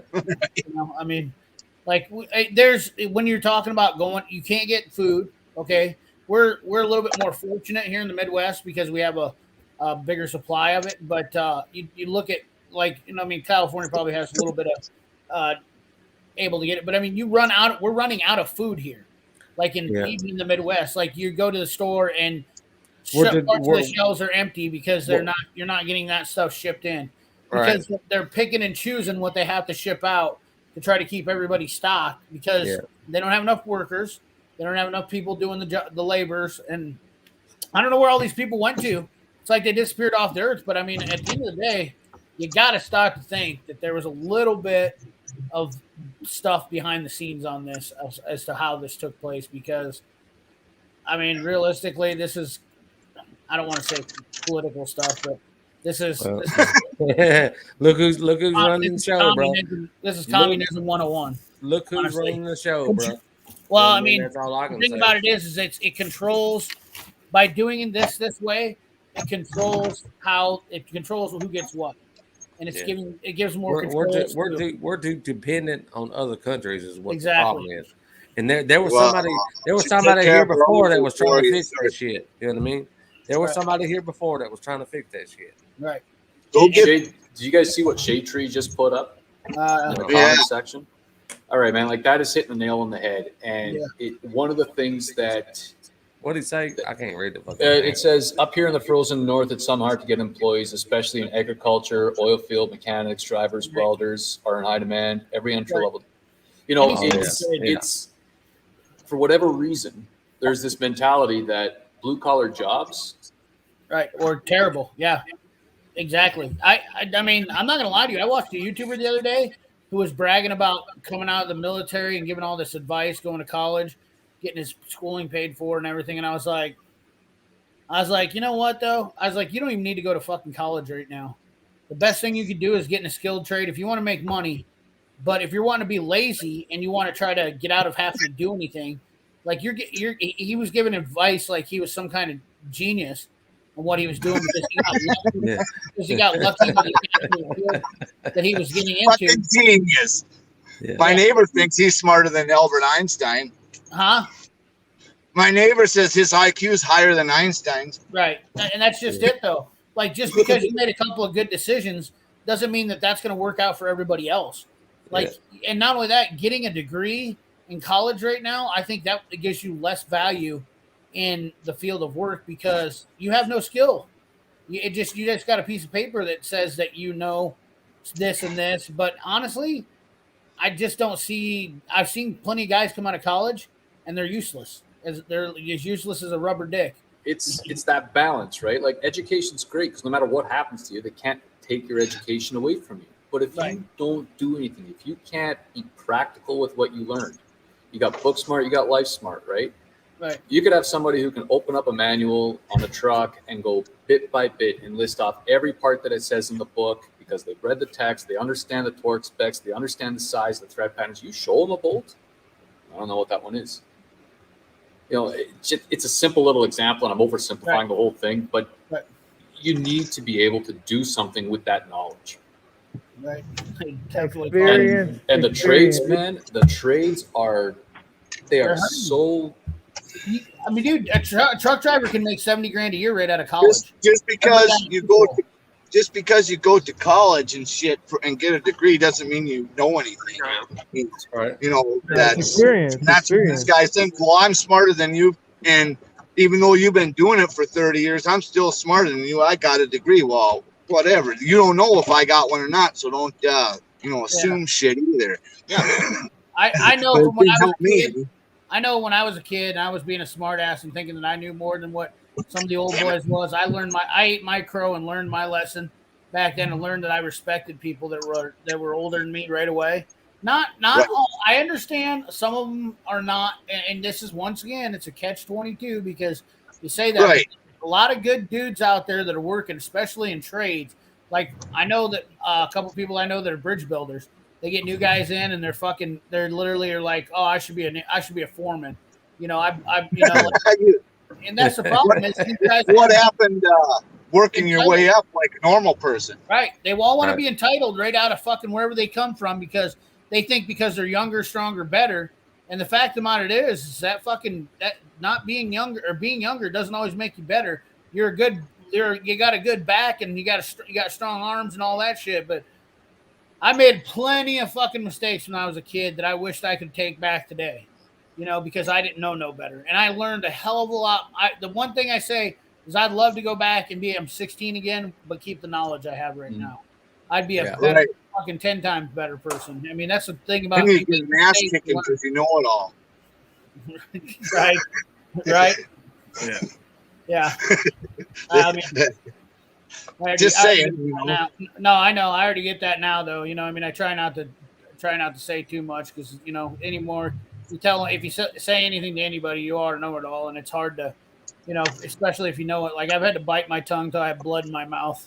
I don't worry about none of that. I don't know shit. So I don't claim to know shit either. I'm perfect. I don't give a fuck what I just know anybody what else I know. says. I'm perfect. I don't know shit. Well, if you're perfect, then you better get out of this world. I don't care. Yeah, If you're perfect, you better get the hell out of this world. Because you're the only one in the world that's perfect then. God damn it, I'm the only one. I still make mistakes. I mean, honestly, Yeah, man. You don't stop learning until you're dead. My right? mistakes are on purpose. Yeah. Mistakes are- Get the fuck out of here. I do it to teach others lessons. Monster Russ, 15 years old and got 4 kids. Yeah, 14 of these. I ain't got no kids. 4 kids and 15 women. No shorties, he says. Woo, damn. I'm learning. I'm more willing to learn every day. I mean, I try to learn something. Especially what we're all into. When it comes If you to don't, then there's something wrong with you because you should learn a little something every day, regardless, whether it's something stupid or not. I love it. That's the one thing I can say about getting older is that I've learned that I like to listen sometimes a little more, even though I am kind of a windy bastard. But I do spend a lot of time listening. I do spend a lot of time listening, and the stuff that we're into. There's no fucking way that you'll know about every single vehicle, every single car. no. You're gonna learn shit about different. Say, hey, CP, I'm old enough to be your uncle, and you know more about the shit than I do. Well, there might be some shit Hey, there might be some shit you know more about than I do too. Bud. Yeah, well, I learned from you, and you can learn from me. Right, exactly. But the thing is I'm open-minded like that. I'm not too proud to say that I'm fucking, and I think a lot of it has to do with just the fact is that I'm not the most fucking slender guy, so I have to be a little bit more cautious because people fucking literally. People might think this is fucking fucked up, but I show up places and I'm automatically the fucking guy that doesn't know anything, you know, and I have to sit back and wait for my opportunity to do something because if I say something right away, they're like, "Oh, this fat motherfucker's just lazy," and all that. I say it all the time. When I go to shoot matches. When I go to shoot matches, people are always like, "Oh, this guy's fucking. He's a slob. There's no way he's gonna be." And then it's do a 180 when I get out there shoot. They're like, "Holy shit!" Yeah. I have to prove myself. Fucking BD speed shop. I have to prove myself first before I can ever say anything. You know what I mean? Like I spend more time trying to prove myself and not fucking Elmer Fudd. No, that's a Squidbillies. Yeah, Squidbillies. It's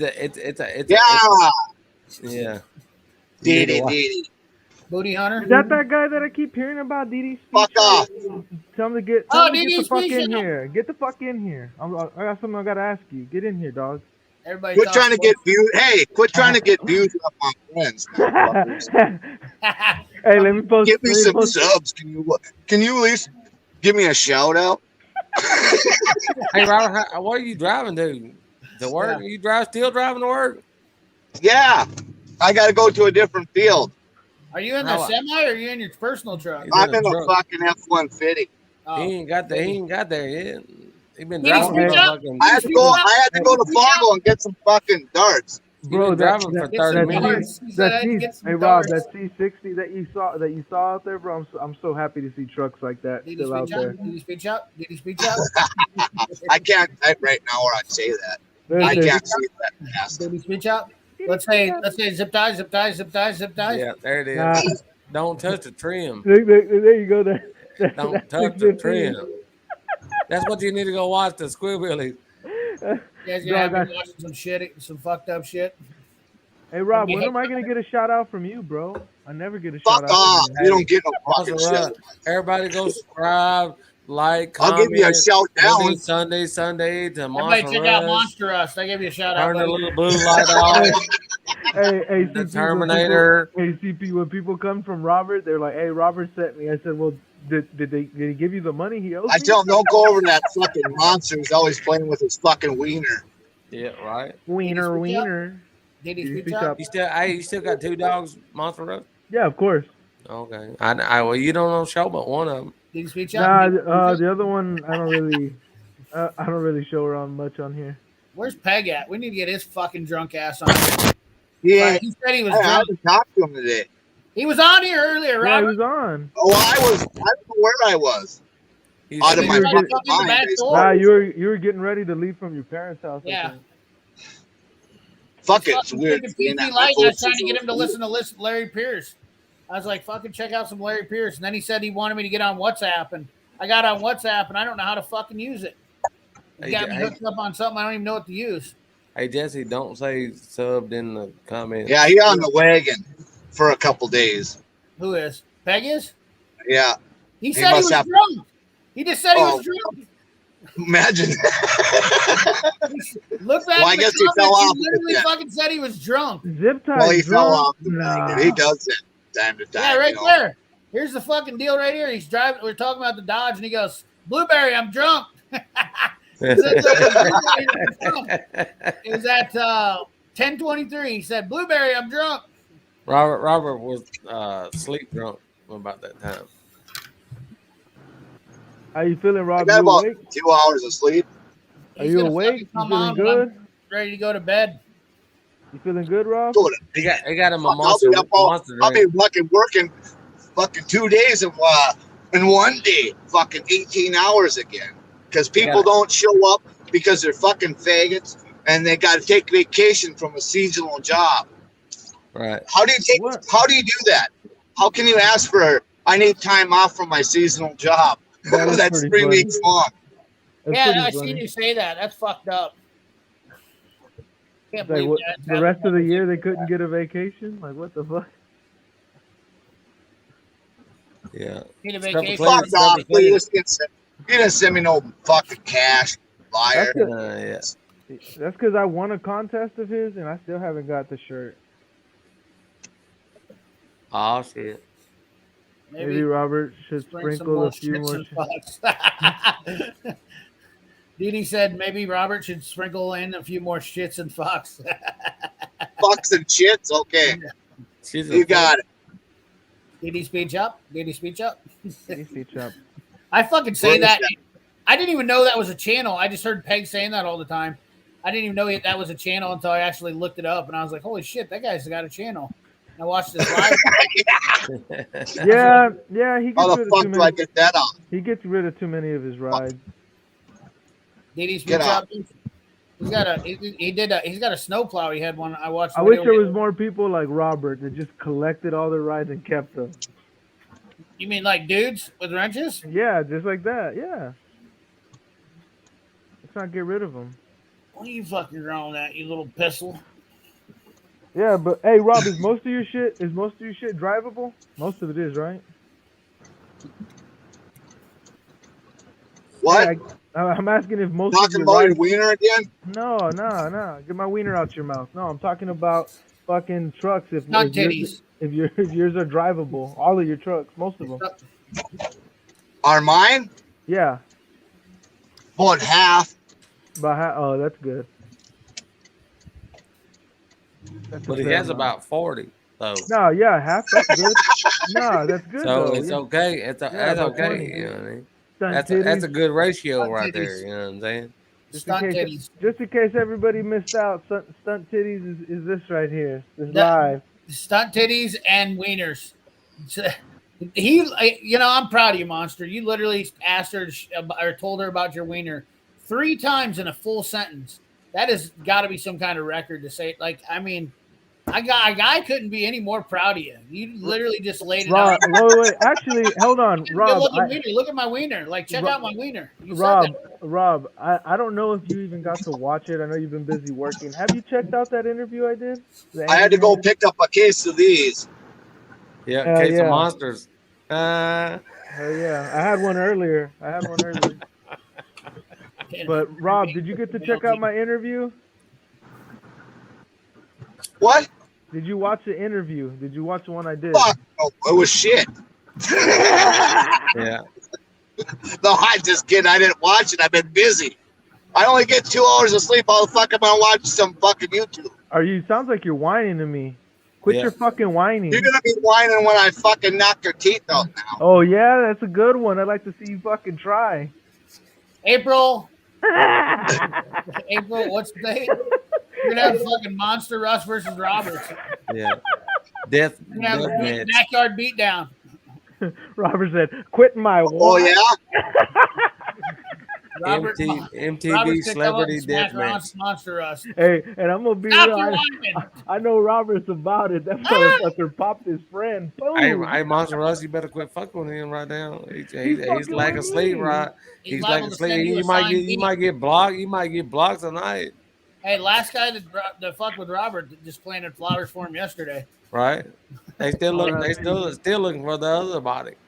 My money's on Robert. Robert's old school. You put a dart out on your eye. Oh yeah, he'll get in the car and drive to Texas, bro.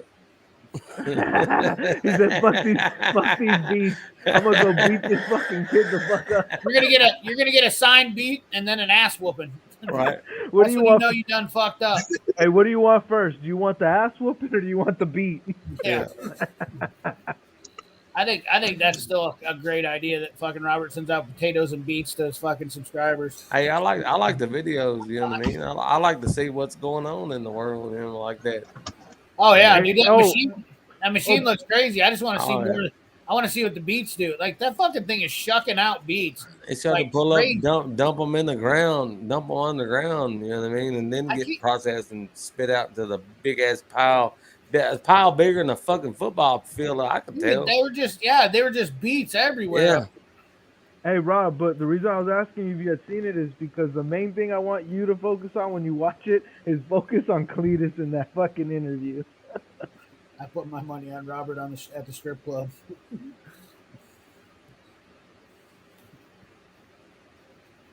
Yeah. Why do you got the lights off? You doing something in the background there? I got a reason for the lights on in the car. Talking to me? I seen you with lights on the other day for a minute. Oh yeah. I did. I was at the neighbor's house. I haven't paid the light bill here. Yeah. You're a superstar, bro. Send me some money. I'm broke. I think we're all broke. To be honest with you, we're all hanging out on YouTube because we got no friends here. I was pinching pennies. We have no friends. I had to pinch some pennies in the piggy bank to go get. I know why you come on the lives. Hey CP, I'm here just. Why do I come on the live? Best friend. You hear that? Trying to get I'm here. I'm just here for you. I'm just here for you, CP. I'm here for you, 615. This These other people, they Now, are. Robert but called I'm it. I with you. don't give a fuck about anybody. I'm just here to plug in the channel. Hey, Robert, cut his ass off. Block Shut him Monster down. Russ. Take him down off the fucking screen. Here, I'll save him the energy. Right. Where's fucking Zip Ties at when you When need you come back on here, you have your hair down, girl. Right, you know what? Is Peg's gonna come on and fucking I'm ready to go to bed, and then I'm gonna fucking have, and I can't stay up. I've just been fucking going to bed at a decent time. I'm sorry, Monster Lust. Oh, pussy. Pussy. You're not a wiener anymore, you pussy. Quit your whining.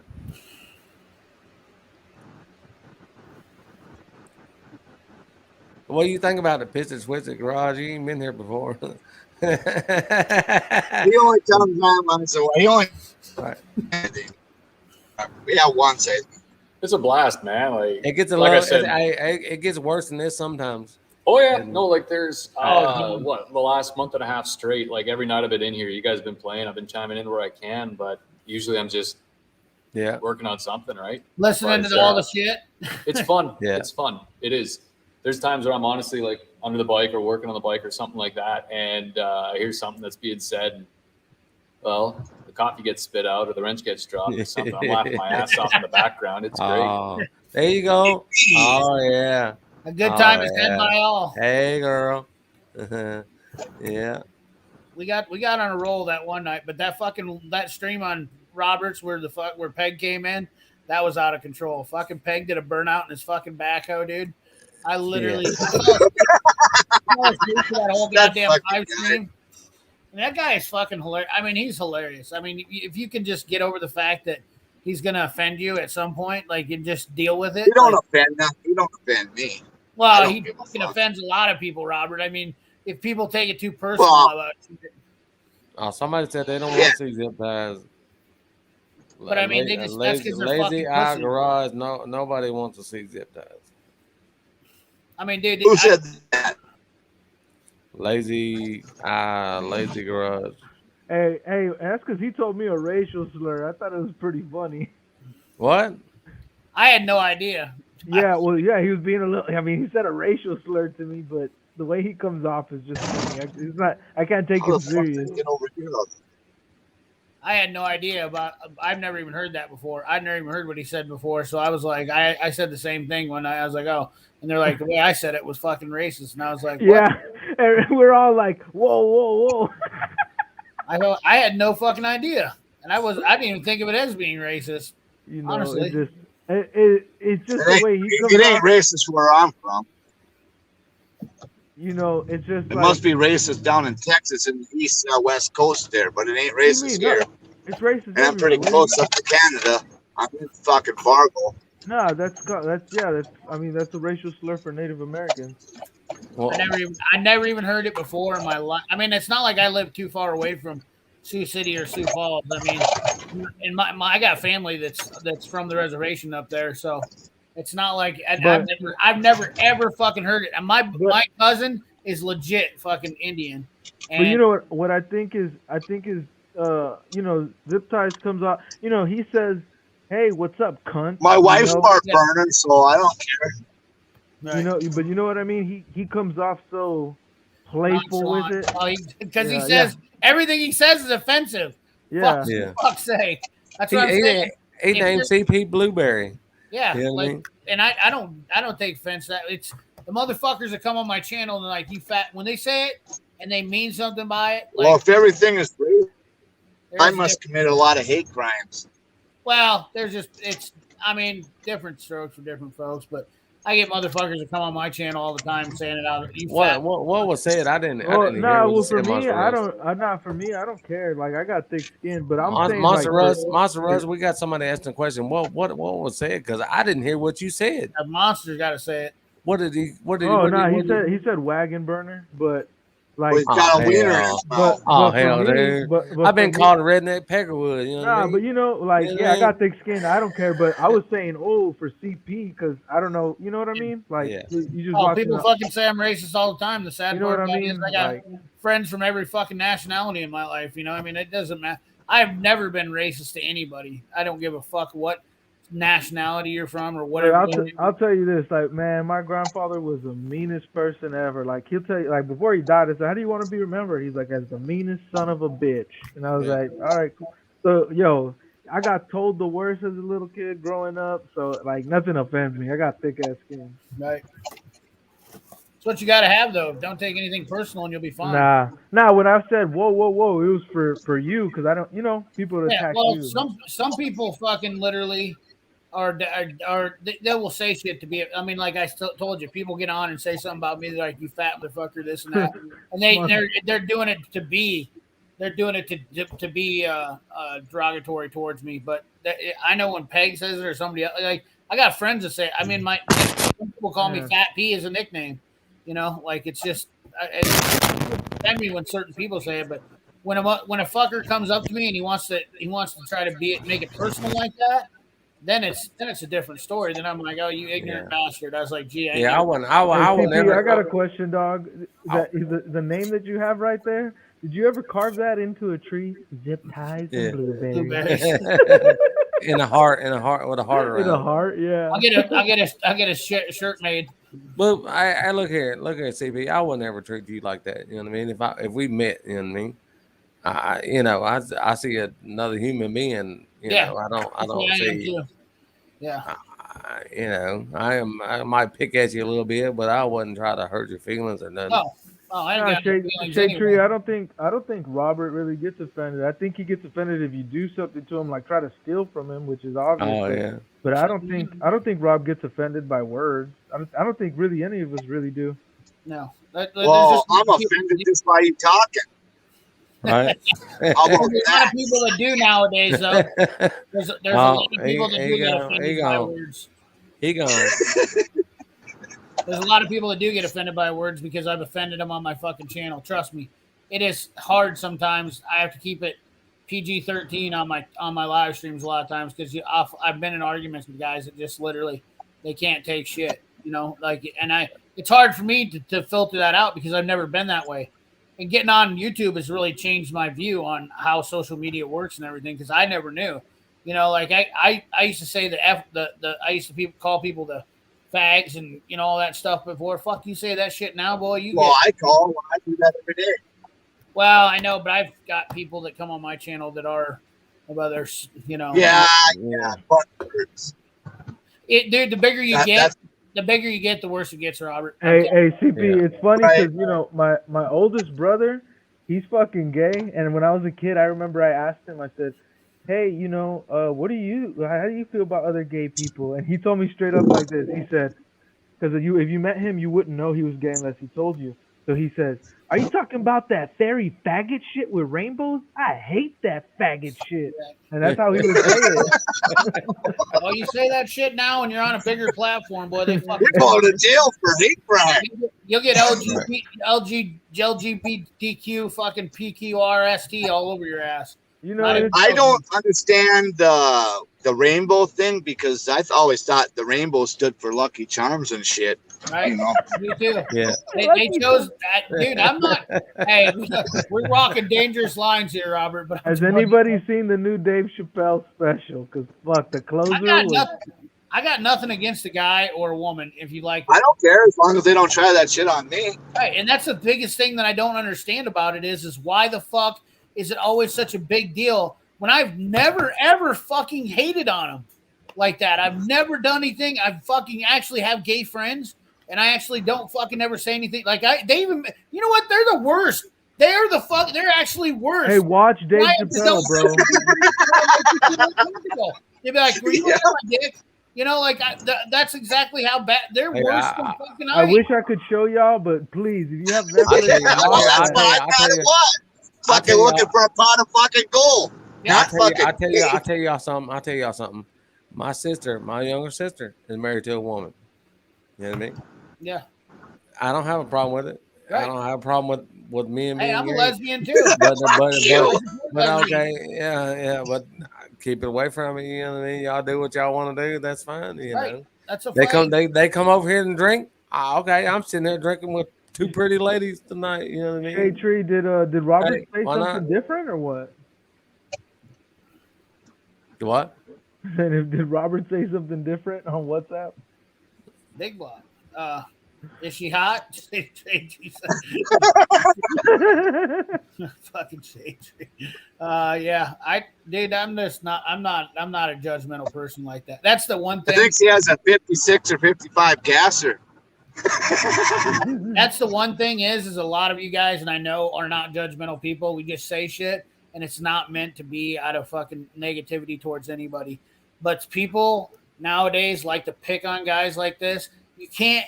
The fact that you have to walk on eggshells on shit you say is bullshit. I wouldn't call you blue. I wouldn't. They don't have to watch if they don't like what I have to say. I wouldn't call you blueberry if it wasn't for Zip Ties done calling you blueberry. I don't give a fuck, man. It doesn't bother me. It doesn't But bother me. You know what? Only my friends call me that and get away with it. Right. You know what I mean? Like, if you're not my friend, then I'll be like, "What'd you say, motherfucker?" Yeah. Like, right. you know what I mean? Like, if I didn't like you and you say that to me, you haven't earned that respect. You know what I mean? That's what it is. It's about earning Right. respect. You know what I mean? Like, That's what I'm saying. I respect you. I just know. I know. The ways of being a man. Right. You know, like the fucking, what was the movie with Clint Eastwood when he went into the shop and he says, "Hey, what are you doing, you old prick?" You know, like, yeah. That was the best. They call him my Italian prick. Yeah. Yeah. What are you doing, you old Italian prick? The Yeah. fuck is that? An Oreo that's hiding dope? No, yeah, hell yeah. Fucking washboard. Oreo cookies. You just open it up and your pills are in there. Yeah, it's about earning respect, and that's what is lost. And like nowadays, it's these guys because they're not part of a man club, so they get offended. He's out there calling people gay, talking shit about bad people. Yeah, I thought my grandpa was Clint Eastwood and Gran Torino. Yeah. And look here, if the younger generation would have got their asses whipped at school with a paddle, and then got their asses whipped at home when they got in trouble, when they got home from school, and they got their asses whipped every time they did something wrong, just like I did, they would be level-headed people. They would enjoy getting paddled. They would be level-headed people. They would enjoy getting paddled at home more now too. Yeah, they wouldn't be all that crybaby fucking bullshit. You know what I mean? I got my ass whipped if I got my ass whipped at school, I went home and got my ass whipped. You know what I mean? Oh yeah. You know, you got a double whammy. Got a double whammy. You know what I mean? Oh yeah. If you got your ass beat at school or got in trouble at school, you definitely got your ass whipped. That didn't mean that you didn't get in a fight with another kid on the way home from school. Right. Yeah. You know what I mean? You might have got in a fight. You got your ass fucking whooped at school with a paddle, and now you got to fight with a kid on the way home from school. You don't get in fights with kids anymore. Get your ass whooped because the school done called you daddy and mama. And, you don't get in fights with kids at schools now. Now you go to social media. Yeah. And you fucking gang up on them and bully them on social media. That's no bullshit. That is no bullshit. My fucking cousin's kid literally fucking he trolled a kid on his social media. Had a bunch of friends on social media, and the fucking kid pissed him off. So he went and fucking started talking shit on social media, posted shit, said he shit his pants and all sorts of stuff. No, he got in all sorts of trouble for it. And I was like, "Are you fucking kidding?" I was like, "Why don't you just whip his ass if you don't like the kid?" And he goes, "We can't get in fights, man. They'll kill you out of school." I'm like, "Are you talking about vacation?" Fucking when I was a kid, that's what happened. You go out and whoop his ass out in the playground. See, we had gang fight. We had gang fights. We had a fucking stabbing in the bathroom. We had a bomb that they had to drag out of the fucking locker. You know what I mean? Hey, 615. I've been to. You sound like you went to gangland. You talking about prison or school? I'm from the fucking neighborhood I live in right now. Keep walking on the lift. He's like, I got East Nashville. East Nashville. Hey, 650, I've been to 13 schools, dog, and the first one I got kicked out was because I shanked a kid. Yeah. I was in second grade. Hey, we had some shit go down when I was in high school around here. His name was Luis. This neighborhood is we're surrounded. We're kind of East Nashville was kind of surrounded by the fucking river. You know what I mean? And it's always been real bad. And then the last fucking about 10 or 15 years, a bunch of rich people started moving in and fixing up the houses, and it's gotten better. But it was always bad around here. You know what I mean? Always bad. It's nice now, but you got to deal with these dumb fucking younger motherfuckers that don't know better. You know what I mean? And I They never don't hear know about they kids shouldn't be that on that bike bicycle in the fucking middle of the road and shit. You know what I mean? They don't. They should be running them over. I agree with that. It's crazy around here, dude. It's crazy around here because 20 years ago you said, "Oh, you live in East Nashville? How do you stand it over there?" I'm like, I'm one of the motherfuckers you need to be watching if you Right. come fucking with me. We got a place called the Dog Patch here that's right over close by me, and that's where everybody's like, you don't go fuck around the dog patch. You'll get hemmed up real quick. Like Yeah. people disappear in the dog patch when they're talking shit. I know what you mean. I grew up. I was never into the rich neighborhood until I got lucky. I'm shocked that this is trying to turn into the rich neighborhood. Yeah, where well, I'm they're at, getting you know what I fucking mean? kickbacks on housing. That's why they do it. They buy those fucking Yeah. houses, and then they get those subsidized loans that they don't have to pay back for doing renovations, which is cool because Yeah. it beautifies the neighborhood and all that stuff, and changes up the neighborhood a little bit, flavors it up. But whatever. Yeah. I don't give a shit. I mean, but the ghetto is still I should call it the ghetto, but the rough neighborhoods are still where some of the hardest, truest people are. Yeah. I mean, I know I grew up in when we moved from the farm here. What do you say? PP shop. PP speed shop. PP speed shop. PP speed shop. I grew up when we moved here from the farm when my parents got a divorce in 80, 88, 87. We lived right in the fucking heart of the hood. And I was always getting in trouble then because I was fucking fighting all the time. Like I'd never been introduced to this culture. Going into the fucking Asian market, stealing shit, and fucking, you'd fight kids and all that, and I was kicked out of school and all that shit all the time. It wasn't. I grew up in a predominantly black neighborhood, right? And every time a new family moved in, I had to fight the new boys. You know what I mean? Oh, yeah, At the school bus, on the way to the school bus, on the way to the little convenience store to get some Annihilator 5-cent Annihilator. Yes. Some little boxes of hot. What is it? The fucking little box of things, the lemon heads and little shit. Annihilators, for sure, dude. I would go fucking I would go to the Get and Go and get Annihilators, breaking up a fucking dollar food stamp. So I go down there to the little store. I go down there to the little store, and I had to fight the new little kid. I had to fight the new little kid in the neighborhood. Oh yeah, I fought everybody. Just because I was white. You know what I mean? Yep. No, I fucking know all about it. But I fucking stole a 10-speed bike and it ended up being this fucking black kid's older brother's one. Boy, I took a beating for that one. Motherfucker kicked my fucking teeth in for that one. Not even joking you, I was like, oh fuck, we fucked up. Went down and saw it sitting there and just like, dude, I got a brand new bike, and fucking just took off on it. Turned out to be a guy that was a kid that was fucking in junior high, and I was only 8 years old. I took a hell of a beating over that one. Kicked my face in, but I literally fucking would go break $1 fucking food stamp for Annihilators to get changed to go to the swimming pool. I go do that, and then I go do that, and I go buy me some gas, and I cut every fucking body's grass in the whole neighborhood. Oh yeah. And I get like two, maybe $3 each lawn, maybe $1 or $2. I cut fucking 4 or 5 different people's grass, and Mike got $7, $8, and go buy me some Annihilators and go buy me some more gas. Annihilators, fuck, dude, I haven't seen those for years. I remember my mom. We got their house broken into because she got a paycheck, and she was drinking with the neighbors, and the fucking neighbor guy was such a fucking scumbag. He broke in and threw a brick in her face, and I woke up to that shit, and that was normal. Like you don't tell people when you got paid around there. It didn't even matter who it was. Yeah. The motherfuckers would break into your house and try I'll be right back. All right. Thanks for the warning.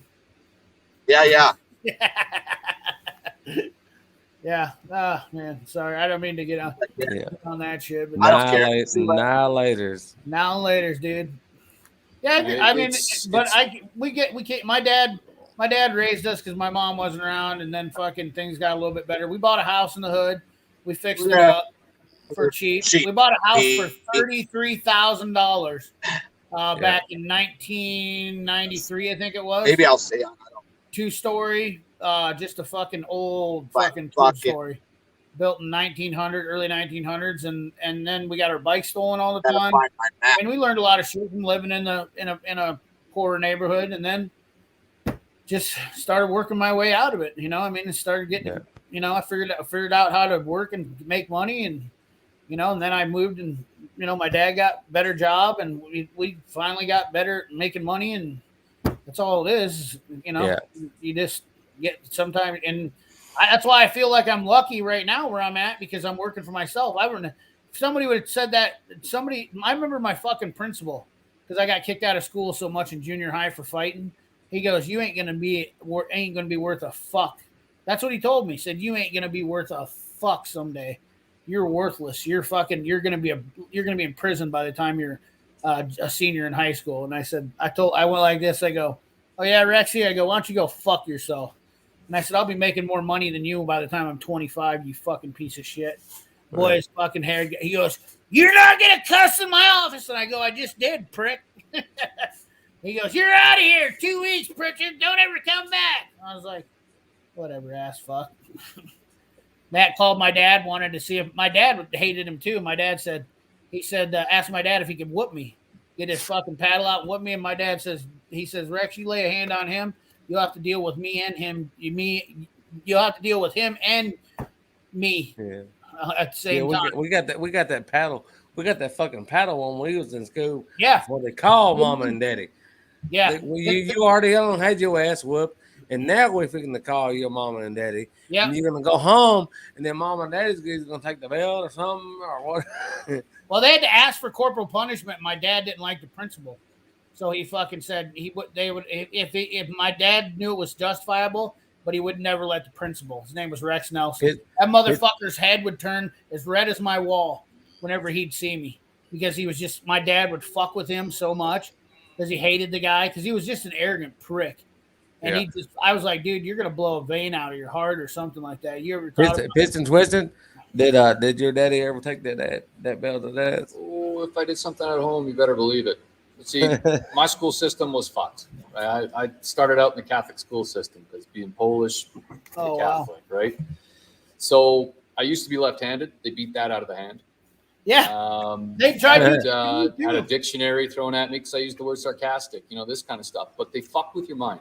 And here's how bad it was. You didn't say anything because they made you believe you were 100% wrong. What they did was 100% right. And if you did tell your parents, you're going to get it a second time. So it wasn't until years after, it was high school. I got out of the Catholic school system. I gave whatever reasons to my parents, and I just said, I want to go public.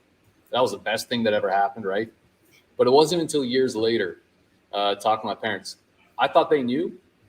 We all thought, like, because me, my sister, my cousins, all of us went through the same school system. All of us thought our parents knew. They had no idea what was going on in those schools. That was messed up, man. That was really messed up. Now, school system aside, if I messed up at home, I knew it, right? Yeah. But he was smart about it. It wasn't just a belt. It wasn't just stuff like that. It was, say for example, because where we grew up, we were on the poorer side of town, right? And behind our house was just open fields. So if I was lazy or I didn't mow the lawn, well, out come the hand shears, and it's not just the lawn; it's also the straw behind the house too. Yeah, you know, you work through your discipline, right? You work through it. I went out and got many a switch to whoop my ass before. You know what I mean? That's the worst, man. You're picking your punishment. I try to get the biggest. I try to go out there and get the biggest fucking thing I can find, just so it kind of maybe get a laugh at it. Maybe don't hit me real hard with it. You know. Don't go get the smallest little switches you can find, because that hurts like hell. Oh yeah, but I was lucky, man. I was lucky. Like our family, when we moved, we were all together. Like my grandparents were 2 doors down. My aunt and uncle were on the other side. My aunt and uncle were just up the road, like all within about a 30-second walk, right? And when my grandfather was still around, like him and I, he was the calm one out of everything, and so he gave a lot of good advice. There was a lot of, you know what? Yeah, he screwed up. I'll talk to him. Right. And it was him that really made me understand, like, hey, you screwed up. Let's take it as a learning point, not as, well, if we just slap your hand for this one, you're going to do it again. Yeah. Let's teach you. Weird how grandpa's had that effect. Mine was the same way. Yeah, man. Like, I wouldn't listen to anybody but him. So I got a picture of him right here. I don't know if you guys can make that out. Oh, Try and get the yeah. glare away. There we are. So that's him back in Poland Wow. Right on on. his bike, right? So I got that in the shop. It's like the man had a huge influence on me, right? He loved the old bikes too, and it was a blast. And I mean, I got a picture of my grandma too. She's still around, but I love the picture of her because well, I'll show you. So again, back in Poland, Yeah. right? Riding the bike. I don't know if you can tell, right there. Oh yeah. You want zero fucks given? She's riding around with open toe sandals, high heels, open toe high heels. She's ripping her just like anybody else, right? Yeah. If But you can do it, do it. yeah, they ran the family. You know how it is, right? Yeah. So what they said went, and that's how it was. And he was great. Like he spent hours. Just the man had a really huge influence on me. I'm Norwegian. My grandpa was the same way with me. I fucking wouldn't listen to anybody. It's funny though. You said Catholic and not riding. That's funny because them fuckers tried doing that to me too. That's why I'm ambidextrous today, because they fucking literally would try to. They would slap my fingers with a ruler, and I would always pick up a pen to write with left-handed, and they would say no, wrong hand, and I go, no, that's the hand I want to fucking use. But now they did that to me for almost 3 years, and so I became ambidextrous with my hands, to where I've got almost equal strength in both arms to this day because of it. Because I switch hands all the time to eat, do whatever, work on stuff. I mean, I don't even think about it. I could do it when I was playing baseball and everything. Yeah, it was funny little story. Like, what's that?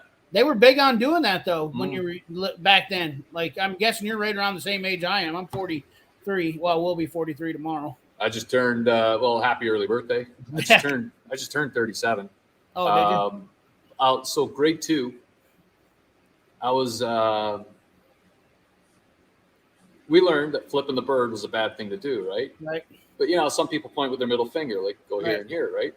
So we had a music teacher, and if you didn't sing in the choir, you're in shit. Actually, it's kind of funny because I don't know how you could go through a Catholic school system back then without being in shit. But anyway, that's. Right. Did I hear it was your birthday tomorrow? The music teacher's pointing with her finger, and I said, "That's a bad finger to use." Holy shit! That phrase alone. Right. And they scared the bejesus out of me and every other kid with how they handled that because I corrected a teacher. Right. Yeah. That. Oh, CP, did I hear is your birthday tomorrow? Yeah, it is. It like in 45 minutes, 35 minutes. Oh yeah, 25 minutes. Yep. All right. Well, happy birthday, bro. Yeah, man. I wasn't. I was doing some birthday shit this weekend. A lot of it is kind of bad. I mean, it's just been a bad. It's a rough weekend, right? Yeah, that whole ordeal is really what. I got to tell you. All jokes aside, I have not had very good luck on my birthdays with shit. I lost my dad 7 years ago on my birthday. I lost 3 friends now on my birthday. I've had a couple good things. My a couple good buddies have been married on my birthday, so I remember the anniversaries. But I've had a lot of bad shit, so I'm pretty superstitious about it, and I fucking hate it whenever it comes out. Never used to until when I lost my dad, and now it's like, I don't know if it's in my head or whatnot, but it's like every fucking year something bad happens. Last year, lost a friend, lost my dog on my birthday. A couple years before that, it's just been something that's like, you can't forget it. That's the problem. It's just it's almost like, it's like one of those deals where you're just like, God damn it, I don't even want to get older anymore. Which I know nobody does, but who wants to get older, right? Everybody wants to turn 21. After that, then we just find. I'm picking to turn 49. So. Oh yeah. Here in a couple more weeks. Oh, you're in November. When's your birthday? The 12th. Oh, holy shit! My dad's is the 10th. Yeah. Shoot, I can't wait to turn 21. Stop asking people to buy me alcohol. Right. Get that. Give me some Hennessy way. I had buddies. I had a couple of buddies that were. Thanks everybody in the chat that said happy birthday. By the way, I didn't mean to. How much is that big bottle of Hennessy he had when he was driving in the truck? Oh, how much was it cost? I don't know. I don't remember. Oh, When I was- when I was drinking- you spend that money. when I was- I'm talking about when I how was much drinking and like a driving? big bottle of Hennessy you had. Yeah, that's when I was drinking and driving. Okay, well, how White much is Claws. that big? How much is that White big bottle? Monster's gonna get White Claws when he turns 21. That's Nah, I like Hennessy, and Johnny Walker's cool, fucking give me some fucking but Hennessy. give me some fucking good old Kentucky or Tennessee whiskey. Yeah, Nothing right. Jack The Daniels. moonshine. Oh, Tennessee. Oh, I like the honey one too. The honey Tennessee whiskey. You got to get straight. You got to get the straight moonshine that they literally made in the wood. You know what I mean? Yeah, But I like to usually drink my drinks straight. I don't really like to mix them up. Kentucky Owl is some fucking killer whiskey. It's fucking amazing. A little pricey, but I'm not too Kentucky Owl bourbon, I should say. It's a little pricey, but it's fucking amazing whiskey. TP is my cousin. CP is my cousin. Damn, better watch out, cause he's gonna try to fuck you. Bourbon, Buffalo Trace, I'm not a fan of. A lot of guys like it. I don't know if it's just too stout. I don't like that it's too bitter, but I know a lot of people like it. Big Block, I hear it a lot of times, but I drink Rebel Yell is a fucking Kentucky bourbon that I drink. That's fucking dirt cheap, but it's amazing for the money. And then usually I drink Basil Hayden's. That's my go-to. Jesse gonna make me a fake ID. I got a fake ID though. And I ain't even had a drink for like a fucking month. That's the sad part, because I just don't drink anymore like I used to. I love that. And the problem is, once I start drinking, boy, watch out, because I will suck a whole bottle down. Yeah. You don't even need a nipple on it for me. I'll drink that fucker like it's water. Are you? I can not drink bourbon for months, and you give me a good bottle of bourbon, I will suck that motherfucker down like it's fucking I haven't drank for years. Sweet Pea, Jesse wants to know: are you kissing cousins with Cletus? I don't know why. What did I do? He said that because Cletus said that you all were cousins, and in Arkansas, you know, cousins be fucking cousins. No, I don't think I don't think that's what he was meaning. Is his birthday Is his birthday the same? No, nah, it's because Cletus calls everybody his cousin. A vodka person, Big Block is, huh? A lot of people do. Are you guys? I'm definitely not kissing them. Nah, it's because in Arkansas, that's what they say, that everybody, you know, they say that in Missouri, and they say that in Iowa. Yeah, cousin fuckers. They say that in Tennessee. They say that in Alabama. They say that any fucking state where there's agriculture that's big or whatnot. They fucking say. They don't say that here in Texas. Everybody's hillbilly rednecks over here. So, Mississippi would be the number one state where I would call everybody fucking inbred down there. We're all hillbillies over here, so you know. I'm sure I'm gonna get somebody that's from Mississippi gonna blow up on me, but I have seen a lot of people from fucking. CP is really my cousin. CP is really. Why am I your cousin? CP's my best friend, you Yeah. know, but Hey, he's my so cousin. 15, He ain't my cousin or nothing. I guarantee you, I will stop by Tennessee one of these days and hang out. I love Tennessee, I really do. But We'll go get you some hot chicken or What is something. it? Hey, sister, I need to my get some- dad. I need to get some whiskey. That's the only thing I want to get. The best whiskey in the world. I don't give a fuck what anybody says. Now, I know you fellers from Canada are gonna throw that fucking Crown Royal in my face, but Nope. Anybody with taste won't be telling you Crown Royal. I'll tell you that. you hear it. I hear it all the fucking time on my stream. Everybody told me I was crazy, but Crown fucking Royal's Kentucky Canadian? bourbon is absolutely the shit. It is goddamn the best fucking liquor in the world. The water, whatever they make there. Here's how I look at it, man. Like when somebody tells me you got to go get this wine because it's the best wine, or you got to go get this beer because it's a beer. Right. You know, like it's everybody's personal taste. Yeah. Like, up here, like coffee. We got a great coffee shop down the road. I fucking live off caffeine, right? Right. I buy Tim's at night because I want coffee when I'm working. Everybody else is closed. So it's not like I like the stuff. I'm drinking for quantity, not for quality. Right. But when it comes to if I really want to spoil myself, yeah, man, I'll go get something really You're nice. a coffee snob. Yeah, well, I don't drink, right? So right. No, I understand. I used to, but Yeah. I got my reasons. So we I but like when it comes to alcohol, it's a different type. Yeah. Like, you talk to any Canadian, all right, well, what about Moosehead beer? Moosehead? Moose piss. We hate it. Yeah. It's gross, but it's the number one exported beer. So a lot of people know Canada for Moosehead, but there's Moosehead. so many other things that are better, right? Right. So the whole Crown Royal thing, it's the number one exported one going out the door. So everybody knows it and they swear by it. Well, there's a lot more that are out there. Anybody who says, you know, this is the best one and that's it, and you have to drink it. Well, hey man, I'll try it. Yeah. You might like it. I'm going to like something else. That's cool. Right. But the cool thing is when you're saying stuff, I guarantee if there's anybody up in Canada, we haven't heard about this stuff, or at least not a lot. So, well, there's a lot of heck, whiskeys out there. sometimes There's you a go and try it fuckload. out. Yeah, man. Yeah. Like when we go, with work, I used to travel quite a bit, right? And a lot of the guys on crew, they wouldn't be going for the most expensive wine. I like the way that they do it. The wine, the booze, the scotch, whatever it is, it's what is almost off the shelves. What is it that local people are buying that they can't keep stock? That's what they want to try, right? And it worked out pretty good. But it's cool to hear the different tastes and everything, right? Like, why not try different things? Real World Garage. What's up? Robert's Garage Guy. I did, dude. I've drank a lot of different bourbons, man. I'm a real whiskey snob. And so What's up, Real World Garage? I love whiskey. CP, man. Like, I love hearing this kind of stuff because, like, my wife, she loves different cocktails, different scotches. She likes trying different stuff and making her own thing. So if I hear somebody saying, like you're saying, you got to try this, okay, I'm going to write that down because if I see it, well, you got certain shit like that's kind of corporatized, like Blanton's has become one of the you'll hear that name a lot because that's kind of like what everybody goes to now for a good whiskey. But I mean, like the Rebel Yell, the fucking whiskey that's $17 a bottle here. I've drank that up. I've actually fucked with people. I'm good about doing this. I will literally invite you over to my house, fucking show you a $150 bottle of whiskey, and then have it filled with Rebel Yell. And I'm like, you know, because these guys are always like, oh, I don't drink nothing but good whiskey. Okay. Give you the $17 shit. And I'm like, how do you like that? Oh, man, this is some good whiskey. Exactly.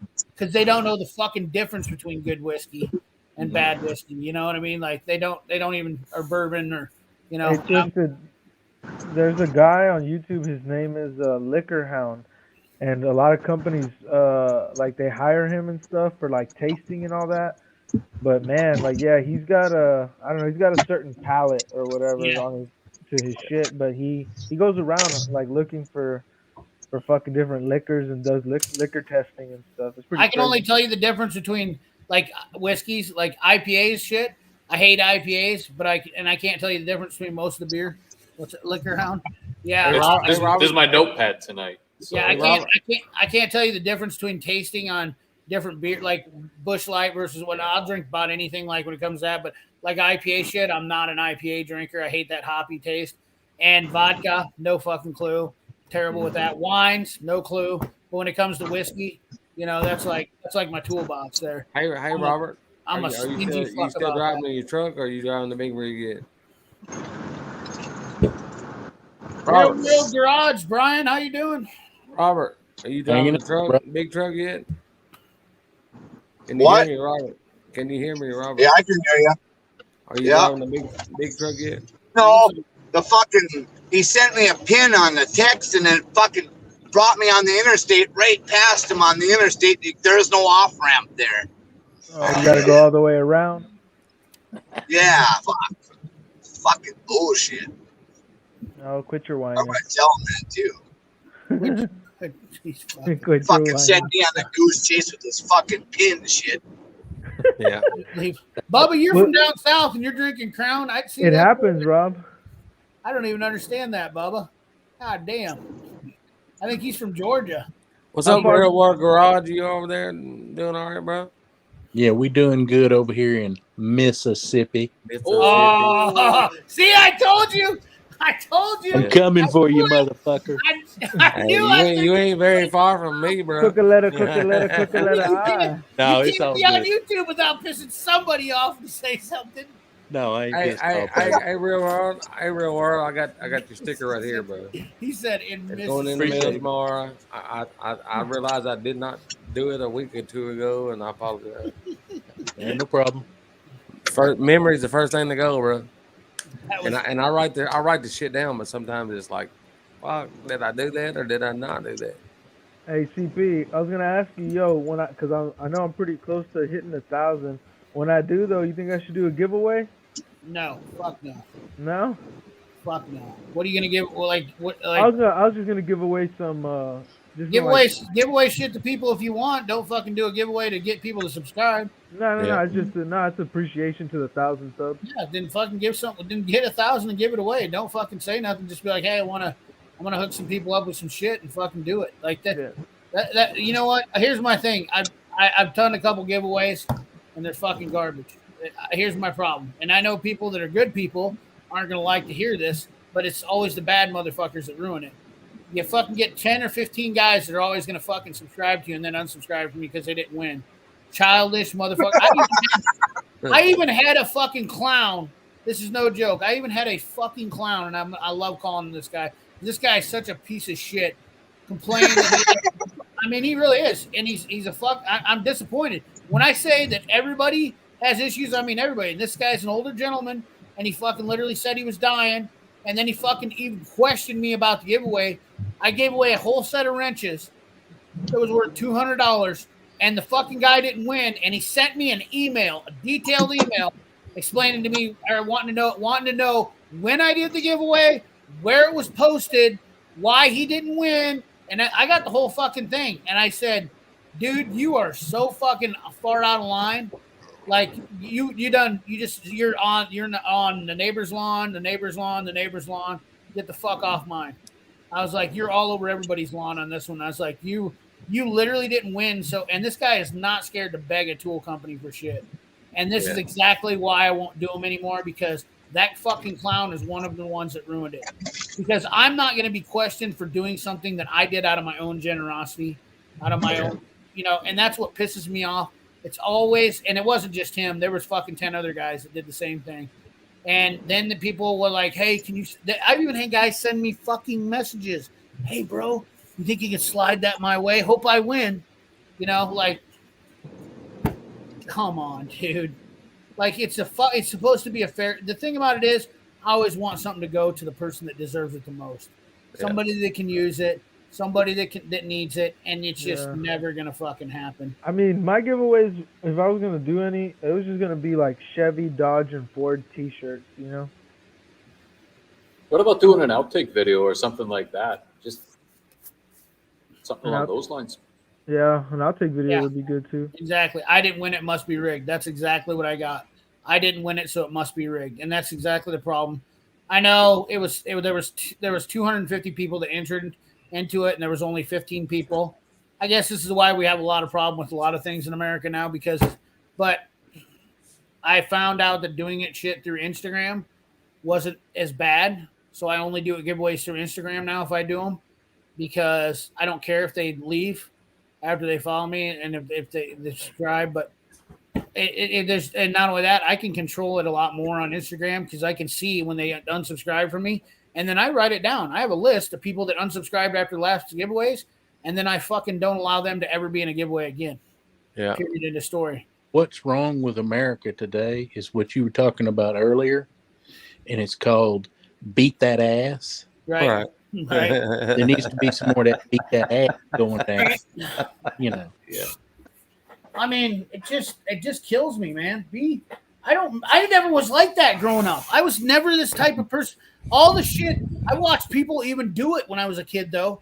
Like a few guys, you'd always see a few. Now it's fucking a lot of people are not scared. They'll reach right up in your ass and try to beg you for it. Like if they see something, you're giving it away. Dude, I had 13 people on the last giveaway that messaged me, hey, man. And I automatically excluded them from the giveaway. I was like, fuck this shit. This is ridiculous. Like, why would you try to get me to rig it to give it to you? I can't imagine that you seen the giveaway that Vice Grip Garage is doing. I can't imagine. Oh, yeah. He's having. Oh, yeah, dude. It's terrible. I guarantee you he's sifting through a shit. I mean, dude, it's horrible. I've heard a lot of guys talk about it on give. Like they try to do everything they can to avoid the scammers and fucking, these people that are just they can't just follow the rules and do the thing and be done with it. Monster Rush just won Brailsford. Yeah. Number two. Hey, go ahead and send me that little model car, bro. Hey, dog, and I that's want the that one Mustang. I I want that Mustang, bro. That's the one I When you wanted get it, to- when you get it, just put it back in the mail and send it to me, bro. I'll put it right up here on the live. But Big Block, nah, you ain't getting that Oh, Chevy yeah. 2 because that Chevy 2 is just gonna sit there and rot to death because I can do that. And Dano, I'm gonna probably do T-shirts, just Chevy, Dodge, Ford T-shirt. I want my little car, bro. I'm put it right here. You know, Come Dylan get it. McCool. Come get it. Dylan I'll just McCool. put it in the mail. Dylan McCool did a giveaway on an old Thunderbird, I think it was here not too long ago, and he made people write in stuff and ask for the deal. I thought that was kind of a good idea because if you were trying to give a little, you'd have to. The guy that won it did like a 3-page essay on it and basically gave a pretty good fucking solid. Like I felt pretty good about that giveaway when it was a father son, right? Yeah, father son, but it was a pretty cool story, and it wasn't no fucking churched up one. You could tell there was no bullshit. The guy was sincere and genuine. I really liked that, and I kind of thought, if I'm ever going to do a big giveaway for something like that again, that's probably exactly the route I'm going to go. Is really make somebody. If you want somebody to win something the right way, the best thing you can do is make whoever's going to work for it the hardest will be the one that wins it. Well, I was essentially thinking, oh, maybe I should give away a car. But I was like, no, I'm not big enough for that yet. I'll probably, I do want to do that, but I'll probably do it later on down the line. But I definitely do want to give away some rides. Right. I think that's really cool. I've thought about doing a giveaway, but not giving it away to a subscriber, doing it to a random anonymous person, somebody who needs a damn car. I'm talking about getting something, early 2000s Toyota, go through it, make it solid. Yeah. And do a video on it and give it away on my channel. But I like that idea a lot because if you're giving away something, you have to worry about the legal side of it, right? Yeah. Like, and if you're doing it locally, somebody that's within your community, one, you're helping the community out, you're helping the local people out there. You don't have find to worry some about, mama with two kids that needs a car. Yeah, somebody that's close to home, right? You don't have to worry about whether it's provincial or state lines. How am I going to get it there? Who's paying for that cost? Right, because it's also a good one to not to sit there and say take full advantage of it, but do a video on that, show it, and those that are watching it. If anybody at home is going to be sitting watching your video of doing something like that locally and feeling like crap about, well, I didn't have a chance to win that car, you don't want them as a subscriber anyway. Bubba, right? what car? I didn't get a car today. I got a car. See, that's the only way I would start a Patreon is if the money that came into my Patreon went to something like that. Well, I don't say much about this because I don't like to use it as I don't know what you call it, whatever the fuck. I don't like bragging. Yeah, I don't. But I give away tools to a lot of kids and a lot of guys. So like, there's a guy that was a 50-year-old tech. All of his tools got stolen, and I went in and gave him $1,000 worth of shit. And that's basically what a lot of what my super chats and stuff like that come through on my channel. I use that for tools to honestly give away to people, and I just don't say anything or do videos on it because I don't want to look like I'm gloating or I don't want to look like I'm using it to make content because there's a lot of guys. I've seen some fucking big channels do some fucking cheesy shit where they're like, oh man, I got this. Well, you made fucking $50,000 on this video and you spent $10,000 on doing the giveaway. Like that's kind of Monster Russ. What kind of speakers you had there? The Kenwoods. You got this for the Postal Jeep. Hopefully, all of us get to work on in the future. Yeah. I don't know how these sound. I'm hoping they sound good because I bought a speaker box and it came with some 6.5. But I bought it for the speaker box, not for the speakers that are on it. So hopefully these are good. And hopefully I can put these on. I want the Jeep to be set and basically, me, CP, and dudes who wrenches. Monster Russ and the fucking Postal Jeep. Yeah, hopefully we can put that together. I love helping people out. It's just hard. It's hard to do when you don't know who you're sending out. It makes it harder when you get it when I sent a guy won some screwdrivers for me, and he fucking literally didn't do anything. Didn't say thank you. Didn't do nothing. About him and just I'm pretty sure he probably sold them. And I was like, ever fucking that guy. I automatically discluded him from ever doing anything again with him. Thought that was bullshit. Didn't even send me a message back saying thank you or nothing. I don't know if people just don't have the common courtesy anymore, or what they haven't been raised right. Like I have never fucking sold anything that anybody's gave me ever in my entire life. And people will actually say, why don't you throw this away? And I go, no, because I fucking got that given to me by somebody, and I do not get rid of shit. When somebody gives something to me, I don't give a fuck if it's meaningless or not. They ain't had that ass whipped. You know what I mean? Probably why. Like But we you were know, talking about, CP, they to go never back- got that ass whipped. Fucking put in line. It's like an animal. You know what I mean? You got you at a puppy stage or whatever, a dog. You got to show who's boss. You know what I mean? Pit bull, you got to show who's boss. Oh, dude, I there's mean, people just like a person. You don't do that. You let them run wild. Oh hell, that dog will bite everybody. That CP, person will hurt everybody. The thing is, though, like you said, that you've helped out kids or whatever, inspiring people who want to, children that want to wrench, or whatever. Yeah. I think you could show what you're doing, and then at the beginning put a disclaimer, be like, hey, I don't want to show this to showboat or anything, but I'm putting this out there so you guys know I do contribute to the community, and I'm not even going to monetize this video itself. I just want to show you guys that, hey, we should all give back, not just me, and this is what I try to do to contribute, and then show people, I mean, you're going to have 5, 10 people It going to doesn't talk seem shit. right. Like the last shit I gave away all my Milwaukee tools to a kid that didn't have any cordless tools, and he was wanting some cordless tools. And I bought a bunch of new DeWalt shit, and I was like, here. He came over and helped me, and he said, man, I really like these Milwaukee tools. Great guy, great kid. And I said, you know what? I said, do you want paid? He says, no, sir, I don't want any money.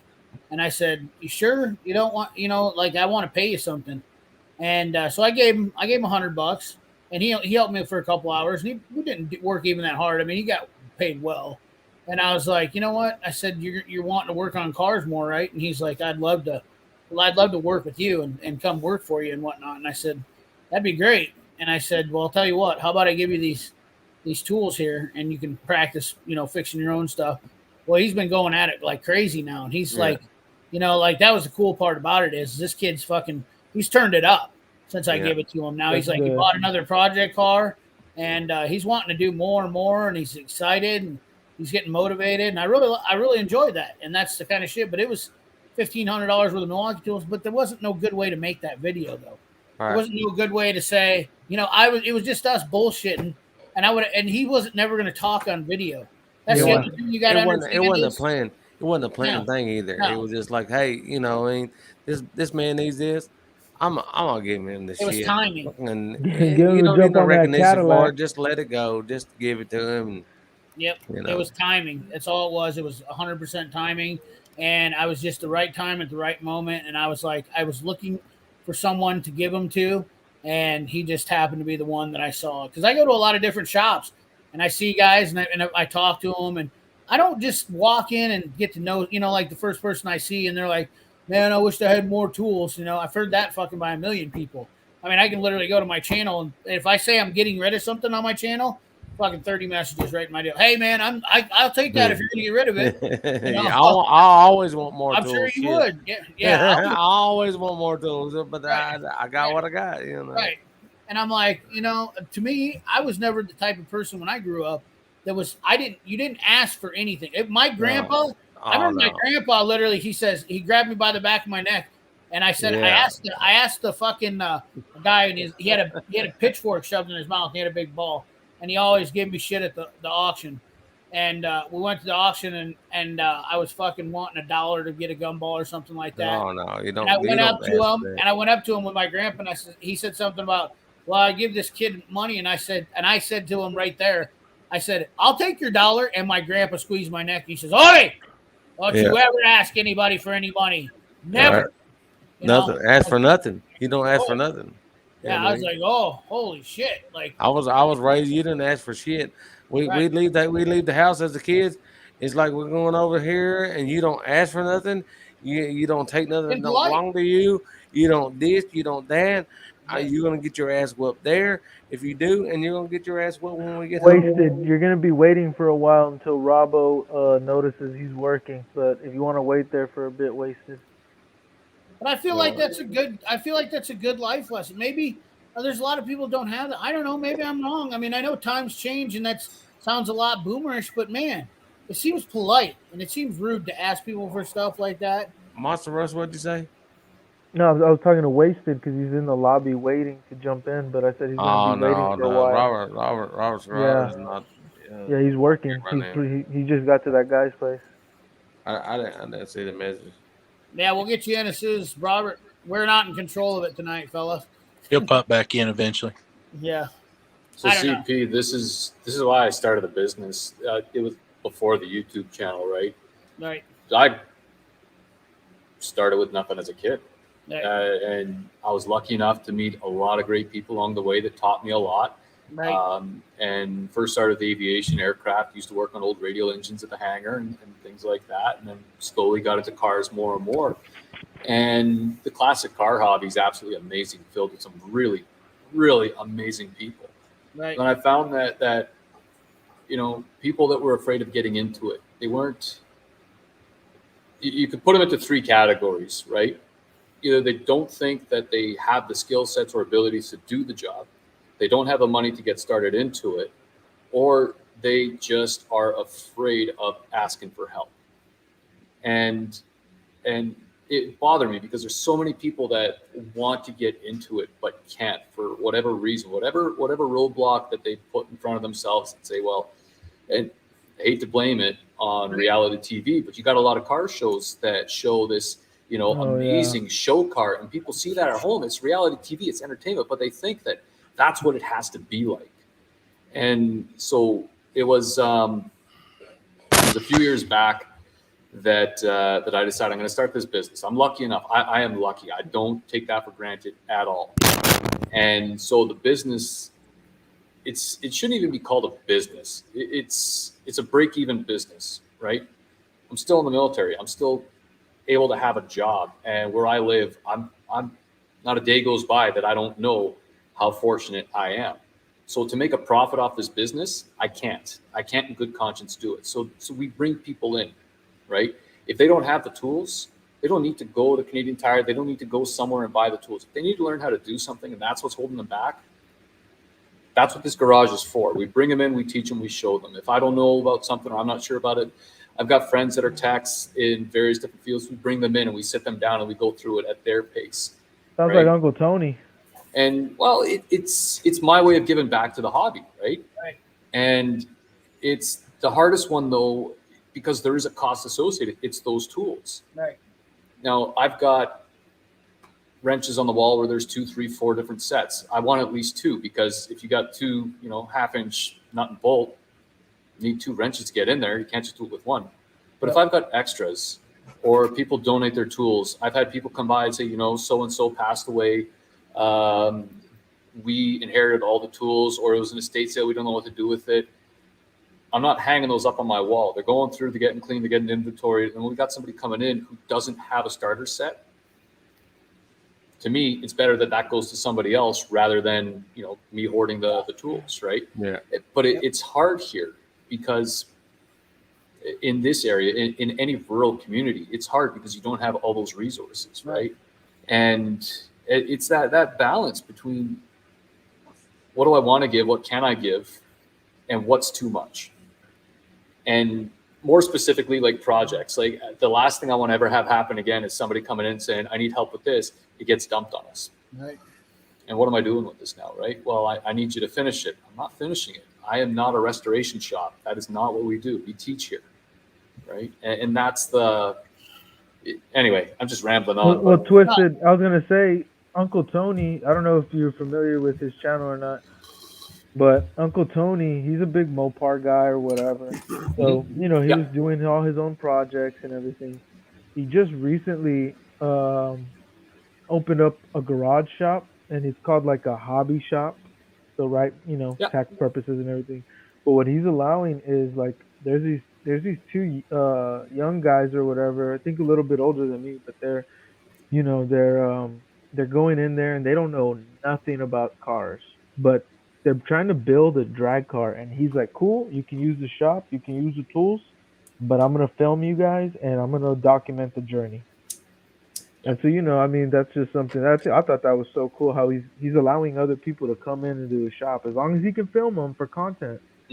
I think that's cool. It's a win-win scenario. Absolutely, that is really cool. And I mean, and the stuff that he's putting out there, you can tell that he's going and he's asking them, can I show this? Like they're not just being props for him. I really like how he's doing it. Yeah. Now, when somebody comes up to me and asks me if I'll work on their car, and I'll say, you got two options: either I'm paying you or I'm helping you, and that's your options. And you'll be surprised how many fucking people will say, I can't afford to pay you, but I don't have time to help you.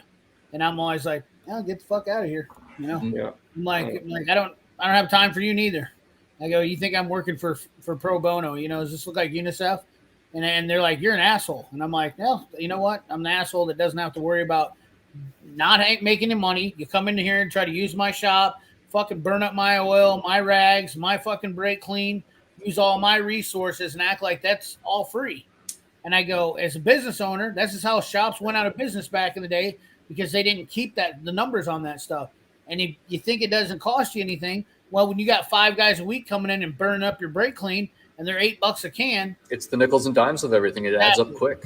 Exactly. And they're like, you're such a miser and a Scrooge. And I go, am I? And I'm like, because you only see what you want to see. And that's all it is, because it's you. It's all about you, or me. Yep. And you don't have you don't have any responsibility. And I said, and furthermore, I know from experience that if I'm going down the shitter, you'll be the last motherfucker that's there to help me out. Because I've been through this scenario before. Just give me a quick minute. I'll be back, guys. Not to dart out. Yeah, you're right, CP, 100%. I just got to put the laundry in. Otherwise, we got wet clothes in the morning. Be right back. That ain't no good. Wet Richard's starting off the day. Not good. Yeah, and you know what? I don't use being fat as being a crutch neither, or a handicap. I never ever. That's another thing is I hate when people do that shit. Like, just because I'm overweight doesn't mean I'm not scared. I'll do a cartwheel still. Oh shit, dude, on the cool. Well, cause I hoop and stuff, man. When I be playing basketball, my homie Jerry, he's probably like, man, I want to say like 350 or 3 something. He's up there.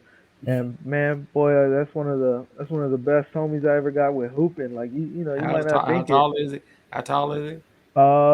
He's not too tall because I'm 6 foot. He's probably like 6'2", 6'3". 6'2", 350. That's a big boy. Yep. Yeah, he's not too tall. Hey, all right. But shoot, I got him with the pick and roll, and he's always there. You know what I mean? So like, shit, you can't be judging like, oh, we gonna do this. Like, you never know what somebody's capable of. The worst thing you could ever do is misjudge somebody and underestimate them. That's the worst thing you could ever do is underestimate them. I live off of it, Monster. That's exactly what I live off from, is being underestimated. Granted, it's not as easy to do on YouTube, but I talk about it a lot because I'm kind of a little bit I'm a little bit big mouthish, I guess you could say. The simplest way to put it. But usually when nobody knows me, I don't say much. I'm not much of a talker. If I don't know you or like I'm new, it's usually a lot of times I'm an observer. Yeah, BS said small ends. It says you're not fat, you're fluffy, CP. Right. No, I got stung by a bee. Swelling my nose. Fluffy. I got stung between the legs one time. It swelled up real big. And never went down. Never went down. Nah, but I mean, hell of a problem there. The 615. Well, walking out with a kickstand on you. Sometimes. Poor fella. We need to start a GoFundMe for 615 for his third member. Enlarging third member. I got a cash out. We need to GoFundMe for 615's fucking brain. Motherfucker got brain damage. Nah, but I use people, I feel like, especially with me when I go out hunting, there's older people with a lot of these cars, and they always underestimate me with what I know about the vehicles or stuff like. So I'm always like, shit, I use that to my advantage as much as I can. Tripod. They call me tripod. Yeah, I'm trying not to. Robert's back. Wasted talent's coming in. Where's what the French toast at? Wasted trash. There you go. You in the big truck now? You in the big boy truck? You shifting gears and smearing queers? If you can't find it. Yeah, you might be. I said, are you shifting gears and smearing queers? Come on now. Like smearing them in front of you. Are you by yourself or you got a lot lizard with you? Zipping flies and blowing guys. Where's old Zip Ties at? Where's that fucking Peg at, anyways? He's all PC lighted up. Probably. He probably done drank a case of fucking damn Bush Light. No, PC Light. PC Light. Imagine he gets on here and he says, "What's going on, cunts? I'm having an auto body experience." Zip Ties and blueberries. I'm gonna Go see outside that and piss out the back door. Do a burnout in the tractor. That nigga said, "Who likes this Dodge?" I've never been to Canada, and I literally I need to go to Canada. I think that should be my first trip. Come out to Nova Scotia, man. You got a place to stay. Right, Nova there you Scotia. go. Yeah, Where's man. that? Where's that part of the country at? East side, East Coast. I'm gonna look at it. What's up, boys? Hey, man. Don't waste it. Tell it. What the French Coast? Yeah. I used to Nova Scotia. Holy shit! Oh, wow, you are clear over there. Yeah, you put that name on there. It said something else. I didn't know what the fuck that was. Nova Scotia, Canada. He's clear over there. Are you like right above Maine? Yeah, man. Oh wow. Yeah, he's basically in Greenland out there. He's so Yeah, far no out. shit. Oh, I see him. Does it get really cold there? No, it's actually pretty good, man. It's compared to the rest of Canada. I think the only ones that have it better than us when it comes to winter time Is over on would the West be Coast. the West Coast. Yeah. Like That's I said, so- the first Two half Fox, of our what's up, winter brother? is pretty mild. Yeah, what is it? British Columbia or something? Yeah, Yeah. BC. Yeah, that's where I want to go, to BC. I know Buck and Billy Ray's over on BC side. Man, you fuckers are all spread all over. Buck and Billy Ray. It's a big country. What's up, Jesse? Buck and Billy Ray's on British Columbia. You're in Nova Scotia. Where's what's his name? Not Peg. Peg's in Alberta, but where's DDC shop? No, the Boss Garage. Where's he at? Oh, I don't exactly know. I know there's some in Manitoba. I know there's some in Ontario, but I've never been to Canada ever. Salty, what's up, brother? There's if you want to go for one hell of a party though, you up, gotta Salty hit up Stang? Newfoundland, man. The people out there are unreal. Newfoundland. Oh, really? Yeah. Yeah, my dad was telling me he knew some people out there in Canada that owns like. Man, some you are a strip clubs. long ways away from me. You are long. Yeah, there's a base You are a up good there 3-day somewhere. travel for me. There's a base up there somewhere that we would stop for fuel sometimes. CP, I could be Remember there the name in of it. half a day. Probably Gander, they're wasted. I don't. That doesn't sound right. I know What wherever aircraft? it is. What Well, aircraft? C-130s and C-40s and that type of stuff. It's just normally a stop and go, but sometimes we'll RON there. Prince over the night. Edward Island. I had a girlfriend one time that was a stop and go. Yeah, well, so that's the thing about that place is I remember it. The girl to guy ratio was pretty decent. Oh, St. John's. St. John's. That St. is John's. it. Yep, that rings it. Yeah, that place. Yeah. Oh, wow. I can. There's a reason it's hard to remember because I was never sober for very long. So you Nova went down Scotia's an George island, Street. right? No, we're almost an island. We're connected. Well, Cape Breton's pretty much an Okay. island. You have to take a bridge. Oh, Halifax. Yes. Halifax. And Yeah, PEI, the Spudheads there, they're an island, tiny Okay. little island. And Newfoundland, well, part of it's an island, and then the other half of the province is mainland Yes, attached to he does. Quebec. You're not as bad as what I thought then. You're one day 6 hours from where I'm at. And to fucking, to where Peg's at, it's about the same, which is crazy. Because he's basically straight up from me, which blows my mind. Well, the problem right now is getting across the damn border. Right. Oh yeah. Yeah. One day you're 6 hours or 3 hours less than going to see Peg, and you're fucking clear over on the East Coast, Where's Peg at? Alberta. Alberta. Yeah. Man, you missed the point for. Here's the worst part. Great hat. It's a hassle 6 day drive for me to get from here back to Alberta. No. Yeah, because it's the mountains. Yeah. Yeah. No, they're- it's before the mountains, man. It's just one long ass haul. Especially Yeah. when you hit the prairies, you're looking at the same grain elevator for 40 Oh, yeah. minutes. It's Oh yeah. painful. You can see That's next like week. It's great. It's like going through freaking Montana, man. It's just flat and straight, which you're Oh, like, oh, Dakota? sweet. Idaho. Dakota. Driving through Idaho. I've only ever done Idaho at the tippy top, so it's quick. Go right through into People Washington. complain about Iowa, and I'm like, have you ever been to fucking Nebraska, Kansas? Yeah. I mean, like, And- dude, there's so much long I've not been through stretches of Kansas. fucking just nothing. Fucking I mean, dude, Well, the that's running there. joke is there's nothing between Sioux Falls and fucking where's the Sturgis? I mean, Yeah. like, Speaking of Sturgis, can you still not drink in North Dakota on Sundays? you have to ask. You can drink in North Dakota. That was Minnesota, I think. Yeah, we were Minnesota driving. is. We did a trip back in 07. Wow, that was a while ago. Down to Sturgis, and we ended up hitting Winnipeg, going south, driving through North Dakota. We made the mistake of driving through North Dakota on a Sunday, and every stop let us know they don't drink on Sundays. Yeah. And the first sign that we see going into South Dakota was "Welcome to South Dakota," and like 50 yards past that, yes, we drink on Sundays. Next bar, 15 miles. Yeah, that might have been. You might have been going. I think Michigan and Wisconsin and Minnesota are all fucking no Sunday drinking. So if you came through what Michigan, Wisconsin, and fucking and Minnesota, probably would have got that because I think they all are fucking haters of Sunday drinking. I know my brother lives in northern Minnesota, and he fucking loves it when he comes down here to Iowa because he's like, "Oh, we're getting fucking." He's like, "Peg, we're getting hammered on Sunday." I'm like, "Who gets hammered on Sunday?" I Yeah, you never gotta work get tomorrow. hammered Hey, on Rob, are you gonna do an all-nighter tonight on here or no?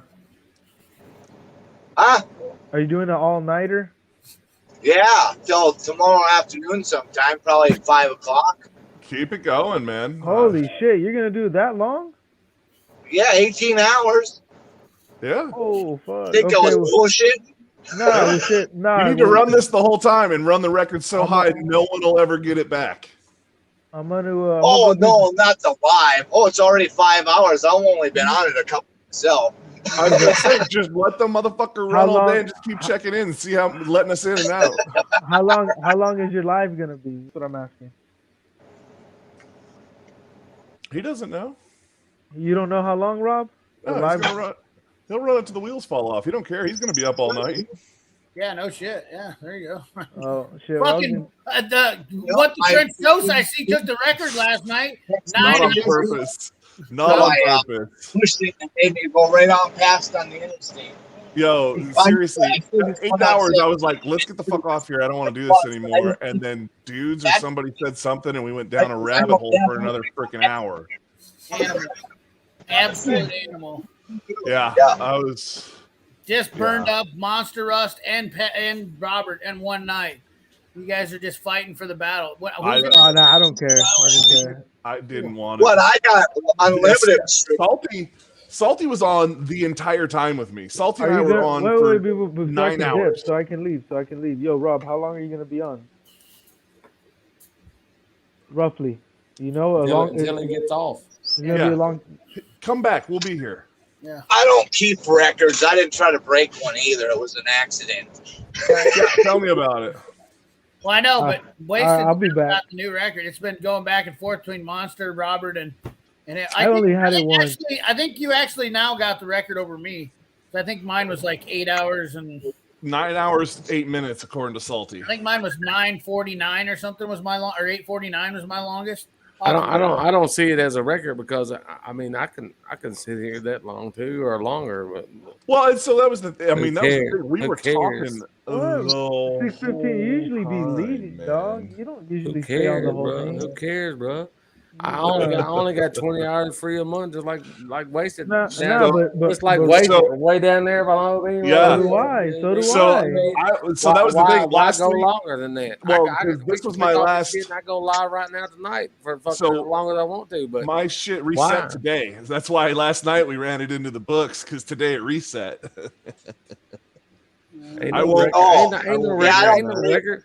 It ain't no record. Yeah, you don't have to It ain't worry no about that record, is anymore. What I'm saying, y'all want to sit and go live on your channel for 24 hours? Go ahead. Yo, did you see Uncle Tony's live last night? He had a live for Oh, paint yeah. drying on his on said his what? engine block. That was the window. He wasn't They there. broke It up. was This one just was broke. the freaking the live said watching paint dry, and there was 100 people watching it and commenting. Uncle Tony wasn't even in the room. Oh, it was dude, magical. That ain't shit. Somebody copied Demolition Ranch's live stream or his name on TikTok, and left his live stream up for like fucking 6 weeks straight. Oh wow! Everyone. No, you think this is funny? The dude made $100,000, and it wasn't even Demolition Ranch. Demolition Ranch, I think, had to go in and get it. He had to take legal action on it because everybody thought it was him. All he did was have his phone. He put his phone in his pocket or something. Yeah. And you could hear watching TV. You could hear the motherfucker eating cereal, but he would never say anything. And it was going straight for 6 weeks and made $100,000. Damn. Not even joking you, because he said Demolition Ranch, made his TikTok, Demolition Ranch, and fucking a bazillion people signed up. And then he was on live stream the whole time.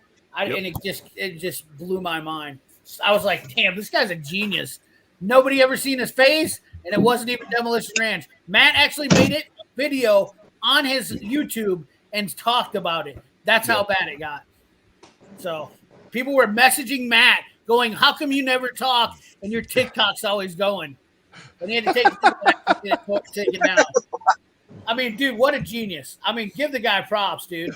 Made $100,000 off of just putting somebody's name on there. Well, so that's where I wonder where you're at on that, CP, because you hate that dude that follows Cletus around and makes content, but this dude, you're like, this dude's a genius. I mean, you gotta respect the hustles, dude. I'm with you. Yeah, I agree. I mean, dude, I respect the guy that's doing Cletus, that's following Cletus around.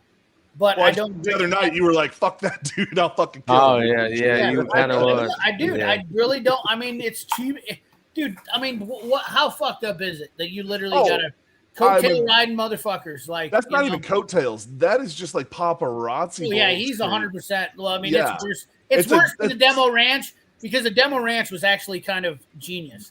Like, think about it. Yeah. No, I can give you that because it was subtle. He fooled everyone, whereas this dude's not trying to fool anyone. He's just trying to say, look at me. No, he beats Cletus to putting up his own content. Yeah. Like, he follows him to the track, videotapes him drag racing. And puts it up and then that night. Puts it up before Cletus even puts it up. Yeah. That's pretty fucking dirty. Honestly. That's what I think is, like, when you're literally following the guy around to do his content before he makes it, and then you're getting 45,000, that's just like, nah. Yeah. What would you do if somebody started doing that to me? I guarantee you I'd find them and they'd walk with a limp for the rest of their life. No questions asked. Like I'd roll up to Nancy Kerrigan the fuck out of them. That's a reference that most people outside of this panel won't get. Oh man, it blocked you. What the hell? It got Cletus got blocked. No, I didn't do that on purpose. Holy fuck! Who blocked him? Robert did. I ain't touched nothing. By accident, I don't know how I did that. Robert accidentally blocked. You can't get him to unblock now neither until you go in and I guess you can. I didn't think you could block somebody with a wrench. Yeah, he's got a wrench. I didn't think he could be blocked. Yeah, you can if you're the fucking creator. Oh, if you're the host. You can strip that shit all in one deal. Yeah. Oh. Snap. Well, he blocked me one night. He fucking blocked me one night. Oh, there. See, Monster Us has got him unhidden. Unhidden by Monster Us. He got him. Monster got his back. I got you, boy. Well, now he just put him back. Yeah. Everyone's hiding him and unhiding him now. Didn't 615 get blocked by Cletus? Not blocked. Block's a different thing. Dude. That's Block, whatever it was, I got kicked off that shit that night. Everybody is hiding and unhiding Cletus. Oh god. Oh, what a good time. Poor guy. What a good time. What just good, clean fun here, fellas. He said trash content crew. He said, damn. Oh, yeah, because he just goes over to just lock the brother down. Yeah. Now just start switching accounts. I just start rolling accounts out. Oh, man. Robert's gone. The staff is lit. The staff is in. Yeah, listen, hey, Cletus, don't get the trash content crew banned now. I mean, we like that channel. Oh, they're rude. I had to. Oh, God. Y'all are rude. Yo, so we still didn't get that plane. She's still doing it. They're thinking they're going to start chasing. They don't want to do a man on a stand for it, so they're going to start covering up the detectors and one at a time and see if they can figure out where the area is. They think it's a bleed air leak now. So, yeah. Well, it's a brand new engine. Just came, well, not brand new, but I mean, just came out of rework engine. So it only does it when you go to full reverse and it takes all the air blown across the engine away. And that's when it comes on. Huh. So I have no clue. that's kind of what I tell them too, because I'm not. Dude, if it was a stuck bleed air valve, it'd be caught before. Monster. Right? Well, what they're thinking is it's either a clamp that's loose or there's an opening somewhere where it's bleeding off a little. There's a little bit of bleed air coming out into the nacelle, and when the air's blowing across from the prop, it's not enough heat. It's washed out by the cold air from the prop. But when they go reverse, all that air goes forward, and then there's nothing to wash it down. Is this an old T56? It is a T56. Yep. It says 5 minutes. Then he won't be. He'll be done in 5 minutes or something. It says. Oh fuck, man! You guys. Yep. C-130. I did it I was just trying to push the chat to put it up there, and then fucking put him on a block or something. Yeah. I don't know what the fuck. I don't fucking. I use a computer. I don't use a fucking. I was gonna say I don't know how you're doing it with the phone, man. If I'd have done that shit on my live, I would have had. Dano, not a crew dog, just a maintenance guy. I would have fucking rolled. I would have had people just firing away like fucking. It would have been machine gun fire on me. What'd you block for, asshole? Yeah. Like, sorry, dude. It was an accident. Fuck, man. Calm down. I'd have been on timeout a couple times, so.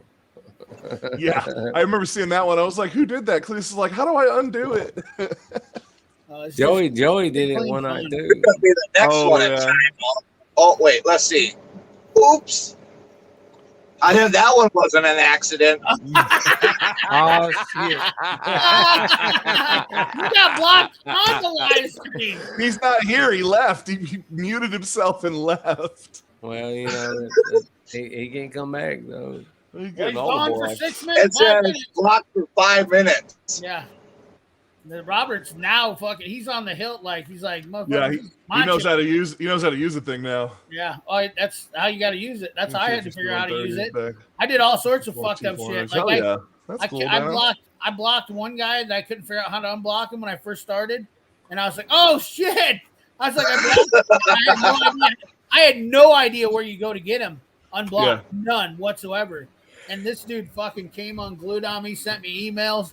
And I was like, "Fuck you! You're not getting unblocked now." Yeah. Now you just earned that block. Oh shit! I even said it was an accident on the live stream. Yeah. I'll be right back. All right, man. Cletus getting blocked all the way around. What I can tell. It's good that you guys. That was an accident. Monster kept running his lips on there, so he had to get a fucking timeout. He had to get. He got put. Oh, is Monster in timeout? Yeah. Oh, yeah. 5 minute timeout. When you come back, girl, you better have your hair down. Hair down. Hey, CP. You're gonna love this, man. So I'm sitting here and I got the TRW behind me, right? Yeah. I just heard this whap just hit the floor. Oh, no no. idea what the hell it was. Fucking mud fell off the bike. What the hell is it? They don't Looking look like clean as a mud. whistle. Smell of it. Jesse's Like Oil pan. Jesse's hiding Cletus now. Smell of it. Smell of it. Smell of it. It don't look like mud. Oh, Too many.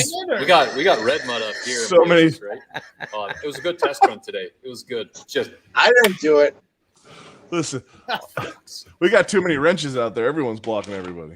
Oh, dude, you ain't seen too many records. I got 2,000 of them. Oh my god. Yeah, I gave everybody a wrench like I was Oprah Winfrey. I was gonna just say that. Yeah. That's no joke. I literally did. I was like, I'm not gonna be like these other fucking guys. Everybody's getting a wrench on my channel. Right. And so I just gave everybody. I was like, "You get a wrench, you get a wrench." And finally, I was like, maybe I shouldn't be giving everybody a fucking wrench that comes in my channel because I had guys that were blocking everybody when they come in. Using the wrench, I was like, "Motherfucker, why'd you block that guy?" And he's like, "Oh, he said something I didn't like," and I was like, "No, that's not how this works." I was like, and it like then somebody said something they didn't fucking get along with. But dude, you know when you come into my channel, there's a wall, so I have to pretty much make people blue wrenches. Or you get like fucking happened to Zip Tie. He straight got fucking banned right away when he came in. You know? Well, I think that was Wood. I think that was Wood Metal who got him because No. it was It was on my He did that to complete Toilet Garage. Well, I made that it was. Yeah. I always approved his comments. Now I have to go in and actually manually always approve their comments too. Not only that, so because other Blue Wrenches can fucking delete other Blue Wrenches comments. Yeah. On my channel, so it's just a motherfucking mess. I wish, and I could go in and delete them all, but it's like, fuck it, who cares? I'm not. If they delete anything, I still have to approve it to be deleted. So it's not that big a deal. But they can fuck with your channel by having a Blue Wrench. Yeah. That's why I just kind of give it out to the boys. No offense, but if you're not in the crew, you don't get a Blue Wrench on my channel. Right. No, I mean it's better to have just a few. Yeah. Well, I'm not in a position where I need a bunch. I give them the wrench. I give them the wrench so they could post their links up. Right.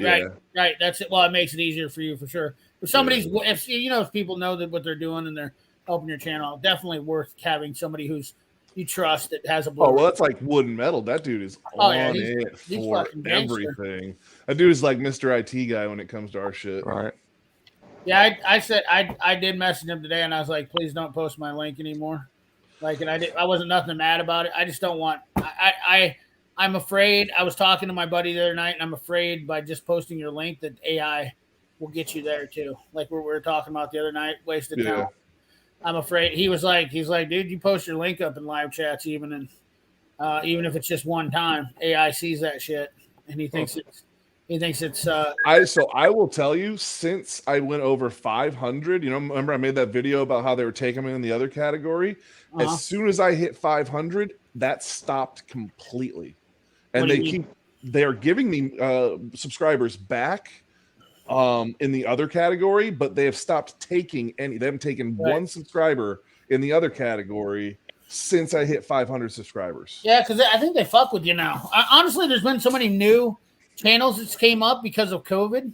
That I honestly think it's probably harder right now to get to 1,000. I think I'm telling you, I think it has to do with different. And Ashley said something about it the other night on Monsters thing about TikTok, and they base on what they will do to channels on the amount of subscribers or followers they have.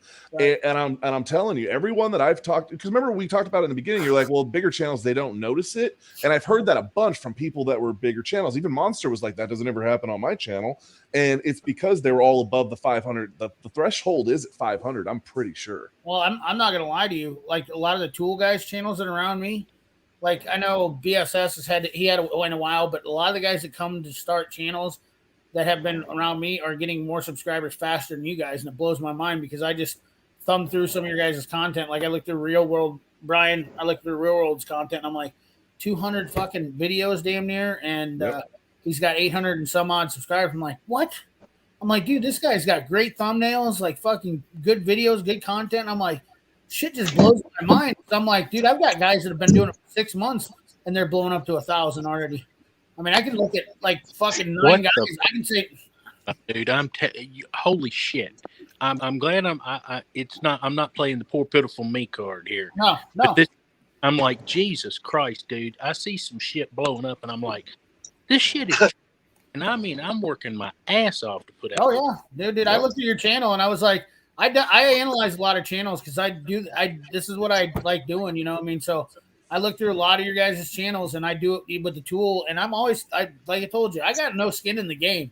Just like helping people out with anything I can do. And I'm using it totally is what I've learned over the time and fucking give try to help people out because obviously guys on the tool end that I'm helping out are being successful because they're getting over 1,000 subscribers. So yeah, I must not be too far off the base. And like I said, my buddy works for the content creators. He works for he helps the content creator crew, and he gives me tips about like, hey man, he's like, you might want to step off this because they're stepping the AI up on, link sharing and whatnot like that. I mean, the problem is AI looks at that as what I said before. It's a growth stream. So when you get your links posted out there. I'm not saying it's bad to put in one time because I've done it plenty on my channel and it's obviously still been success. I've done it with other channels.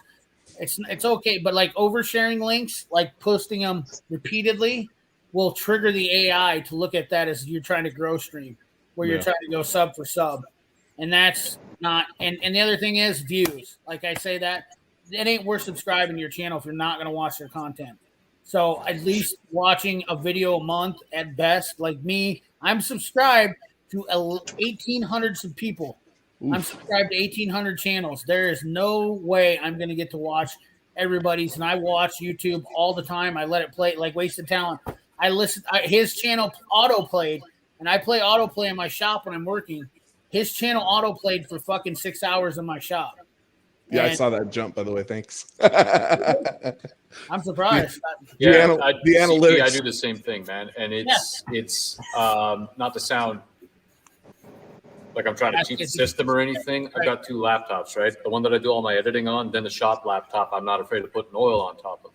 I'll have both of those, and your guys' stuff, like anybody who, well, Real World Garage, another subscriber. Why? Because that's what we like doing, right? Yep. Yeah. But tomorrow, while I'm working on stuff, I'm going to be running this stuff through in the background because it's the least like that we talk can radio. do, right? Yeah, it's like talk radio, though. Like I used to listen to talk radio all the time, and now I listen to YouTube. Like even Cletus's shit's getting auto played on my channel. Like I've been watching a lot of Cletus's shit lately too. The only bad thing is I have to go back through my library and hit the thumbs up, so it only saves probably like 10 or 12 videos. So if you don't catch it before those 12 videos roll through, I do miss some. But I can literally go to almost everybody's channel and just pull up their channel, and you can see where I watched it. I don't always comment. I don't know that commenting or the likes really make a difference. It's all about the views. Honestly, in the end of the day, I'm almost positive that the views, because I've got videos I've got 500 likes on, and they ain't doing shit. I'll be honest with you. I've got videos that got like 250 comments on, they aren't doing shit. And I thought that both of those help increase it, and I don't see it. And I think it's the views, honestly. The watch time, the click rate, that's what it all matters about. But it is what it is. I got my shitty the shittiest GoPro I got that ready to go on the fucking, so you can watch it picking. The beat, you're gonna put it on the beat picker? Yeah. Yeah. I got That's gonna be cool. It's gonna be cool, yeah, for sure. Like I watched him, I was a little disappointed when I watched your last video because I was like, I seen you pulling up behind the beat picker, and then the video was gone. And I was like, what? I go, I didn't even get to see the beats getting poured in the truck. So I was like, oh, he's gonna show it in the mirror, like getting hot and thrown into the truck. And I was like, what? the guy I work for, he's got a drone, so he's been flying over the trucks as they get loaded too. Oh, no so he shit. gave me that. He gave me that too. Yeah. Oh, nice, dude. I mean, dude, that farming content's fucking money, dude. I mean, it is That's huge. what that is. Yeah. GoPro 4. Yeah. It's just a shitty one for that. You don't have to worry about it. Yeah, dude. Dude, I've never seen beat. I bet if I pull it on YouTube, I wonder if I even pull it up on YouTube right now and type it in beat picking. I got that one. I somehow set that on private for some reason. I don't know what the fuck. Yeah, I don't know you guys. I don't know where your wrench is. Fuck. There's peanut picking. Dude, Robert, I just did fucking beet picking, and there is not a single beet harvesting. There's not a single video of that shit on YouTube. Bro, I guarantee you, use that shit. That's gonna be that's gonna be a banger. He gone. Yeah. Hey, thanks for stopping by, Robert. Come back to your channel anytime. Anytime. Sugar beet harvest night shift. There's a guy. There's one right here. That's the other thing I'm trying to do too. It's funny you mentioned that, right? Like content that a subject matter that hasn't been done without stepping outside the lane of what the channel's aimed at, right? Yeah. I wouldn't worry about that so much because I will tell you this. I thought about this, talked about this, looked at this, and honestly, if you look at YouTube as what it actually does, when I go watch a video, if you're doing a how-to video, I'm not going to watch one video. I'm going to watch probably 5. Yeah. So, and I'm going to get the best perspective, and you might do something that somebody else. Cause I've seen a lot of guys do how-to videos. Like people watch a lot of Chris Fix, and the fucking guy does not show any in-depth repair shit. He gives you entertainment value only. And then there's guys that'll do videos on how to repair, and then some of them are like what I've done, where you just talk about it and not show anything. Yeah. If you're like me, I'm a visual learner, so I want to see, you know, if you're taking a carburetor off of a Honda SL175 and I'm having trouble figuring out where something comes out, I want to see that video. Yeah. And I've done it with cars. I mean, I've gotten stuck on cars, and I'm like, man, there's got to be a video out here on that. Real World Garage is building the head on his channel. I just pounded it today. The what? I just bolted it back on today. I hope to make it run tomorrow. All right. Oh yeah. Yeah. Yeah, Dano just said, or the sneak peek at tomorrow's video. Nice. But, you know, I mean, that's just it, though. That's what I'm saying is that I wouldn't worry about I just do what you do, because honestly, people follow you. I really feel like I follow if the content is good and you're enjoying it and you're doing it out of your passion, let it fly. I don't even look for shit anymore. I don't care what anybody else does. I don't give a shit. I do what I want to do, and I don't care what's on YouTube anymore. That's honest to God's truth. And I think once you get bigger, obviously going to be, you're always trying to get bigger.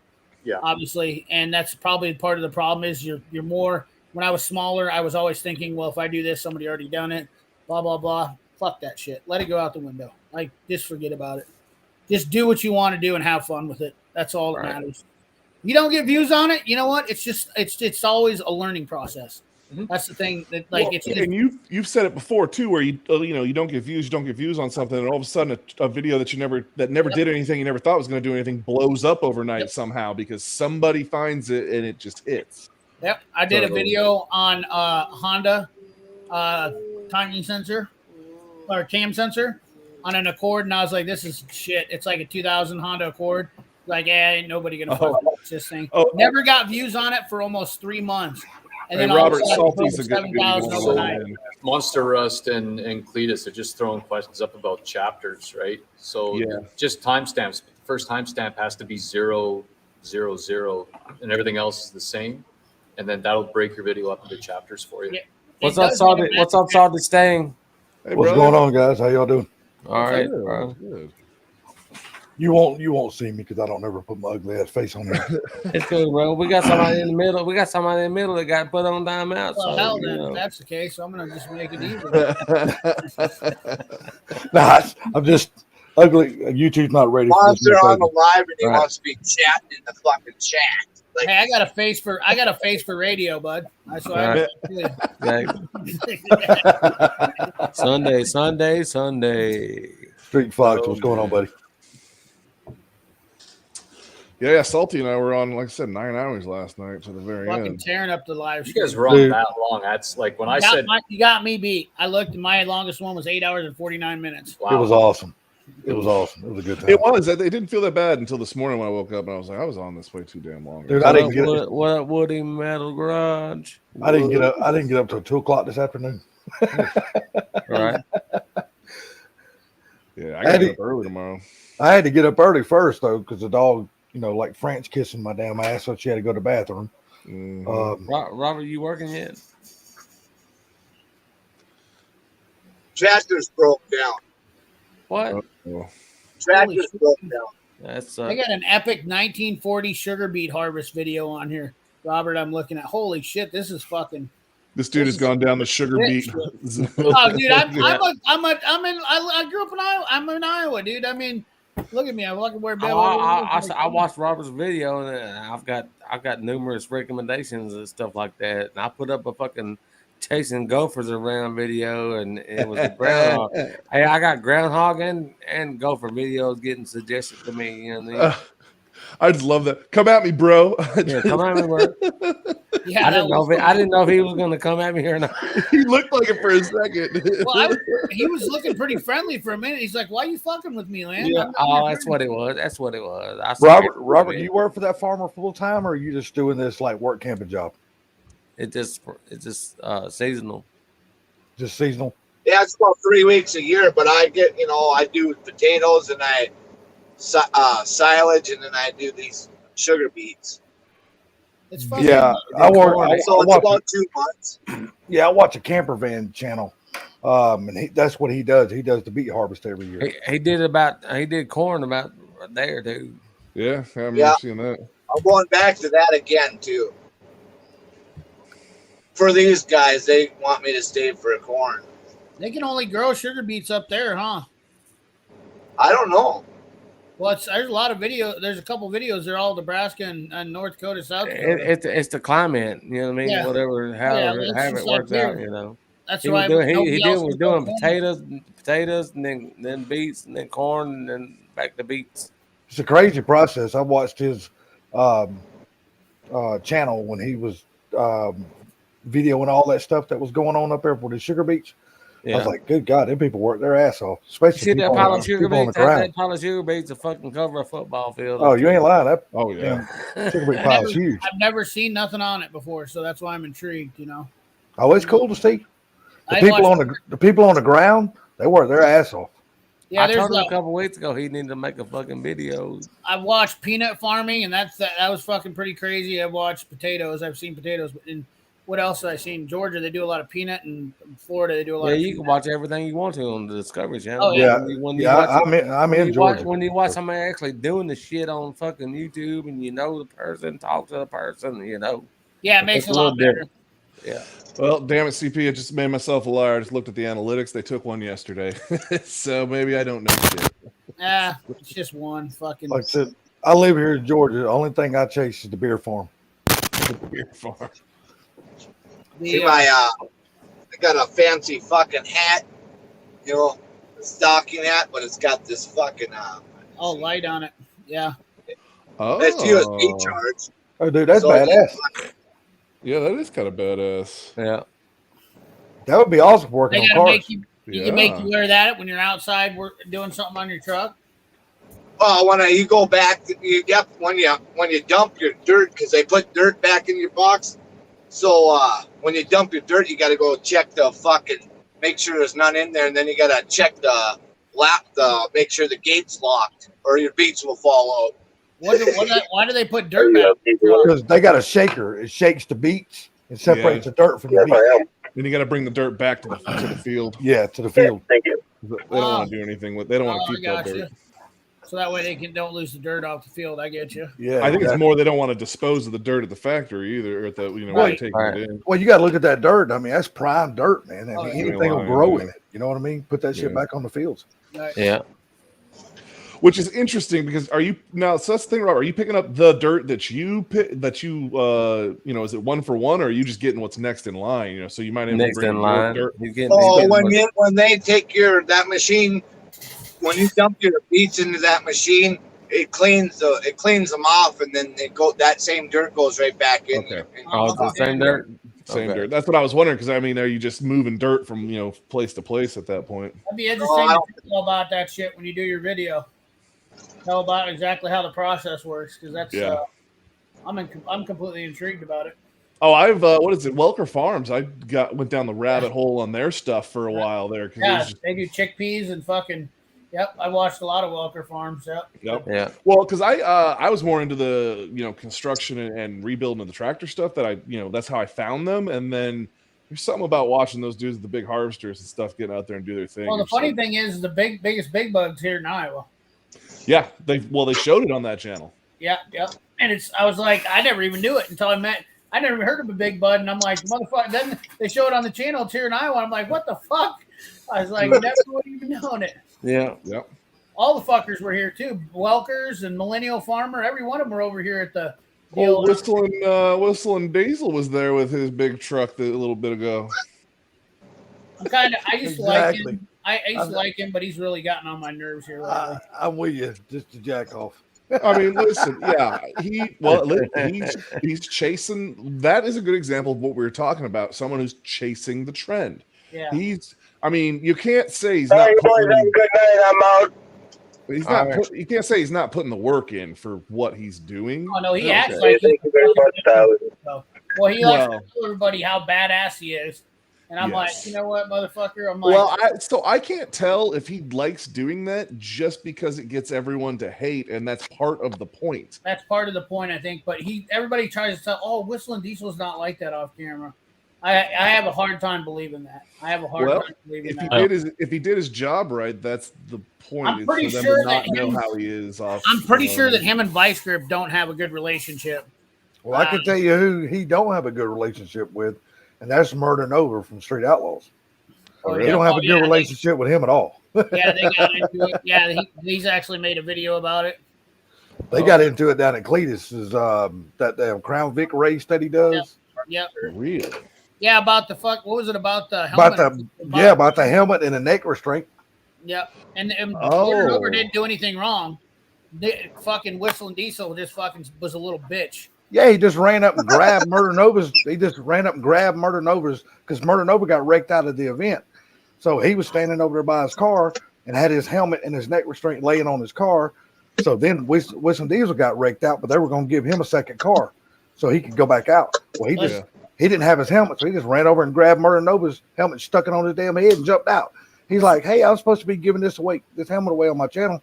I want your fucking sweaty head in my helmet." It's like total, just like didn't even.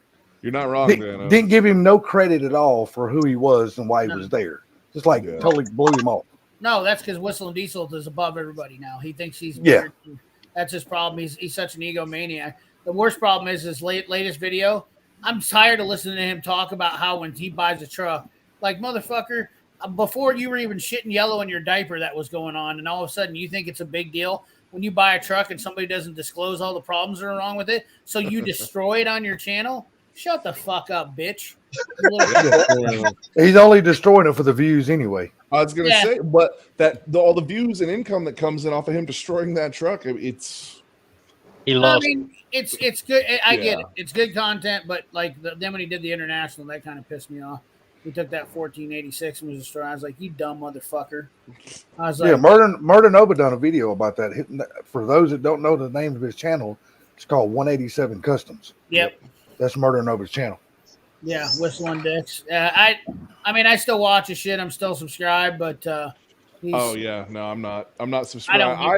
I I watched the stuff about the big truck because I thought, and I wish the company that built the big truck would have done videos on it because I thought that was cool. And oh no, he made him sign a disclosure that there was no videotaping on it. Well, so that was weird because the company who's finishing getting the motors ready and dynoing the motors, paying him though. He's paying him. They have a bunch of videos up on it. So I don't know why you would let one shop work on it and do videos and not the other. Which one? Which one has videos up on it? The shop that's actually building the diesel motors up and dynoing the diesel motors, because the shop that built the truck put the motors in, and right now it's at another shop getting the motors done on it. So they're putting videos up on it. But yeah, I watch for that type of stuff because I think that's cool. When he's just destroying shit, I'm like, that's not what I'm. Well, he bitched about fucking people video recording his truck, which this is another thing that goes back to like the Cletus thing, going around and following around. Dude, you built a channel and now you are people are trying to find you, and this is what's going to happen. Like, yeah, and then you build a truck that's literally one of the biggest trucks around that you can see from forever, and you were surprised when somebody sees it, knows it's your truck, and takes a picture. I mean, what do you think? The boss called him out. You remember seeing DeBoss's tank truck that he's got now? Yeah. The boss called him out and said, somebody said, who's going to do more now? I guarantee you that fucking tank fucks Whistling Diesel's big ass truck up. Oh yeah. Well, when they went down with Matt, and they were like, "Let's hook it up to a fucking tank," and they were like, "No, we're not gonna do that." Yeah, but now he thought he was gonna have a big enough truck for all those tanks, but that fucking old tank. What's that old tank called that the boss has? That thing's even bigger than that fucking thing. It's big, yeah, and it's heavy in those tracks. There's nothing. Talking about the Sherman tank. Yeah, it's a Sherman. Yep, exactly what it is. Yeah, it's a fucking monster. With that crew cab Chevy on it. Yep. Yeah, if I'm right, the Sherman tank, that was a World War II tank.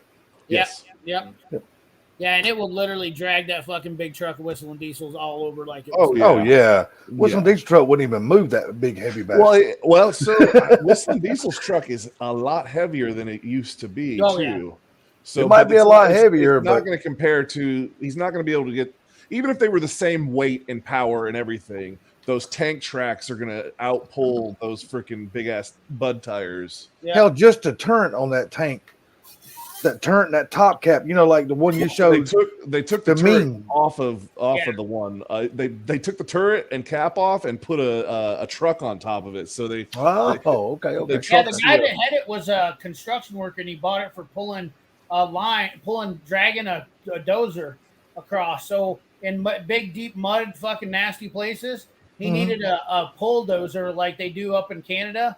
I guess when they're dredging and shit like that, they needed another bulldozer, and so he bought that thing, and the top was fucked on it, and he didn't want to sit in a tank pulling across, so he put the truck on top. It's a really cool video that DeBoss did. The guy was really cool, knew everything about it, fired it right up. It was badass. I was like, there's no way they're going to drive this thing in the video, and they did.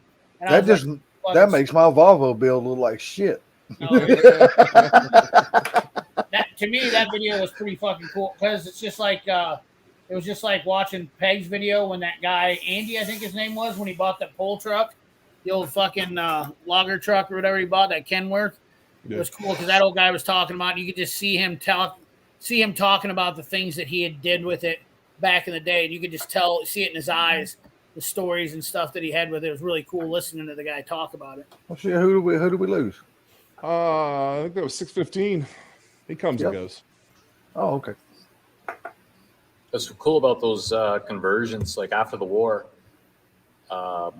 so much surplus equipment, especially up here in Canada. Like Lancaster bombers, farmers were buying them up for cheap, not for the metal, not for the parts, not for the engines, the gas in the tanks. Right. The plane was worth more then for the gas than it was for anything else. But a lot of the Army surplus stuff, anything with tracks, you'd have logging companies using them, you'd have farmers using them. It was cheaper than any other equipment around. All of a sudden, now you got conversions coming out. We'll make it what we need it to be. And by about the 50s, 60s, when the industry started to become really specialized, replacing the surplus stuff with what farmers were making and making regular production vehicles like that, that's where it all kind of died off. But you can find some of these old books that have pictures and stories and everything about these conversions. That is unreal what they did back in the day. And it was, I got a welder, I got an imagination, I got scrap metal, and I got a job I need to do, so we're going to make it work. You know what? That's how hot rodding was born right there. Yeah, man. Yeah. I mean, they didn't go out and buy all these expensive parts. They used what they had. And that's why you've seen so many like 32 Fords and old T-buckets. They mostly got Chevrolet motors because that's what they had. Right. They couldn't afford to go out and buy a whole new engine. They just threw what they had together and went racing. Yep. And that's what I like about the car hobby so much. The imagination people has. Yeah, there's definitely people that are creative, and then there's people that are not so creative, but they do creative stuff. And I understand I have mixed feelings about old versus new and whatnot. I mean, I'm kind of new school, kind of old school. I appreciate the old school shit, and then I like the new technology, but it's definitely it's definitely a catch-22. I'm combining both. So yeah. So I do. I would really like to buy a bunch of cars and build them like daily drivers out of modern shit. I mean, that's really what I'd like to do. I mean, back in the day, who was it? There was actually a company that was doing a lot of old trucks and doing them like that, and then they just kind of fucking stopped. And I'm like, dude, I don't understand why more people wouldn't be ordering these old pickups with new modern shit. Like you can get all the creature comforts of the new age stuff with drivetrain, but have a better truck than what they were back then. I don't know. Maybe it's something I'm missing out on. They got so expensive to create that it's a niche market. Dude, there's only so many people that want to spend that. Are you telling me that the fucking trucks that they fucking you buy new at fucking 90 grand, 80 to 90 grand? I'm with you, but you go get a bank to loan on a 67 clone. They just won't. They won't do it. Banks won't do that. Another thing too, their real world. When we talk, it cuts real world off, so we all got to be quiet when he talks. Okay, go ahead, real world. No, what I was going to say, you're talking about building stuff out of junk. There was this legendary drag racer back at home, back where I'm from, back in Mobile, and my dad used to know the guy, and he said he was there when he built motors and stuff, and he said he'd pick bearing shells up off the floor, wipe it off, and go, "Oh, that one ain't worn out too bad," and stick it in the motor, and then go to the track that night and run the fuck out of it. And win races, won all the time. So, you talk about building stuff out of junk, it can be done. Oh yeah, It's trust just me. a I'm question of how long. No, most times. With, I'm a prime example because what I'm fixing to build is junk. yeah, but junk can be cool. It's like CP was saying. I appreciate older cars, but I am just not for one, I feel like I know I'm going to screw it up at some point. And I feel bad about screwing up something that is rare and awesome and can never necessarily be put back. So that's one of my hiccups on doing old shit. Two, I like to do retro mod type stuff, which I feel in some cases ruining a lot of what good cars were, because I understand that. I get the idea with it, but I think, like you say, CP, we can make this better. And then I like the new creature comforts. Like, I am a big fan of my tow pig that has heated and cooled seats and all of the creature comforts. I didn't daily that truck until I came down here because my daily is in Oregon, and so now I'm daily in the tow rig every day, and I'm like, God, this truck is so nice, because my daily is a little manual everything freaking Toyota, which gets great gas mileage and it's fun to drive, but the Bluetooth and all the other cool things that are new, I love that. Yeah, I don't want them to go too far. Like, I mean, like some of the fucking big screens they got on the dashes now. Or yeah, I'm not into. Well, that's not a selling factor for me, because I don't plan on, And if I wanted that, I put my own. It's like the Z that has TV screens and all that other bullshit in it. There was a purpose when I did that. It was for the scene at the time, but I want the really comfortable seat that's going to keep you comfortable while you're driving it. I want those creature comforts, because in a truck like that, especially a tow pig, you're going to spend some serious time in the seat. And if you're not comfortable, my wife has a Lexus, which is a IS350. It is a fun little car. It's zippy. I love that car for about 45 minutes, and then those seats kick my ass, and I'm like, get me out of this thing. I hate that car after that point. I think why most people use older parts these days is because now to put the modern stuff in an older car anymore, the modern stuff just costs so much to buy. It can. The parts are just crazy. Like show you guys this here. Like the Holly Dominator. Like the Holly Dominator setup I just bought. Yeah, I just bought a Holly Dominator setup. Cost me $12,000. I don't like the Holly Dominator setup unless you're going to do some serious drag racing, because to me it's overkill. It is way overkill if you're not going to do some serious drag racing. Yeah. All right. Well, I'm gonna do both. Before? What? You guys ever see one of these before? A little out of focus. Yeah, let me see the part you're holding. It's the part you got your fingers on. Yeah, that one there. It's like a turn. No, don't recognize it. So this little bastard is a Zener diode.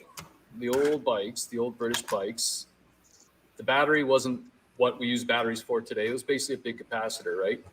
So 12-volt system on the old 1970, that thing would need to shed off any extra voltage. So it would keep it about 15.4, because it was all based on the RPM, right?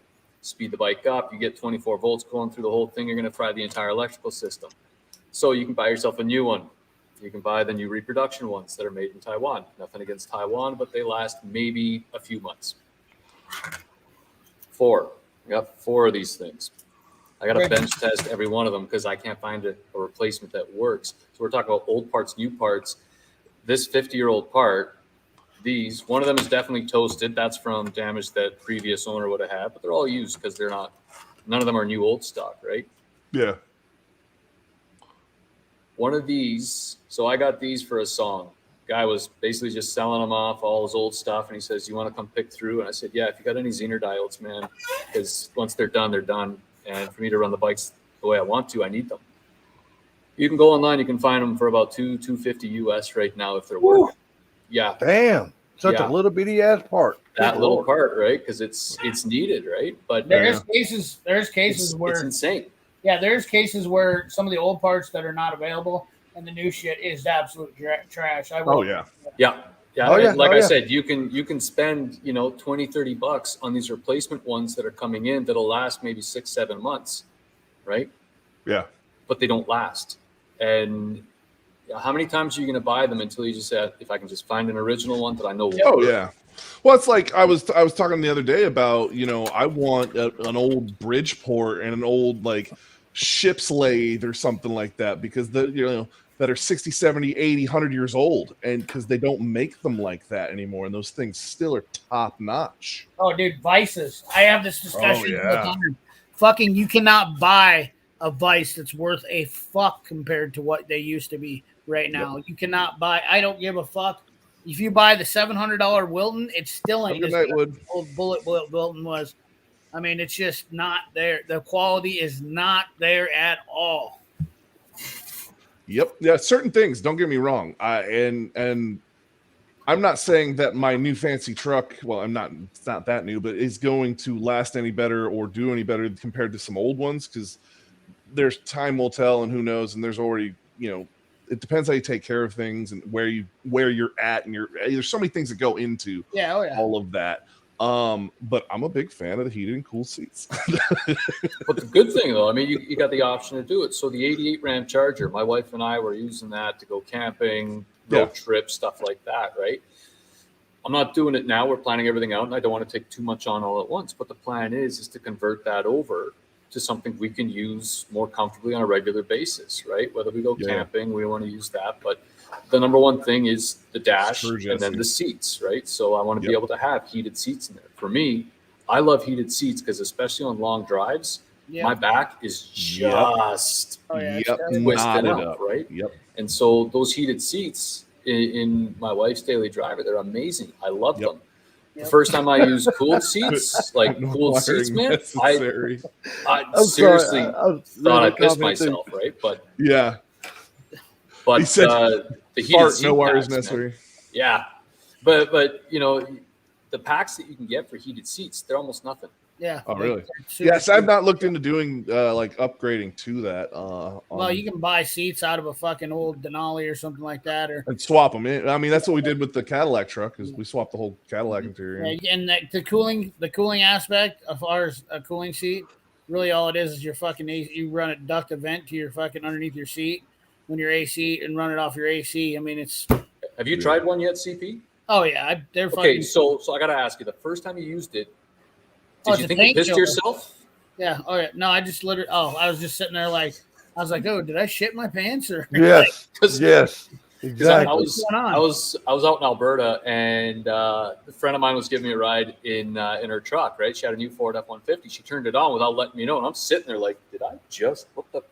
Yeah, did I just? I turned on the cooled seats for you.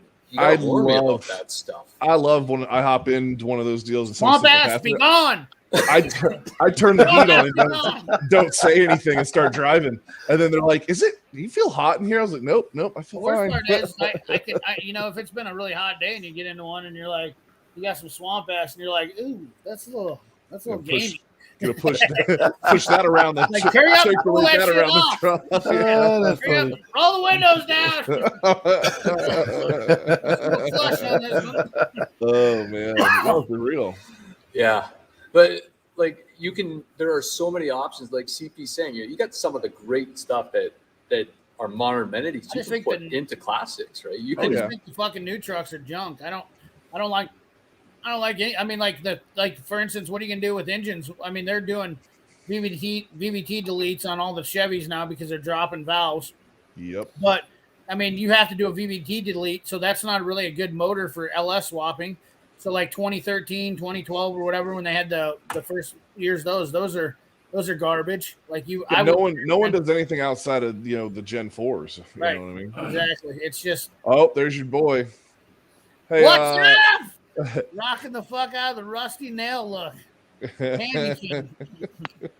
Now I don't know if y'all know the kind of car I'm building. It's a Volvo 61 Volvo P1800.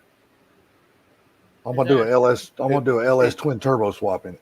He's putting it on a S10 I'm gonna put it on an S10 frame, just so I can do the suspension. I mean, the suspension for that car is nothing, and it's a unibody. It's not going to handle that kind of power. So, it's gonna be light. Yes. Well, it's already on a hell of a rust diet. Oh yeah, like it just got dug up out of a flower bed. But I'm gonna leave the patina though. I'm gonna wet sand it and I'm gonna clear it. Leave it just like that. I'm gonna fix all the holes, but I'm not gonna fix it it's never gonna be primer. It's never gonna be painted. Yeah, seriously, why did they stop Why did they stop with the vents that blew at your balls? Like, why did that go away? That was a good. Like, what year? That's a good question. Who decided that needed to go away? Don't think they got rid of it for us. Oh, you Oh guys. no, still it do wasn't there. for us. What was it? Well, you know, there was a vent that would be right underneath the fucking steering wheel that blow at your nuts. Ball cooler. Yeah, ball cooler. Ball coolers. Oh yeah, that vent underneath the dash.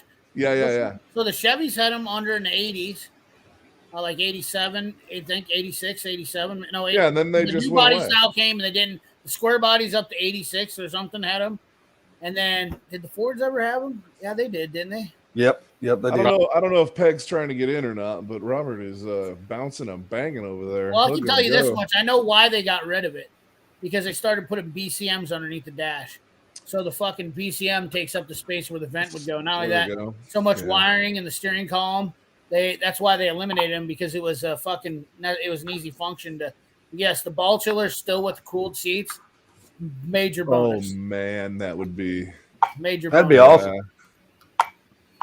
OnlyFans, CP's OnlyFans. You're looking up a His old beehole, $20 is I'm $20 doing bucks. full cheek spread.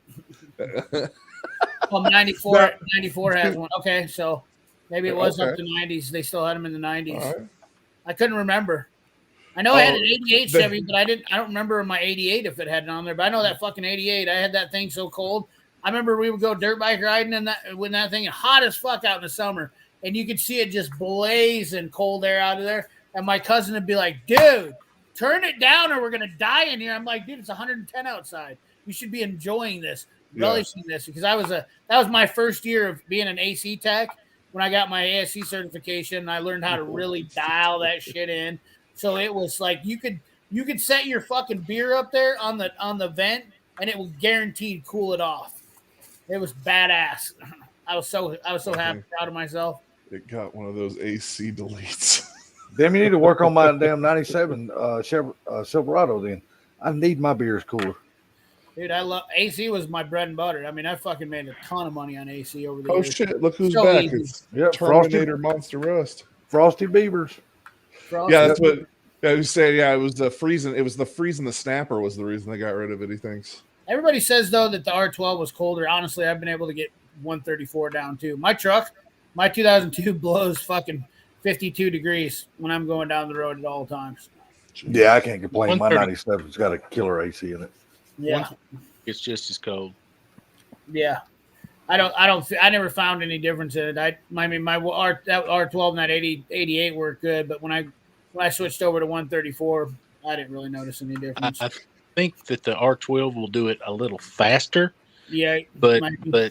but once you get them both chiller rating, Oh, they're yeah. cool to me. It's all Going about if you're not your cab sealed up good. Yeah, going back to the new trucks, it just pisses me off that they added the DEF shit to them. That Yeah, just killed it.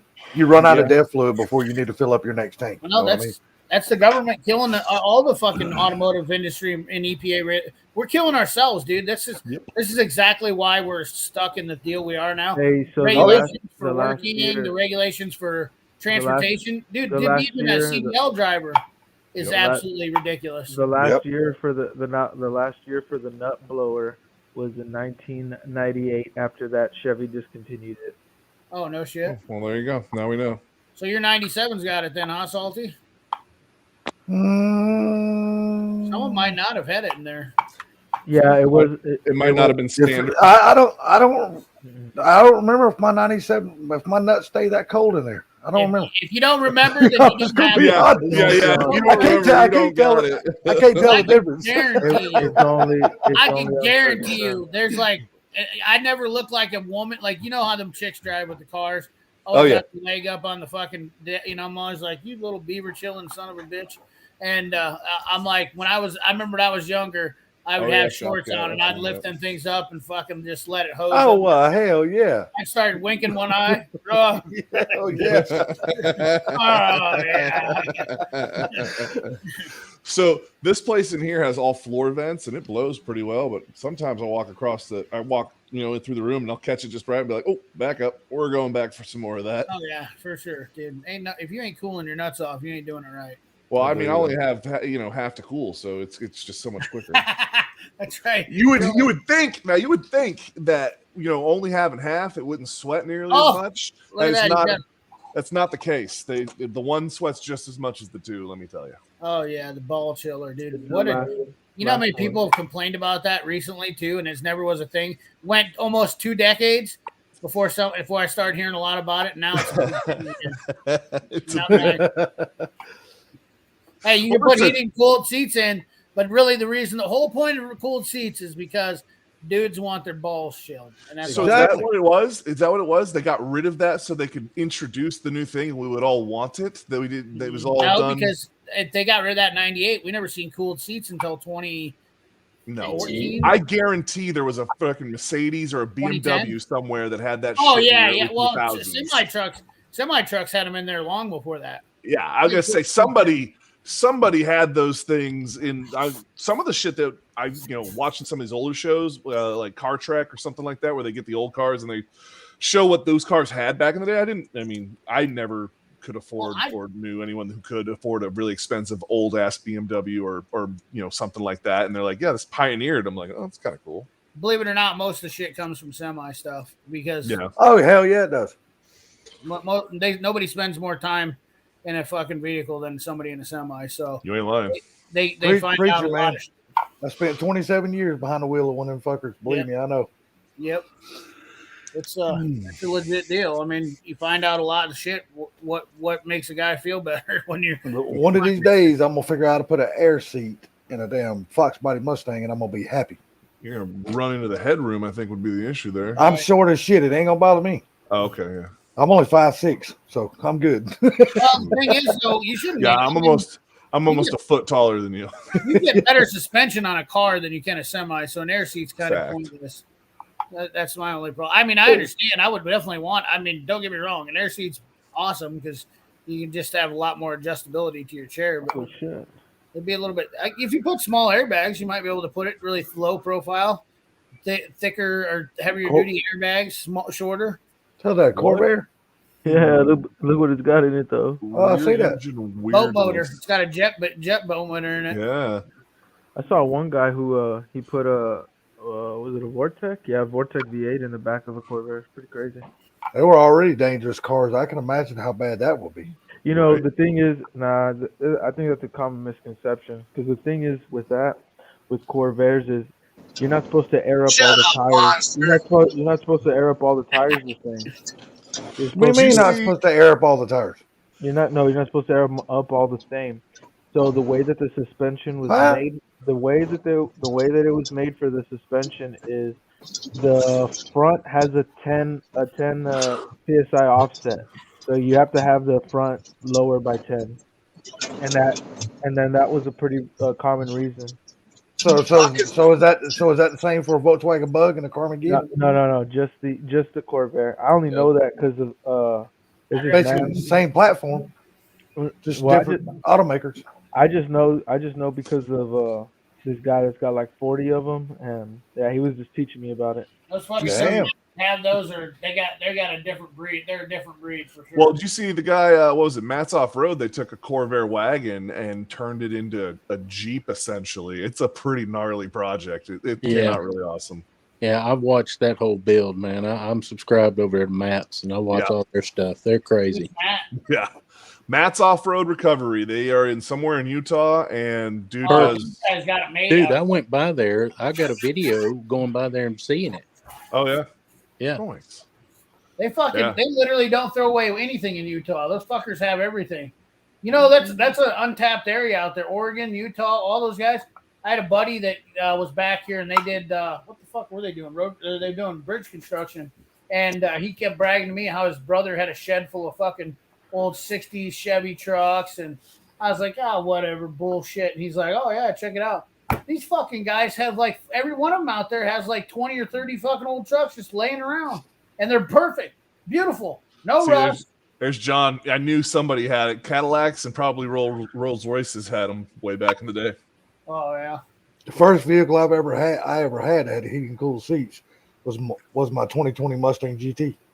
The first one I ever had. Oh yeah, the first one that I had is my 2016 truck. That's the first one I ever had that had any of that nice shit in it. I've always drove Fox body Mustangs. There's no creature comforts in those things.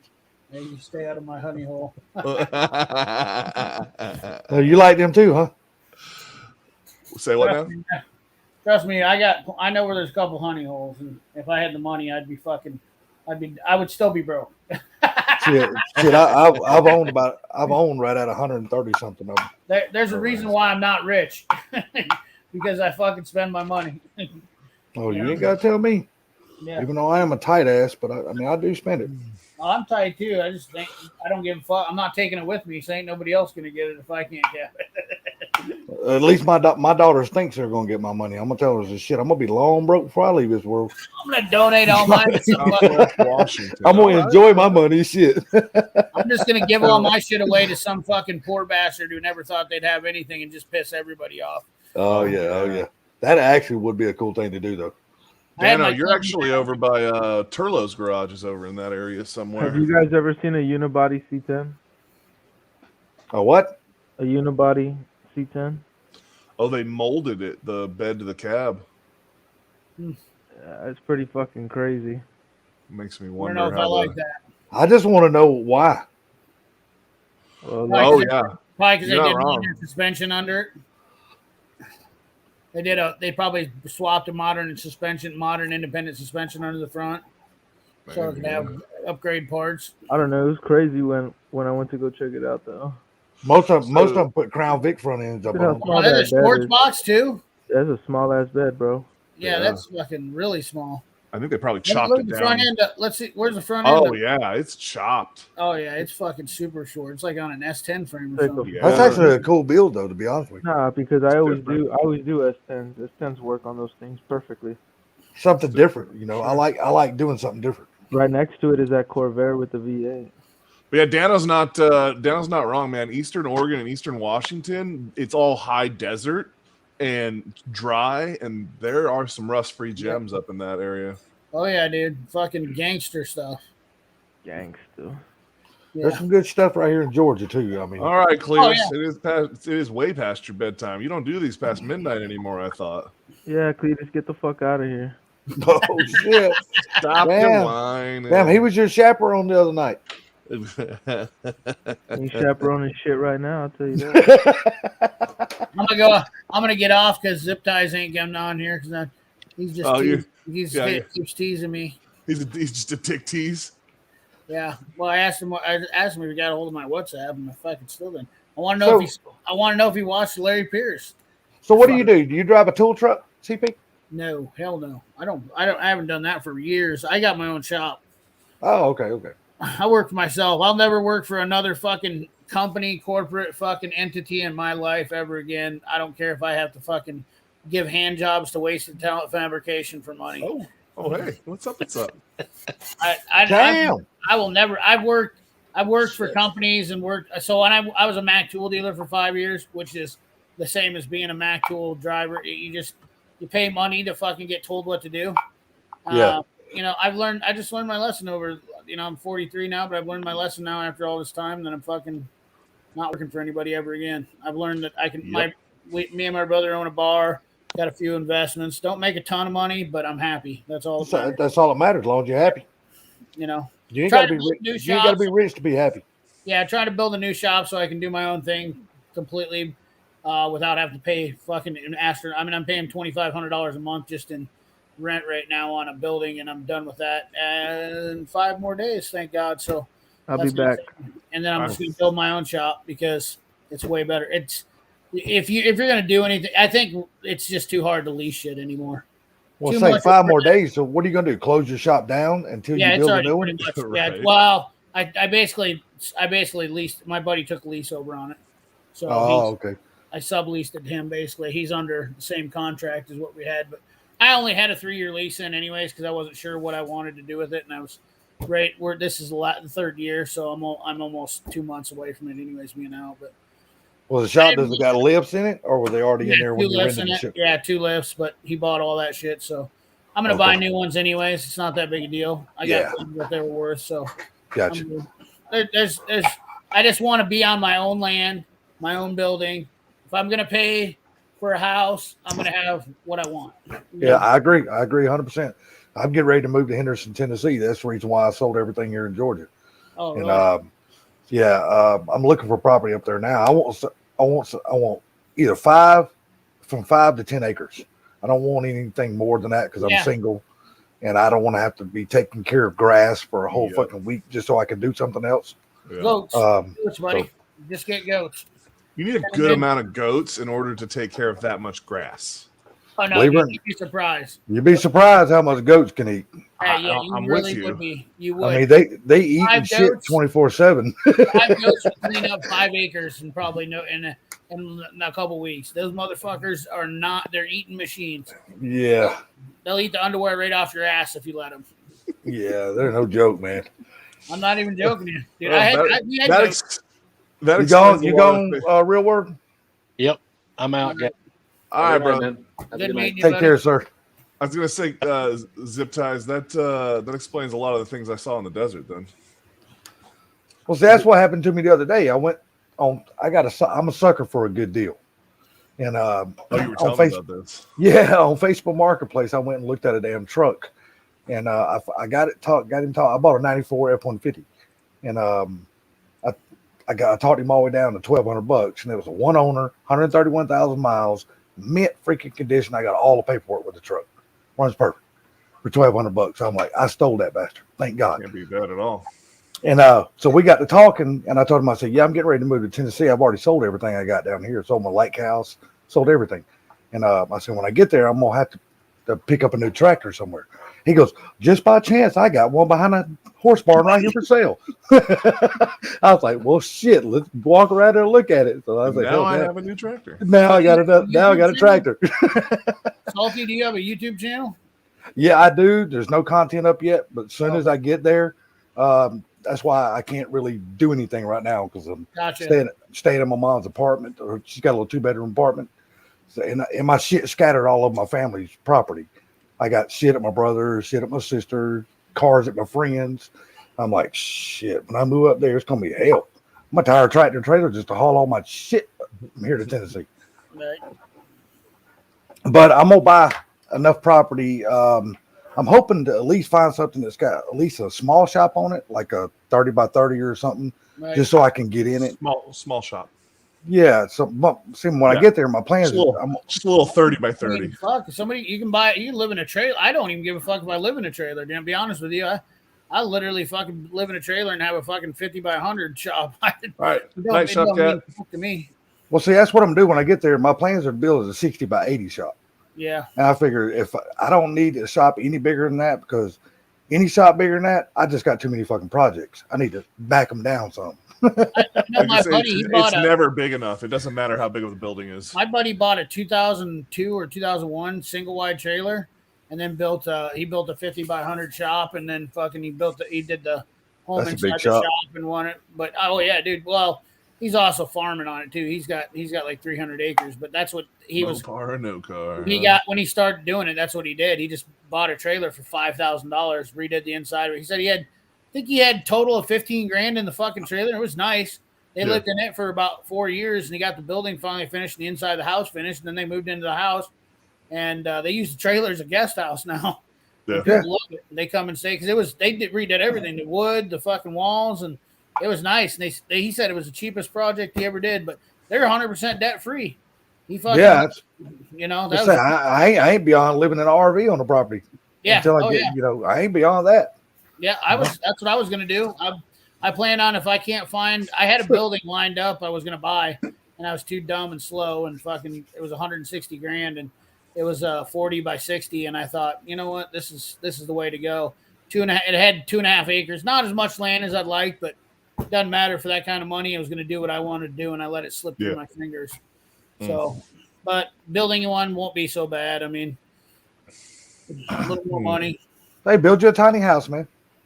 Yeah, get you one of those you see me, right, Salty? Is that I was gonna say. Well, no, yeah, I see you, but Hey, hey, hey, there's, Knock the wall out. hey, you can get these things. You can get these things. There's 16. Oh my God! Hey, this is these- what you need to do. Go get yourself into one of those and do a video with the fat guy in a little coat. Oh yeah, fat guy in a little house. In a little house. Knocking the cupboards off. Oh my Get like a dollhouse and put cabinets and shit in it. And then do fat guy in a little house. You can knock shit off the wall and be like, Richard, what's happening to me? No, I'm just saying. I mean, the things these people are doing. I mean, they're buying like 16 by 52.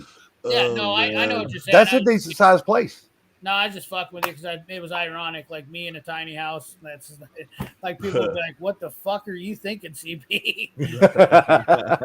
Well, I'm gonna sleep upstairs too. See, so, Was it Step Brothers? No, trust me. I've looked at park bed? model trailer homes, like ones that you park and keep, because there was a bunch of them around here because a ton of people come to Iowa for whatever reason. Yeah. And then they decide to sell the campers because they didn't use them enough. But yeah, get a 35-foot park camper or something like that and fucking leave it on the land. I don't need. I mean, it's just me and my dog, which is not. Right now. that's all it is to me. Me and my dog. Yeah, like I just want it so I can do my own shop shit. I've got a guy that's going to work for me full time, and I've already had a guy that was work for me, but that's part of the reason why I got rid of the shop because he was. Fuck that! I'm too cheap to hire anybody. Yeah. This kid's going to be good to work with, and Well, that's cool. That's cool. I got another guy that's going to work with that wants to work for me too. That I know that I can trust these guys and they're solid. And one of them actually has a YouTube channel, and so he's desperately wanting to work for me because he got fucked out of making content in his shop because his shop said no more making content at the shop.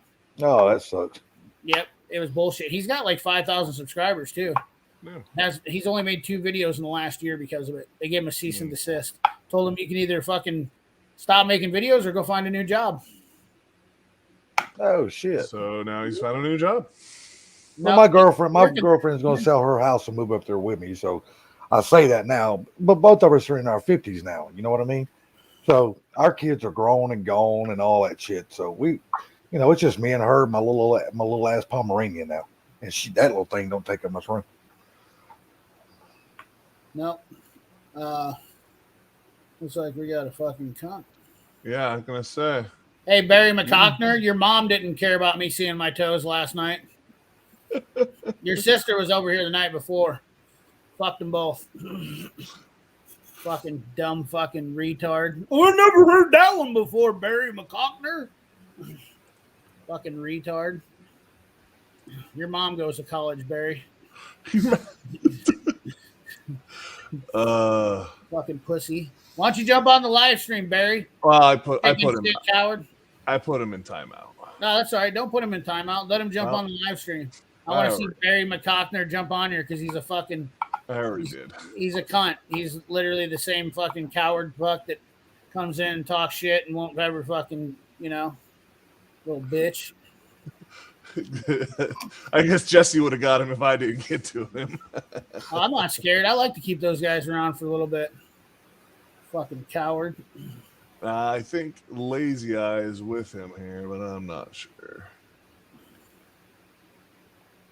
So, Piston Twist, is all you do is work on bikes? Do you do cars also? We do cars, trucks, and bikes. Yeah.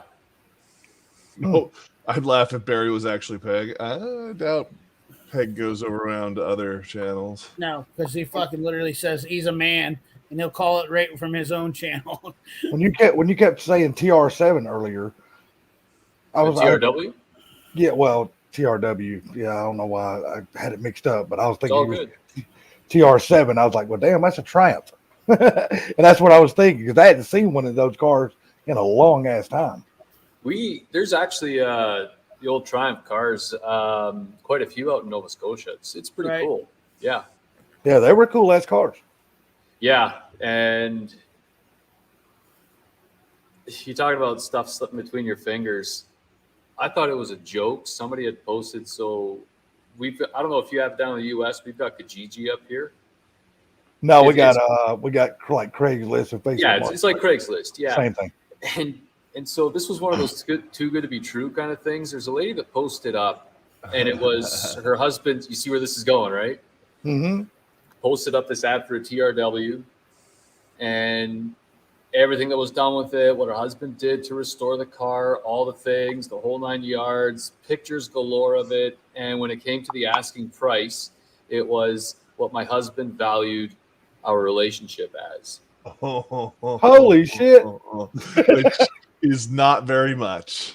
Yeah, you see awesome. why it's for sale now, right? Yep. Yeah, that's awesome. The yard clearance. And so I'm like, this is funny, right? I sent it to my buddy. We had a good laugh at it because you see stuff like that every once in a while. Yeah. But I got somebody bought it. Yep. And On the cheap. as a yeah. So I reached out to because the ad was still up. So I reached out to her, just sent a quick message. I'm like, out of curiosity, what did the car go for? It's like $150. Yep. Oh my Lord. Yep. Makes you mad as hell, doesn't it? that trailer that I'm redoing on my channel right now, it's a 2009. I bought that thing in 2010 for $1,900. And that's a CarMate all steel, really nice trailer. $1,900. That's a good deal. Oh, you know why it was such a good deal? Because his exact words were, "That fucking bitch gets half of everything I sell it for, so fuck her." There you go. There you go. And I was like, I'm on the way. Hey, I bought a Fox body one time with a damn big block Ford in it, way back in the early 90s, like that. That him and his wife was going to split up, and she was getting everything he had, or half of everything they had. Half of everything, together. And dude, I bought all kinds of shit from that dude. Well, I'll tell you what. Unfortunately, I wasn't in a position to buy all the other cool things he had. I was. I bought everything I could get. As high as I could The swing best at is that when it's point. already been split up and she doesn't want it. She just sells it to piss him off. Yeah, all she wants is the real cash. deal. That's where the real deals come in. I agree. I agree. I mean, I'm not gonna say I haven't bought a fucking nice fucking fishing boat for fucking $1,500. Oh hell yeah! $10,000. Hey, I do not mind taking. I love the deals when they're there, but thing of it is, what the younger generation today don't understand is because they don't know how to save money. Mm-hmm. They go blow all their damn money, and when these good deals are out there, the first thing they do, they're on the phone calling their buddies. Hey man, can I borrow this? There's a good deal. I'm like, dude, if you just save some of your money, quit go fucking it away, you'll have money when the good deals are there. I'm trying to teach my nephew that shit right now, and he just. But the other trick with that is you can't jump on every good deal, otherwise there won't be bullshit money there either. I can jump on them. Shit, bullshit. Yes, you can. Well, if you jump on every good deal, you're going to run out of money sooner or later. No. When you buy them for a good deal, you turn around and flip them. Oh, Make well, so money, you just that's keep- if you flip them. I hold on to things. I have a Oh no! You just keep. It is hard to let go. I'm like you wasted. That's like that trailer. I bought that thing, 10 plus years ago, and what am I getting rid of it? No, I doubled down into that son of a bitch. I was like, Hey, I bought that PJ buggy hauler I got, 24-footer. Now I'd love to have a tilt bed. Oh yeah. And I'm not even that buggy hauler's badass because it's 102 inches wide. Yep. So the deck is fucking super wide, and the fenders are 5,000-pound drive overs. Oh yeah, So yeah. I can haul anything on that fucker, but I gave fucking $3,900 for that out the door. Shit. You won't even. And that was brand spanking new. I could say you got some They deal just on started that. a dealer in the middle of nowhere, and the guys were desperate, and they're like, "We're making $200 over inventory." I was like, "Be there tomorrow morning." Yeah. And I was like, I'll come get it. Dude, Now have it's you like guys that, seen what shit is going for these days though? Like trailers and shit. Oh, everything is Dude, you stupid. wouldn't be able to fucking touch- stupid. I don't know what those trailers are going for now, but I'll bet that trailer's probably $8,000 now. Oh yeah. Man, it's I freaking could sell that trailer. Well, before I redid it, I could sell it for more than I bought that little trailer for. Are you talking about your 40-foot enclosed? No, well, I was gonna say 'cause that's not a small trailer, bud. the 40 I spent $10,000 on that thing, and I bet I could get at least 15 out of it now. Right now, you could probably now. get really close to 20 right now. Shit, hell yeah, Dude, I just sold a 40-foot probably 3 months ago. I got 24 out of mine. Shit, can't They're beat selling that. those Well- buggy haulers for $6,000 now. But mine had living quarters in the So front. mine doesn't have a living quarter. It's just See, mine didn't fully either. Mine was just a 2-car trailer when I first bought it, but I built the living quarter. Built it in the front of it. So I've got that 38 foot. It's a was it Mars or something like that? I can't. It's a 38 foot flat deck with the hydraulic dovetail on it, and That's a cool ass trailer. That That's thing a badass trailer. It's a 2019. I picked it up in 2020, and I only paid like $6,000, something like that for it because the guy. It's not bad. No, That's for what it is. Well, and so it's not it's the one that's rated so you can pull it behind the truck and don't need, you're underneath your weight rating and all of that other bullshit for CDL and everything. That's just a sweet trailer, man. Dano, you're right. Like I was looking at because for us car shows, we travel a lot. Even the small little trailers for motorcycles. Small trailers are more expensive. Yeah. It's insane. Well, it's because, and that's the thing I noticed going up and looking into the big boy trailers, especially outside of the enclosed ones are expensive, but the flat decks, like the big, 38, 40 footers, they're cheaper than going down to like a 24 foot open deck, 102. Well, that because PJ less people can pull them. Get like a 30-foot damn stacker and watch what you pay for that. Mine's a Them 10K. bitches are up there. My trailer's a 10K channel buggy trailer, so it's a heavy trailer. Yep. That's why it's only. I thought it was more expensive than $6,000, but I think they were only listing for $4,500 back then. But dude, that's a hell of a trailer for $6,000 to buy. Damn right it You is. can't beat that. Yeah. You know, that's fucking. And you can haul anything on it. Fucking 102-inch deck, you can get fucking a lot of shit on that. I've hauled tractors. I've hauled a lot of shit on it. Fucking. It's a Mortz. That's what mine is. It's a Mortz. I think they make them in Iowa or Illinois or MORSE. MORZ or something. MORZT, I think is Okay. They up here, well, not so much Eastern Canada, but like Ontario, Central Canada. The guys that are making an absolute killing are the ones that are renting trailers. People can't afford to buy them, and they can't justify for 2 or 3 uses. So they're renting for a week, whenever you want. Absolutely. Yeah, they are Dano. making a mint. Yeah, Dano. Even the used ones on Facebook Marketplace, people are asking stupid money for. Yeah. Well, I mean, when you get into the big trailers, it's a select the market for who can even have the truck to haul and handle something like that gets smaller. But you're talking about a small, 6x12 or smaller trailer. Everybody with a Dodge Durango to an F-150. Yeah, SUV can haul that. There. Yeah, exactly. So you The open. funny thing is people think that fucking trailer mine's too heavy for a half ton, but that fucker pulls them just fine. Yeah, and it'll make it. The axles, the way they're set up, if you put the weight right, which I distributed a lot of it to the, just over the axle or to the back a little bit, enough so it doesn't fucking cause it. Put all the tongue weight on the back of the truck. Right, and dude, I pulled a 1-ton Ford with it with my half-ton truck and never had a problem. I mean, that old 5.3's got plenty of power to pull something. Think about it. Back in the day, they were using 454s to pull the same amount of weight with a fucking motor that had probably 40 horse or something like that. I mean, you got a truck that's turning almost 300 right out of the hilt. So it ain't. I just love the guys that want to do that with a small truck, no trailer brakes. They just like, oh well, I got a trailer, it'll be fine. No sway bar kits. Yeah, no sway bar kit. That's the funniest shit. They just want to send it. I'm just like, you can totally with a small truck do. I had a Toyota. Send it. They'll send it. Oh yeah. The funniest shit is watching them load it improper.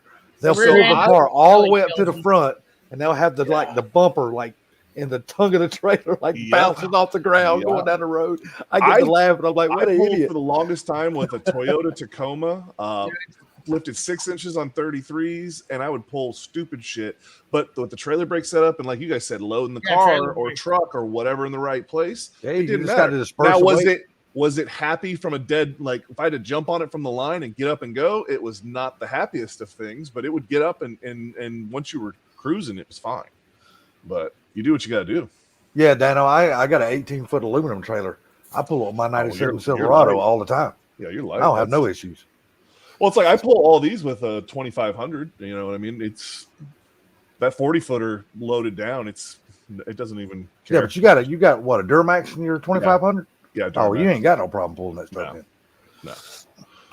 It don't even. That's like Cummins was talking about last night about getting the transmission tuned. You'll notice how much better it pulls. I was like, I thought the thing pulled amazing as it was. Believe it or not, Like I said, my brother, with his 2500, all he done was went and had the bank system put on it.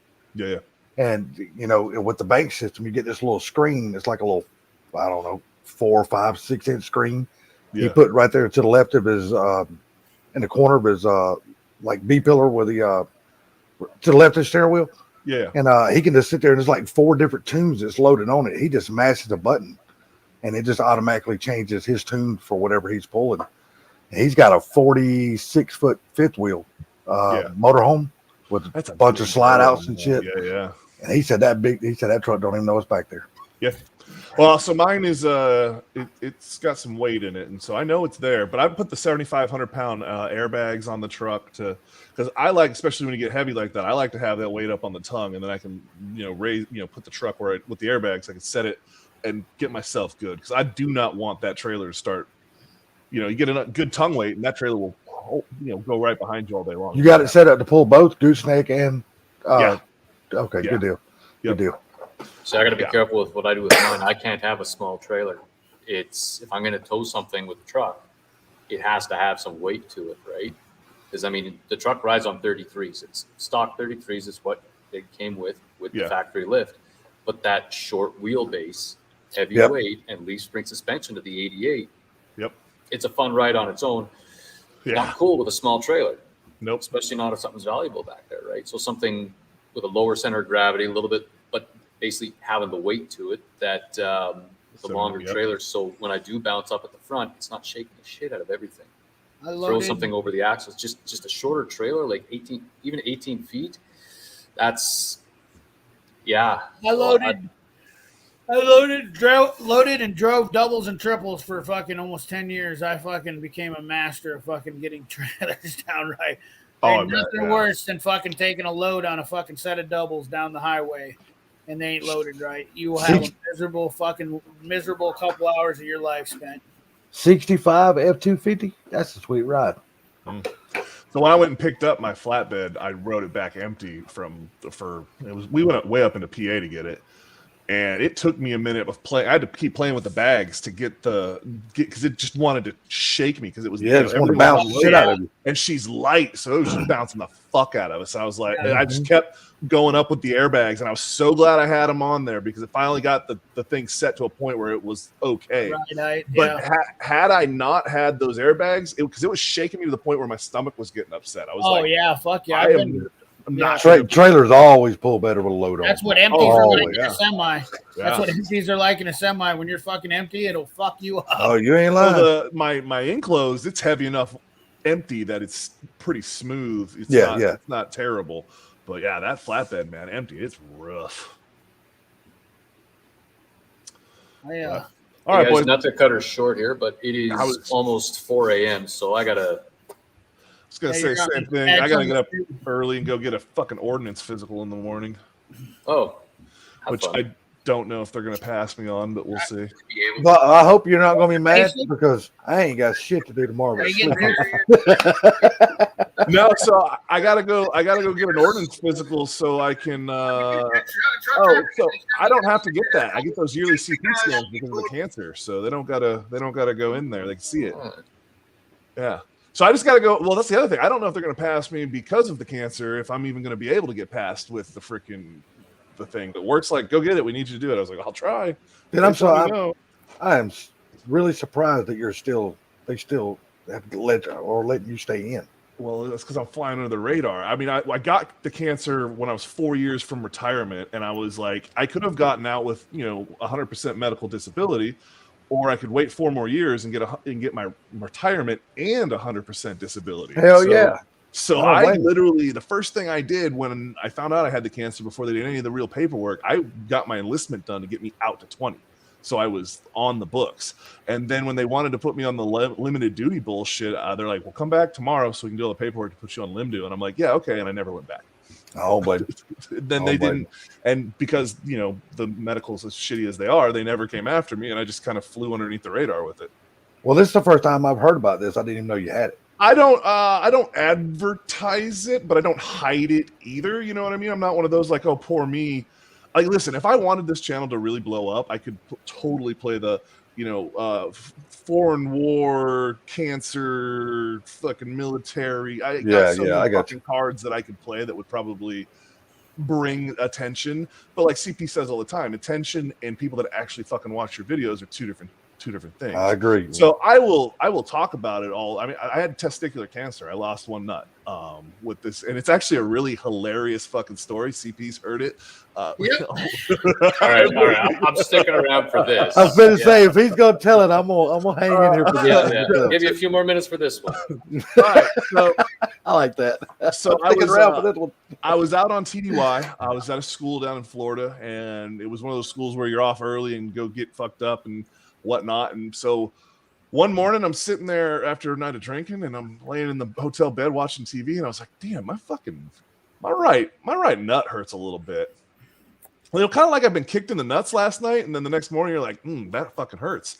But I had not been kicked in the nuts the night before, so I was like, this is weird. So I think that day I was like, I just blew it off, and then a day or two later, right before I was supposed to go back, it hurt again. So I did the old, Google, what is, looked it up on Google. Of course, everything says cancer, because anytime you look anything up on the old Google, it's cancer. So knowing that, I was like, yeah, fuck that. But I'm like, when I get home, because I got home on a Thursday, that was when the school ended. I got home Thursday. I was like, I'll go make a fucking appointment. You know what I mean?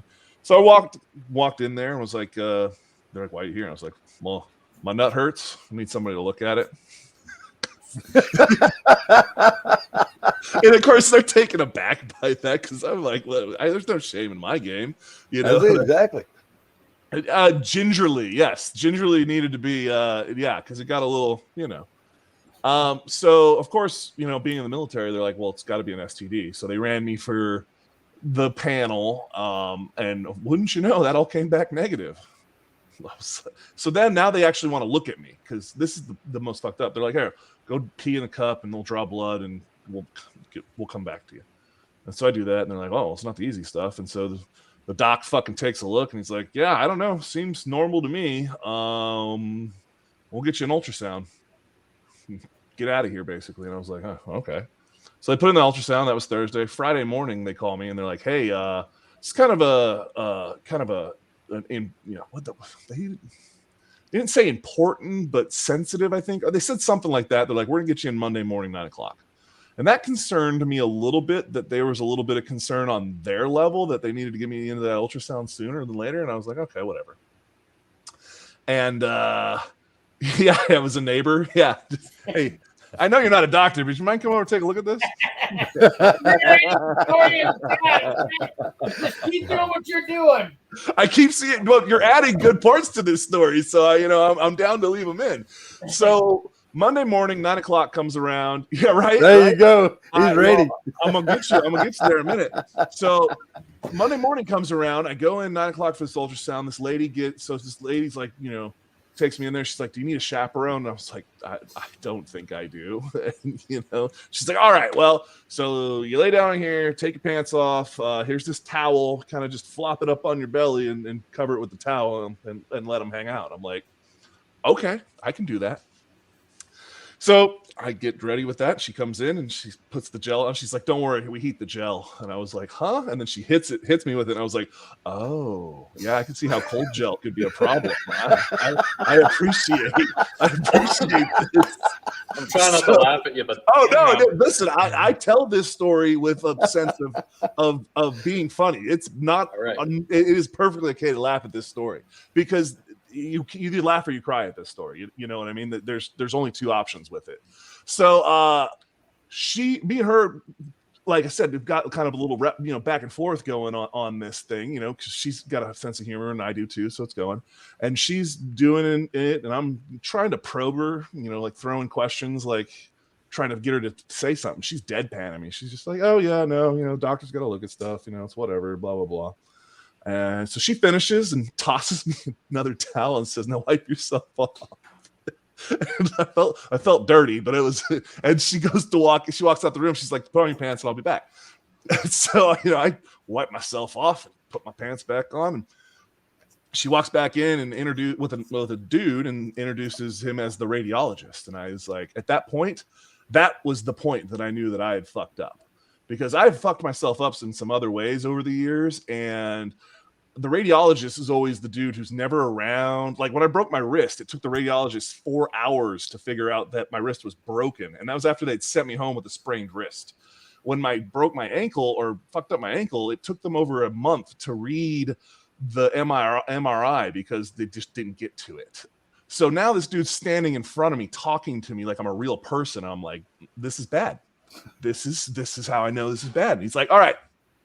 Damn, CP. So he's like, so you have a mass, and hell yeah, I do. Yeah, it's like, yeah, I thought I put it in the towel, but hey, he's like, but good news, we're gonna get you in for a CT scan, and good news, the doc is here today, and so we can get you in for a surgery today. And at that point, it hadn't really clicked exactly what the hell was going on yet. So we've moved from the ultrasound, we go over to the CT scan, and I got to change into basically gown or whatever in order to get. There was no happy ending at the end of this one, brother. So I get into the shorts. I get into the little shorts, and I come out. Now, mind you, at this point, I had not mentioned to my wife any of this was going on, because she would have looked it up on the internet, the symptoms, and gone to cancer, and it would have been a freak out fest from the word go. So I just didn't mention. I figured I'd tell her, oh, hey, haha, something was wrong, and then I went in, it was fine. So now but just never mentioned it. So at this point, as they're like, you're going to be going into surgery, and this is all going on, I was like, I should probably call my wife. And the doc's like, here, the radiologist is like, yeah, actually, you know what? Dial the number, give me your phone, I'll do it, because we need to get you in there so we can get you up there so we can get in there and get it taken out. And at that point was when I went, literally, what the fuck you taking out? I verbatim said, the fuck you mean take it out? Oh, and like, it would have killed me if you would have said, I give my left nut for some answers. Oh my God. You're close. So he looks, he doesn't miss a beat, because they understand that, you're going through some shit here.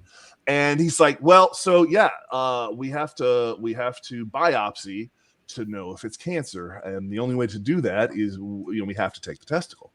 And I looked him dead in his soul, and I was like, I'm kind of attached to the little guy. In fact, he's literally attached to me. There's not another way that we do this. And then my next question is, what if it's not even cancer? Because at this point, all we know is I have it turned out to be like I think it was almost 90% of my right testicle was a tumor at that point. Wow. Or a mass is what we're calling it at that time of the deal. So we have that little bit of an exchange, and they're literally like dragging, like I'm still trying to talk to this dude, but they're dragging me to the CT scan, because like we got to go. And he's like, all right, you go do that. And he's on the phone with the wife. And I'm like, so now I go into the room where they pump an IV into me and sit me by myself, and I'm left to my own fucking thoughts. Like, hey, you just go to this room, and now we're going to put you in this thing. Hold your breath, arms up, scan your full body CT scan. And I come out of that and then go see the doc upstairs. And by this point, I'm starting to come to terms with what's all going on. The wife comes and blah, blah, blah. Go through all that. And so I'm talking with the doc, and we've come to the point where, this is happening, this is going. And I'm like, so I know on the black market, because I've had my phone out, I was like, I know on the black market, a right testicle in good condition goes for like $30,000, doc. And I get that this one's a little worse for the wear. So what do you think? What do you think we're going to get for this type of bad boy? 4, 3, $5,000. Doc looks me straight in the eye, and he says, "That's not my department. I just take them out." Good old little chop shop he's got going on. Little chop shop, yeah. He's just a cutter. That's what he does. So they're sitting there talking. They're like, "So we're going to take it out today." But we do offer a prosthetic that you can do, but we don't keep those on hand. So we'll have to do the surgery today, and then after the surgery, if you want, we can schedule you to come back in, and we'll basically do the opposite of the surgery to put in a prosthetic. And I was like, I'm like, no, I'm good with one nut, brother. This is good. Well, at that point, I didn't have any reference points, so I was like, oh, okay, yeah, sure, whatever. There's a shit ton going on, and the whole time I'm like this, I'm making jokes and doing my thing because what are you gonna do? Everyone's like, oh, you're taking it so well. I can't listen, and so many fucking people trying to make the mood better. Their thing was, because I'm now in the place where they deal with this type of thing. I wasn't at the cancer guy. I was at the, nuts and fucking, and, organ guy. You know what I mean? I can't remember the fucking name of the doctor. It's a urologist. He's a urologist. So they're all trained in this type of shit. And they're like, listen, nuts, they only do 3 things. For reproduction, testosterone, and they hang there. And that was their joke. And every single new dude in that one came in and said that joke. And I was just like, yeah, I get it. It wasn't really great the first time. But why didn't you take the prosthetic ball and keep it to show people and be like, well, I'm getting there. I never thought about getting it and not putting it in. So I go in for the surgery, do the surgery, and I was like, right before the surgery, I'm talking to the doc about how it's going to go down, and I was like, "So you just go in through the sac there, and he goes like, oh no, we cut you up in." So basically, they got me right like in the where's the camera at? Basically, right here. So it's down in the like pelvic area. They sliced me about probably yay far.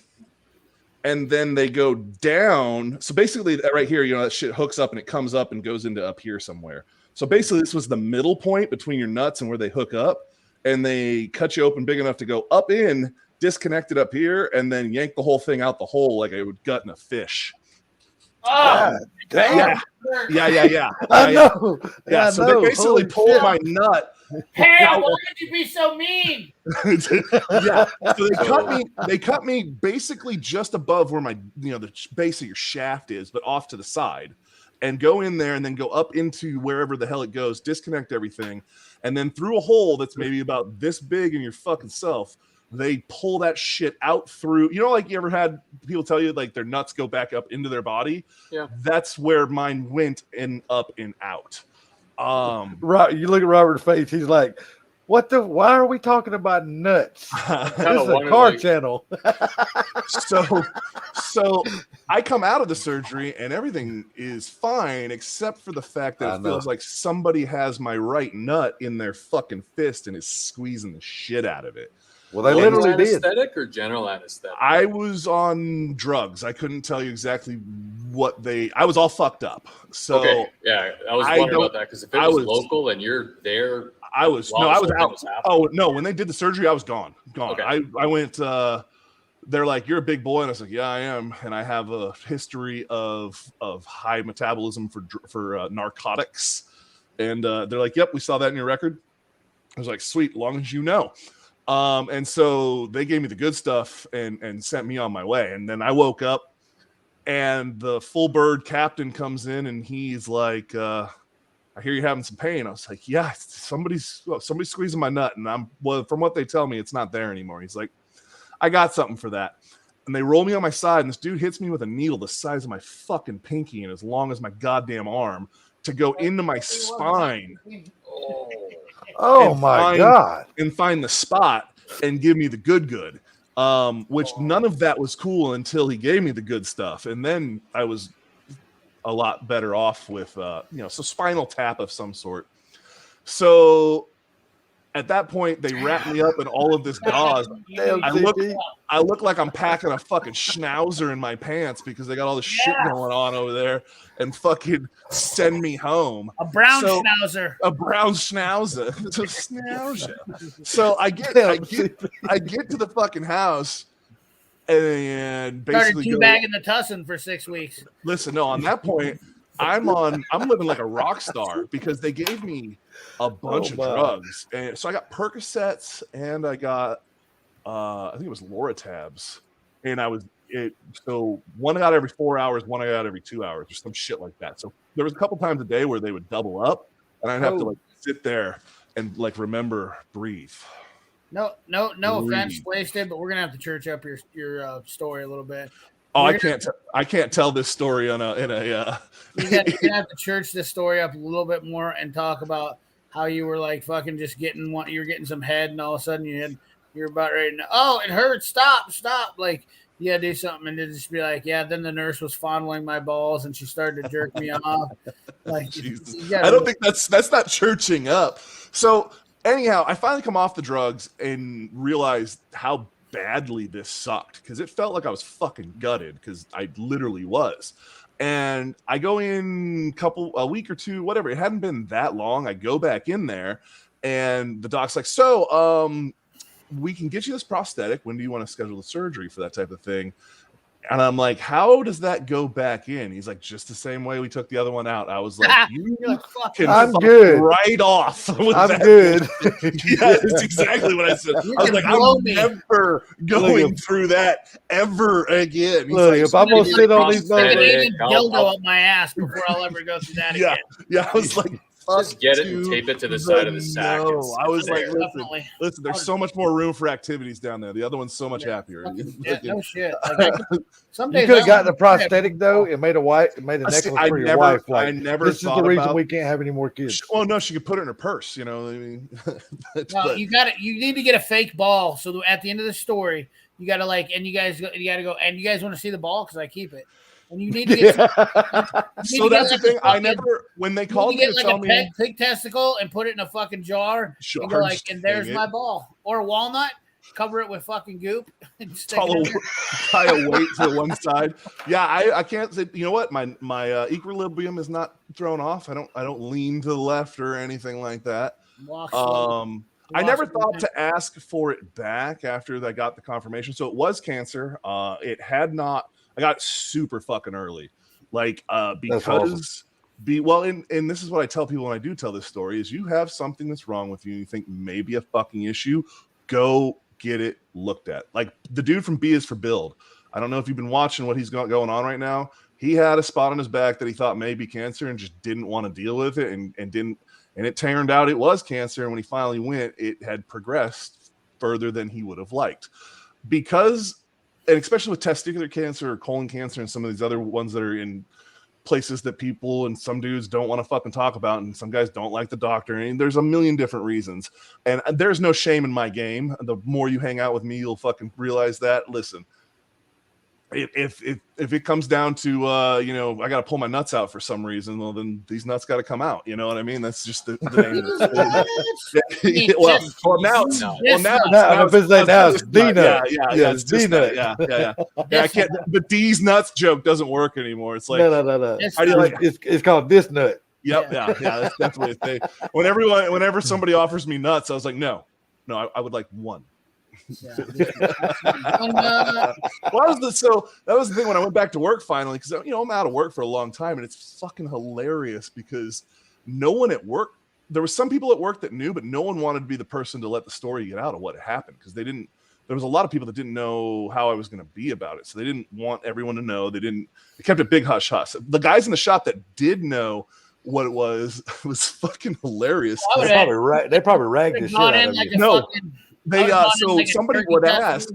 Somebody asked, and the one dude was like, "Oh, you got a penis reduction," and they were like, "What the fuck?" And there was like, "Have you not seen him in his dress blues? Dude's hiding a fucking schnauzer in there." And so that was the fucking like joke that went around, and no one believed it. But because my one buddy's like, he told me he did the story, Mr. Wilson. Fuck your stuff and sausage. He's the one who's in my videos. He's the kid that's in a lot of my videos, Mr. Wilson's junk series, because he always brings junk cars. He does all of that, and he's a good kid. He's the one who did the horse trailer and some other shit with in the videos. WTF had a loaded banana hammock.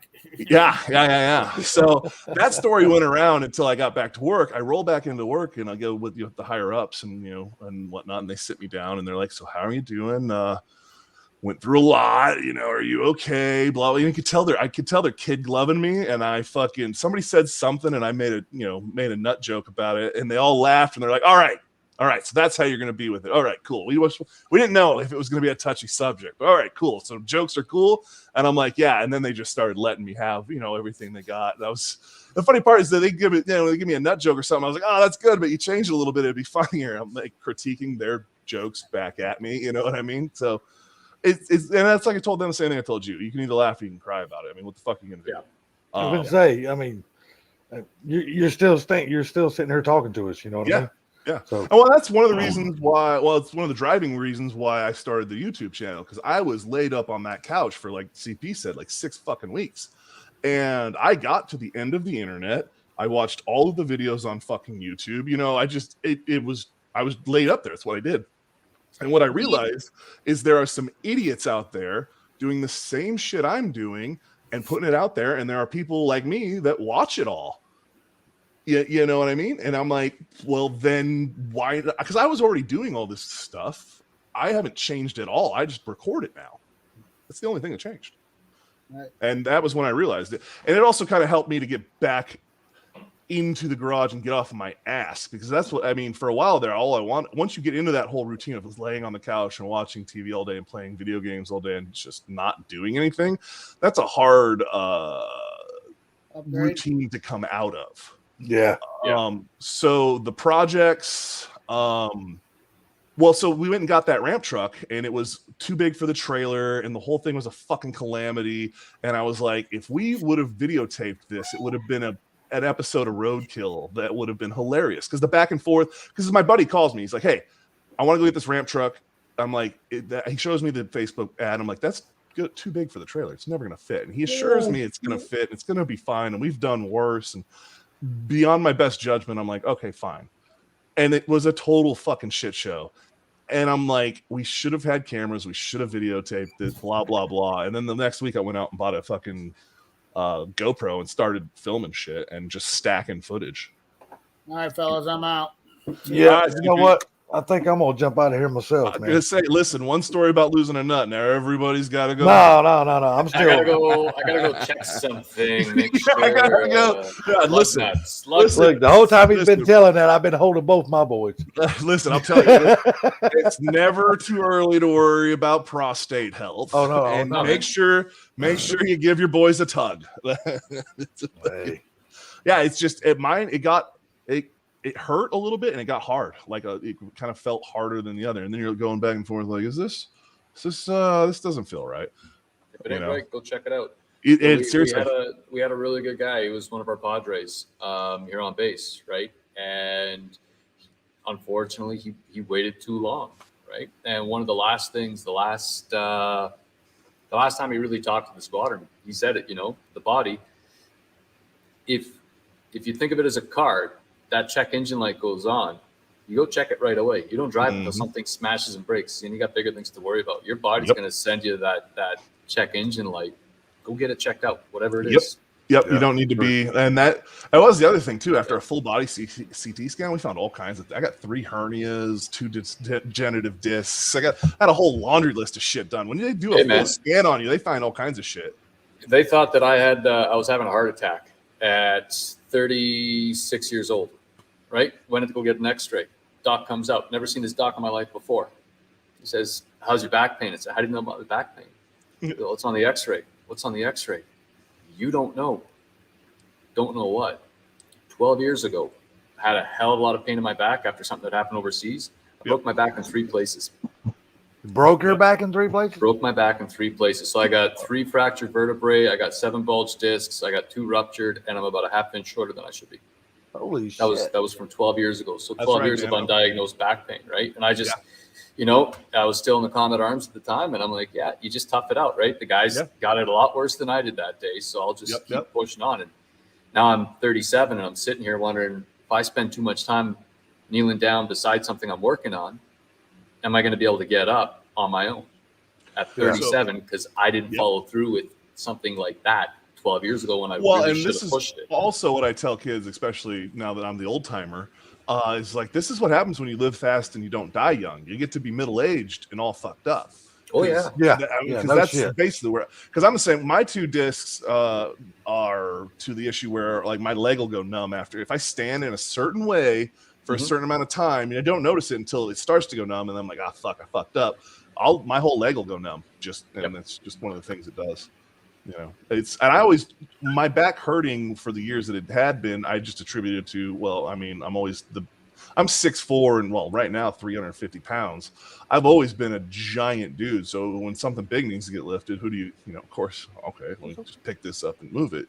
Yep. You know, and so I just kind of attribute it to that. But they're like, no, you have some back issues. But I'm gonna hop as well. You guys, it's been a blast. Thanks a lot.